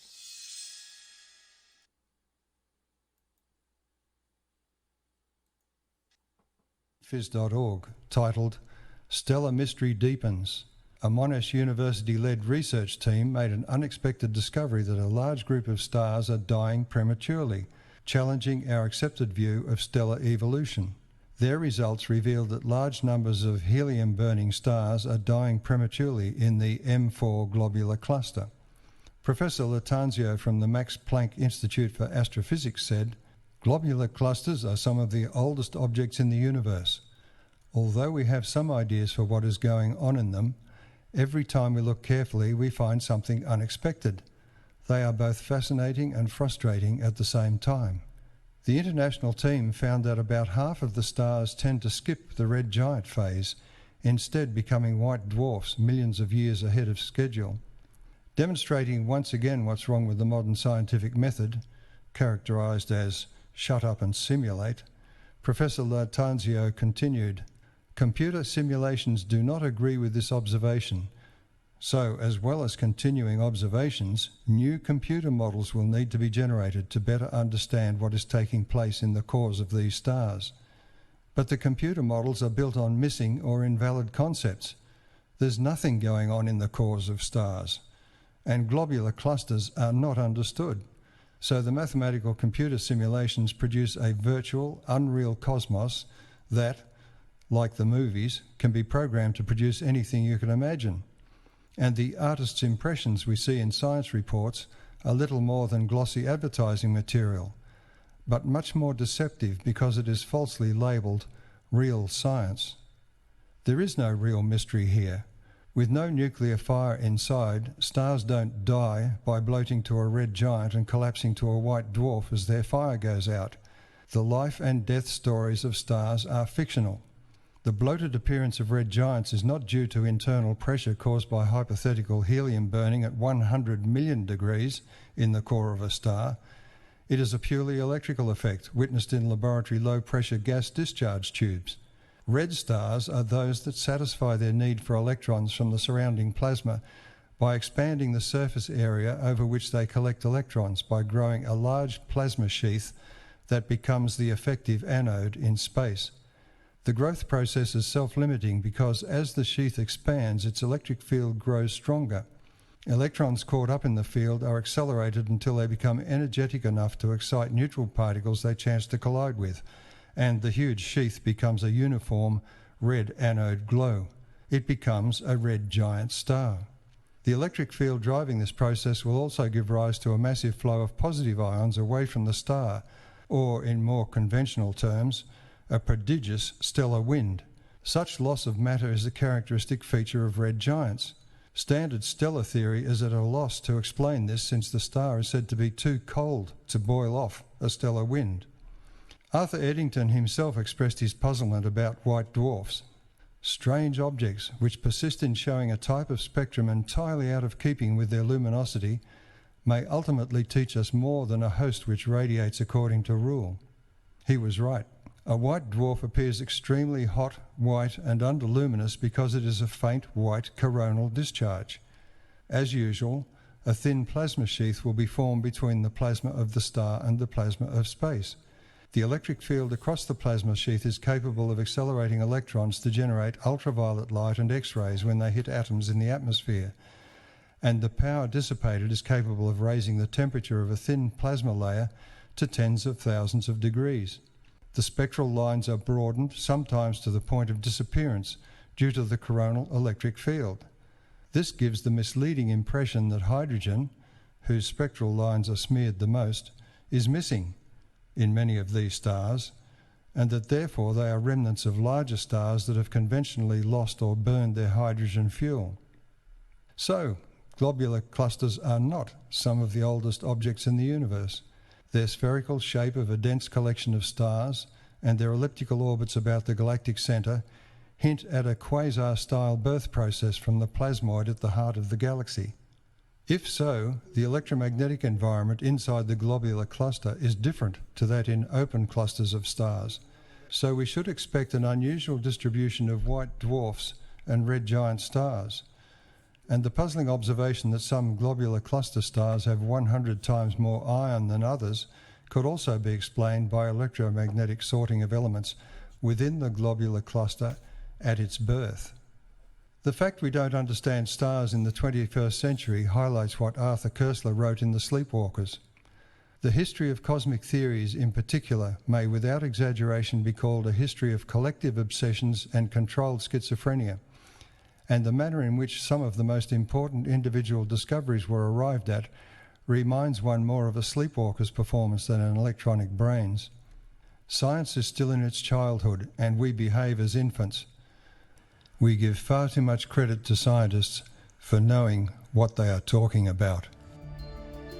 For continuous updates on space news from the electric universe,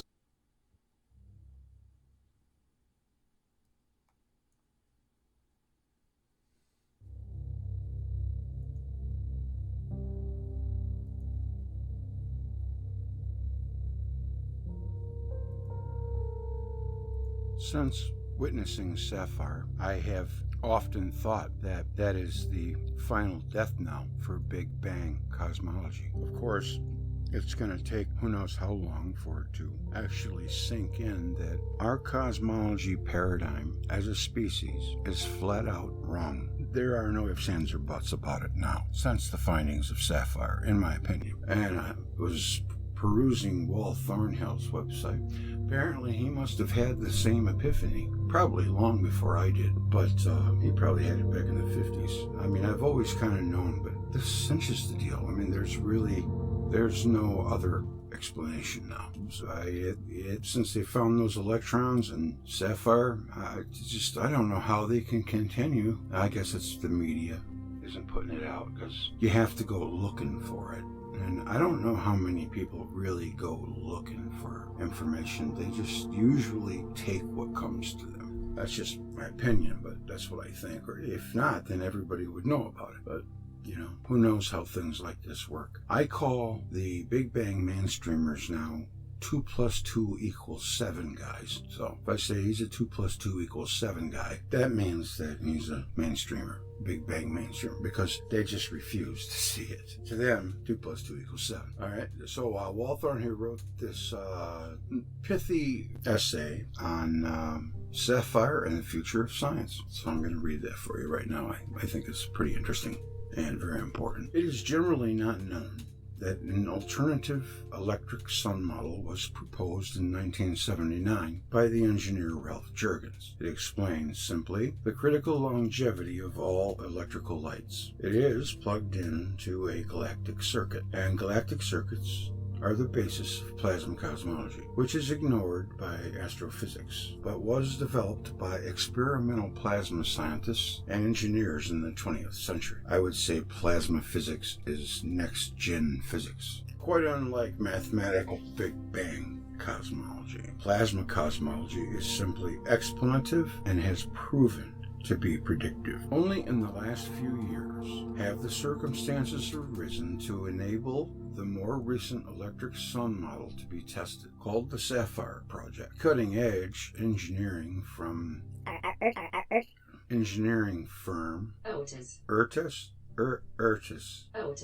Ortis International Incorporated was contracted by the International Science Foundation to experimentally test the electric sun model. Ortis International Incorporated is an independent body which has no affiliation with the Electric Universe or the Thunderbolts project. Recently, the Sapphire team shared an extraordinary update on their results to date, and I don't know if you saw the video, but it is extraordinary.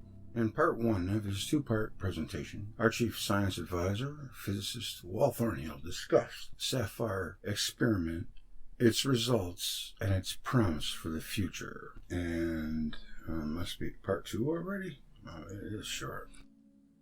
In part one of this presentation, physicist Walt Thornhill began his analysis of the recent remarkable update by the team behind the groundbreaking scientific experiment, the Sapphire project. For the first time, an independent experiment has been conducted to audit the electric sun model, first proposed by engineer Ralph Jurgens in the 1970s. Sapphire's principal scientist and chief engineer Montgomery Childs recently said of Sapphire's results, "In all our experiments and discoveries, we have found no disparities with the electric sun model. We believe the Sapphire experiment validates and supports the electric sun model." Childs is president and founder of the engineering firm Ortis International Incorporated, which was contacted by the International Science Foundation to experimentally test the electric sun model. So coming into it, Montgomery Childs was a neutral third party, which is what science is all about.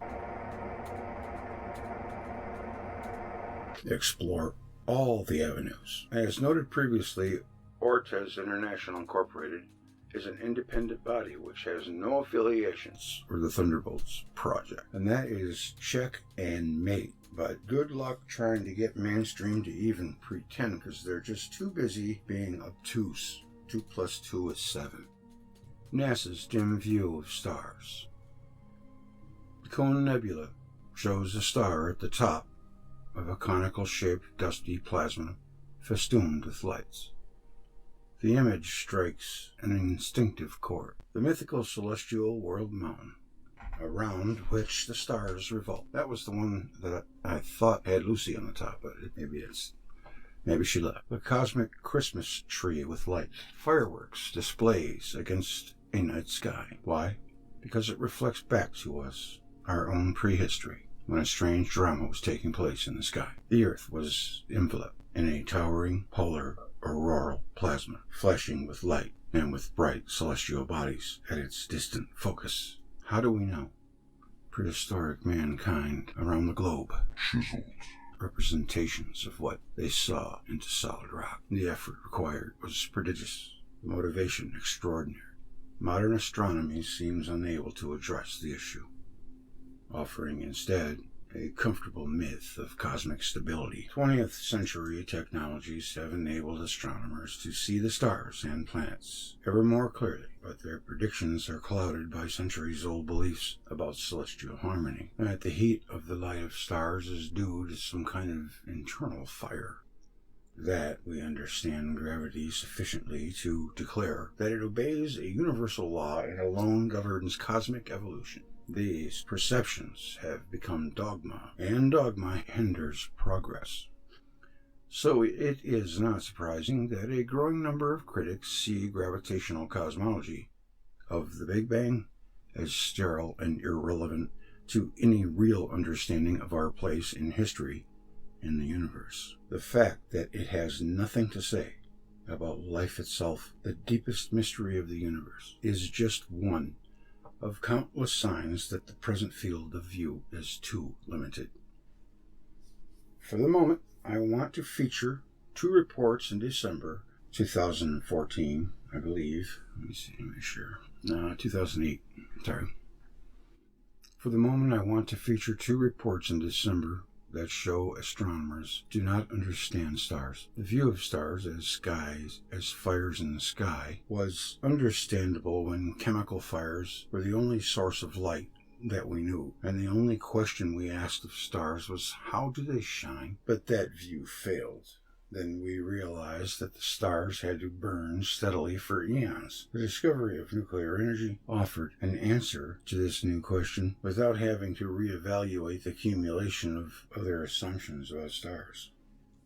In other words, it was the lazy way. The thermonuclear assumption was never proved, and observations that contradicted it were never crucial enough to compel astronomers to doubt it. It came full circle and led to a futile, decades-long effort to mimic the conjectured process to provide power on the Earth. All the while, a clue to a better answer stared the experimenters and theoreticians in the face. They were using electricity to trigger thermonuclear reactions. Maybe the sun was doing that too. Now, I just heard Eric Dollard say that an H-bomb, it shorts out the Earth's electrostatic field. So, yes, nuclear weapons are electric. Radiation comes from electricity. We use electricity as a convenient means of lighting and heating. It doesn't require the power to be generated on site. We've discovered, Tesla discovered, that thin transmission lines can carry great amounts of power over long distances, from generator to light bulb. Nature is parsimonious in achieving its ends. After I tell you this, you might never look at an X-ray machine the same again. The X-ray machine, or the heart of an X-ray machine, is an electrode pair, a cathode and an anode that sits inside a glass vacuum. That's right, X-ray machines are electrical. They make X-rays using electricity, and even in the micro world, planets work the same way. Why wouldn't stars get power from natural transmission lines? The satisfying answer is that they do. Radio astronomers can trace the telltale magnetic fields in deep space that they have. The magnetic fields mark filamentary cosmic transmission lines, carrying electrical power between galaxies and stars. NASA's dim view of stars. The latest report from NASA is a fitting end to the year of the electric universe. It demonstrates that the electric model of stars envisioned the latest observations, while NASA researchers again mask their assumptions by stating them as facts. Ironically, the report refers to some stars as low-energy fluorescent light bulbs. As usual, all the science reporting agencies repeat NASA's words without critical comment. Mainstream media rarely do investigate science journalism. As usual, all science reporting agencies repeat NASA's words without critical comment. No doubt, just parrots. Astronomers find the two dimmest stellar bulbs.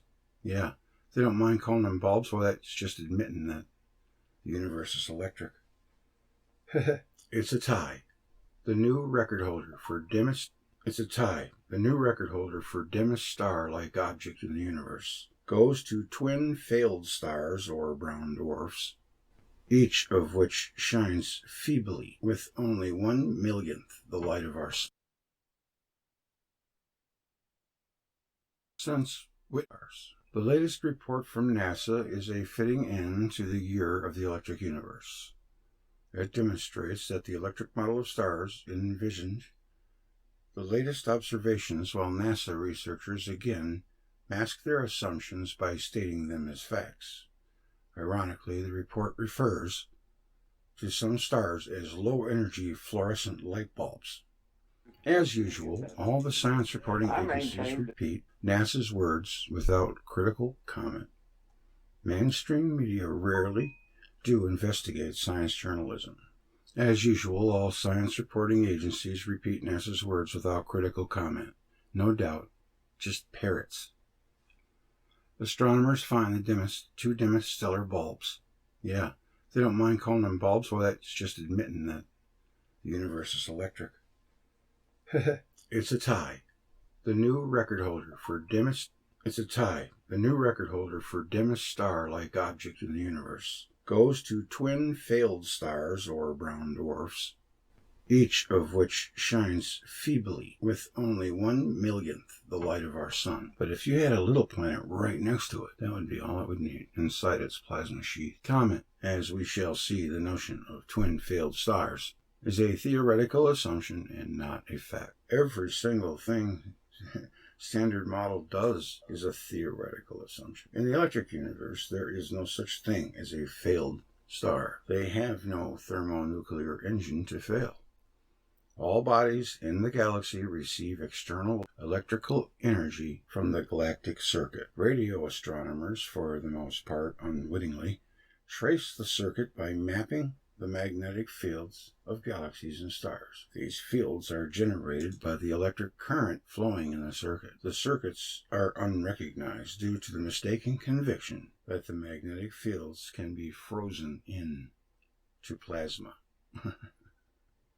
It can't even be frozen into rock. It weakens.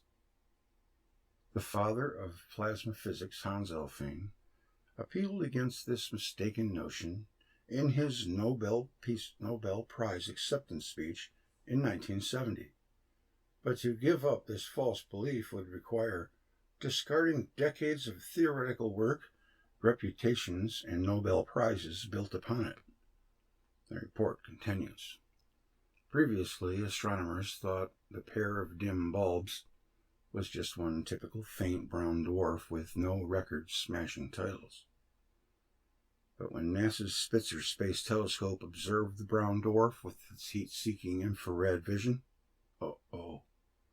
it was able to accurately measure the object's extreme faintness and low temperature for the first time.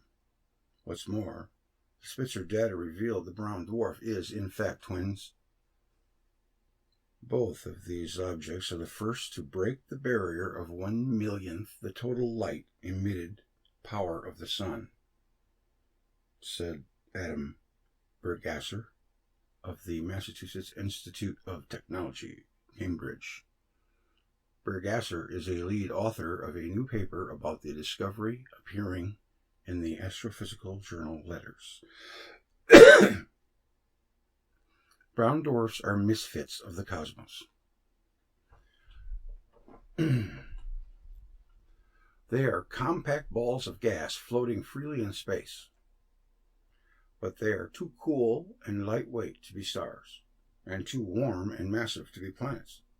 The name brown dwarf comes from the fact that these small star-like bodies change color over time as they cool, and thus have no definitive color. In reality, most brown dwarfs would appear reddish. Not much of a difference between red and brown, if they could be seen with the naked eye. Their feeble light output also means they are hard to find. The first brown dwarf wasn't discovered until 1995, while hundreds are known today. Astronomers say there are many more in space still waiting to be discovered. Comment. All stars are in an electrical phenomenon. There are no misfits in an electric universe. all of the assumptions being heaped upon the meager photos received from deep space merely serve as usual to force fit the data to the standard model of stars. The very name, brown dwarf, assumes that these stars are compact balls of gas floating freely in space. In stark comparison, the electric model describes them as huge because the light from a star is a plasma discharge phenomenon with only a loose relationship to the physical size of the star and a strong dependence on the electrical environment. Brown dwarfs do not simply cool down over time and wink out. They are externally powered electric lights. In December 1999, Wall wrote, "The apparent size and color of an electric star is an electrical phenomenon.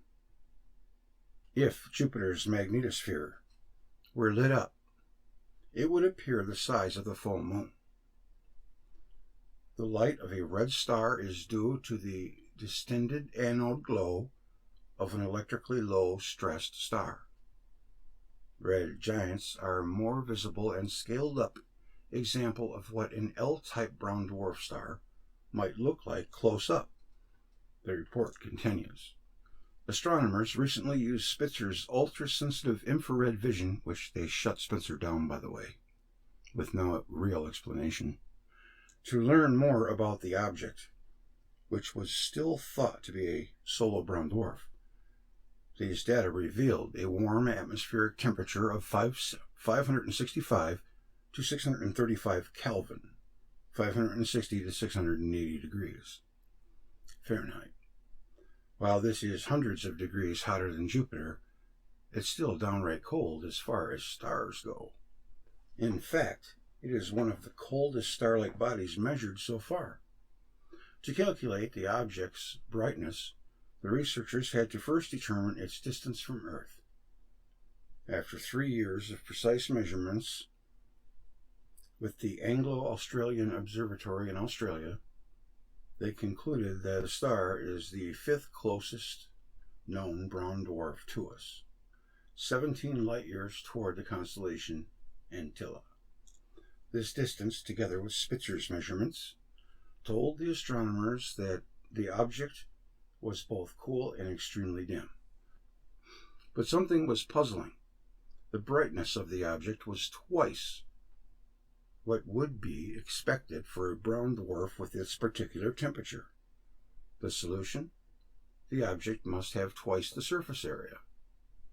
In other words, it's twins, with each body sharing only half as bright, and each with a mass of 30 to 40 times that of Jupiter. Both bodies are 1 million times fainter than the Sun in total light, and at least 1 billion times fainter in visible light alone.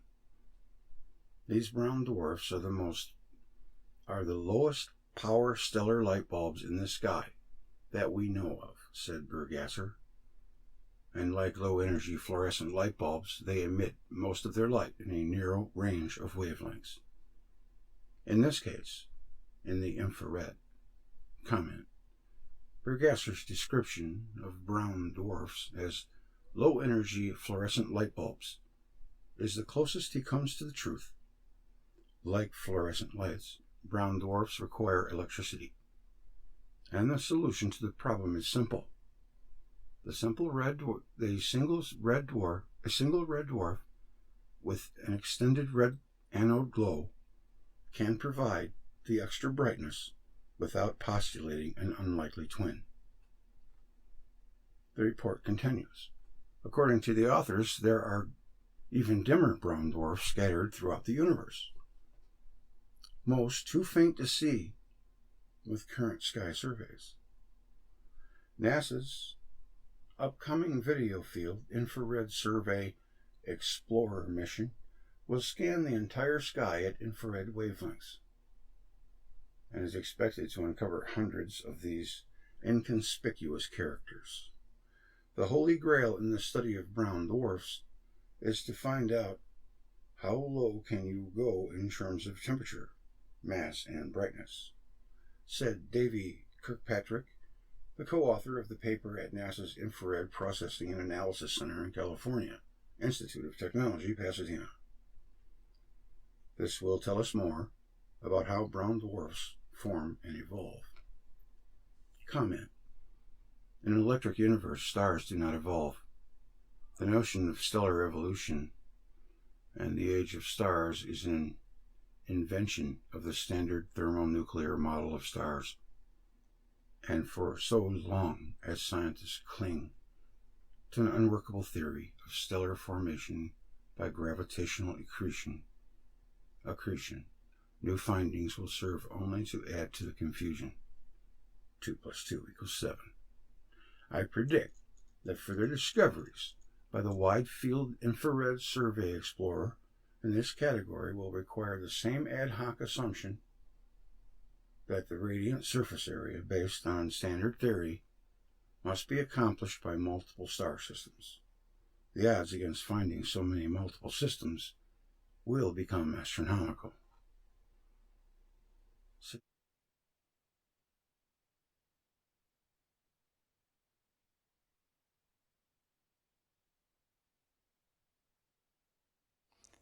In future, we may understand gravity as a near-instantaneous dipolar electric force that can be attractive or repulsive, like magnetism. In future, understanding electrogravity may allow us to begin to understand the real interiors of stars and planets and ways to harness the gravitational force for propulsion.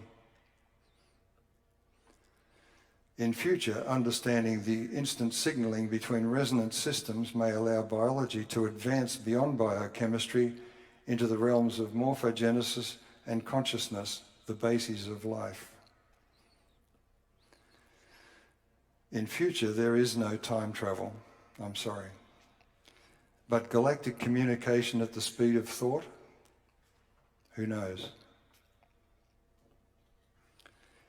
In future, a new science must be causally complete, that is, every effect has a cause. It must be coherent. There can't be any exceptions. It's got to fit in with everything. And also, it has to be coherent in the sense that the whole thing is stable. And it must be consistent. The rules and so on that apply are consistent. In future, the language of science must be accessible to all. This is why, whenever I present, I try to use just plain language, something that's accessible to all. In future, the real mysteries of our existence will become clearer. Right now, the mysteries that you find published in New Scientist and other places, I remember getting a copy with 10 of the big mysteries, and all of them were artifacts of having a science wrong in the first place. In future, we may understand our connectedness and the insane divisions caused by our false beliefs. Carl Jung said the conflict between science and religion is a consequence of the immature state of both of these domains of thinking. In future, we may appreciate that we are earthlings with an intimate connection and responsibility to this pale blue dot.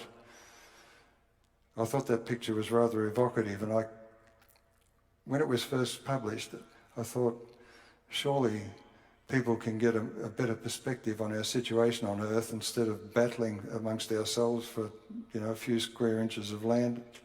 It just seems so insane. In future, these changes are essential if we are to have a sustainable future on this planet, because for those who saw that program last night by the mythographer David Evans, Dr. David Evans, he himself stressed this, that we are currently living with a Bronze Age mythology, with all of its gods and heroes and wars and so on, and this is the basis of our present culture. He says we need a new cosmology, and he found us, the electric universe, and said this is the only one that fits. It discards the old cosmology because you can understand it, and once you understand it, it no longer has a grip on you. The electric universe provides a cosmology which is about connectedness, our understanding of our real place in the universe for the first time, and of our real history and that of the Earth. Once you understand those things, science fiction stories pale into insignificance.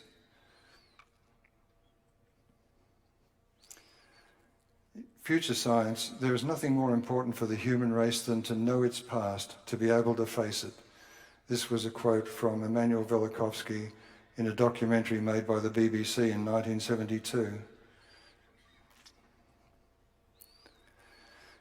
And as Eric Onziger, who is a great critic of the Large Hadron Collider, says, with each paradigm shift there should be a simplification. Well, the electric universe has got that in spades. And as Dr. Ian McGilchrist says, meaning comes from understanding the whole, the big picture. And I think that's been my obsession almost all of my life, is trying to see that big picture, seeing the whole. Connectedness, which gives us the ability to see our place in the world more clearly, is also the key to happiness. I believe that's true too. I've never seen such a bunch of happy people as I do at these conferences. And science and technology may flourish with more wisdom and mastery. Future science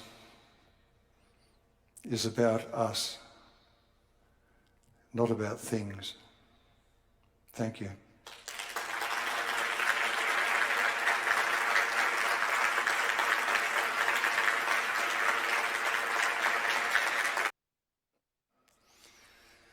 So we're treated more or less as chemically driven machines.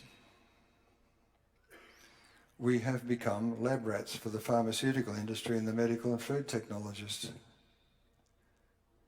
Far worse, publicly funded research has been corrupted by industry, influencing government and regulators to shut down research into alternative modalities on the basis that they're impossible. Never listen to an expert when they say something is impossible, because they're the last to know when a paradigm shift is about to come. Here's one I took out of a magazine. Talk about misleading. See a difference, GMO corn and non-GMO corn? Neither can science. Well, that says a lot about the blindness of science. It's certainly not an argument for GMO corn, given our limited understanding of living systems and the interconnectedness of everything. Genetic engineering is an experiment with unknown consequences, since it relies on a flawed understanding of genetics. They're only beginning to get involved in epigenetics, that is the changing of the genetic information in a living creature during their lifetime. We have great hulking molecules of DNA with an unknown number of genes that interact with one another in unknown ways under circumstances we don't know. That's terrific. Really gives you confidence, doesn't it? I should point out too that we have less genes than a nematode and less than a grape.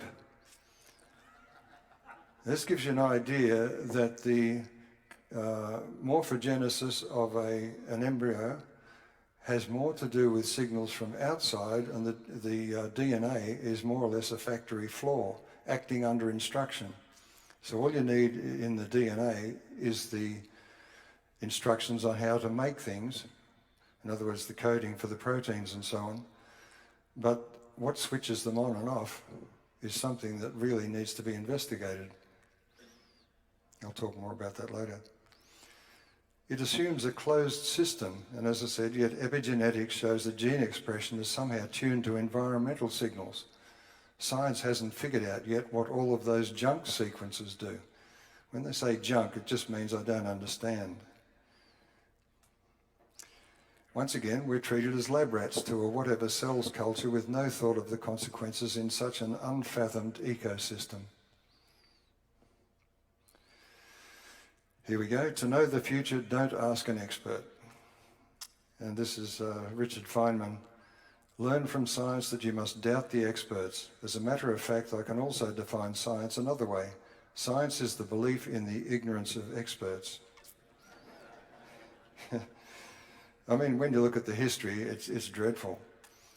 Ignaz Semmelweis could offer no acceptable scientific explanation for his findings, and some doctors were offended at the suggestion that they should wash their hands between the autopsy room and the delivery room.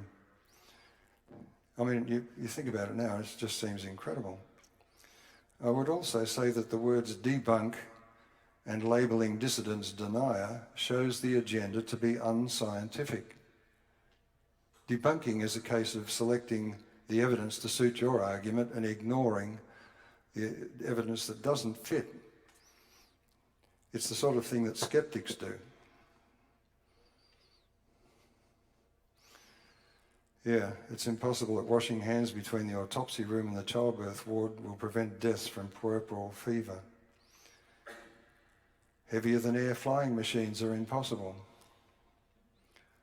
Cold fusion is impossible.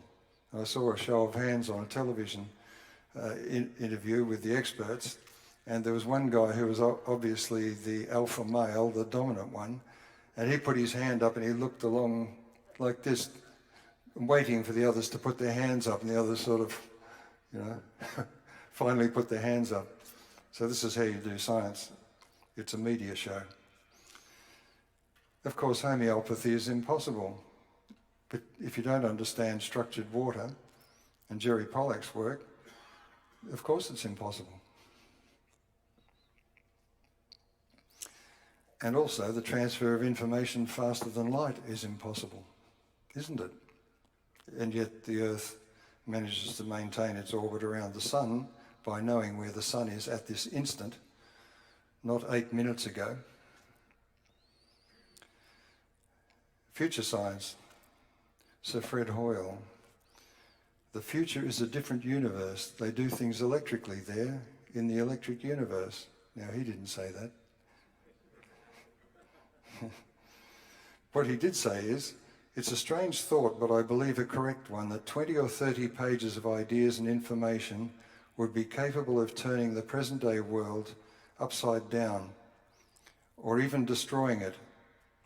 I have often tried to conceive of what those pages might contain, but of course I am a prisoner of the present-day world, just as all of you are. Well, not us.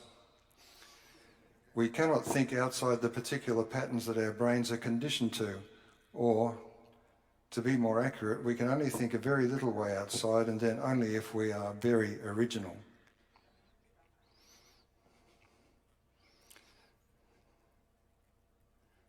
That was in his book Of Men and Galaxies. So the electric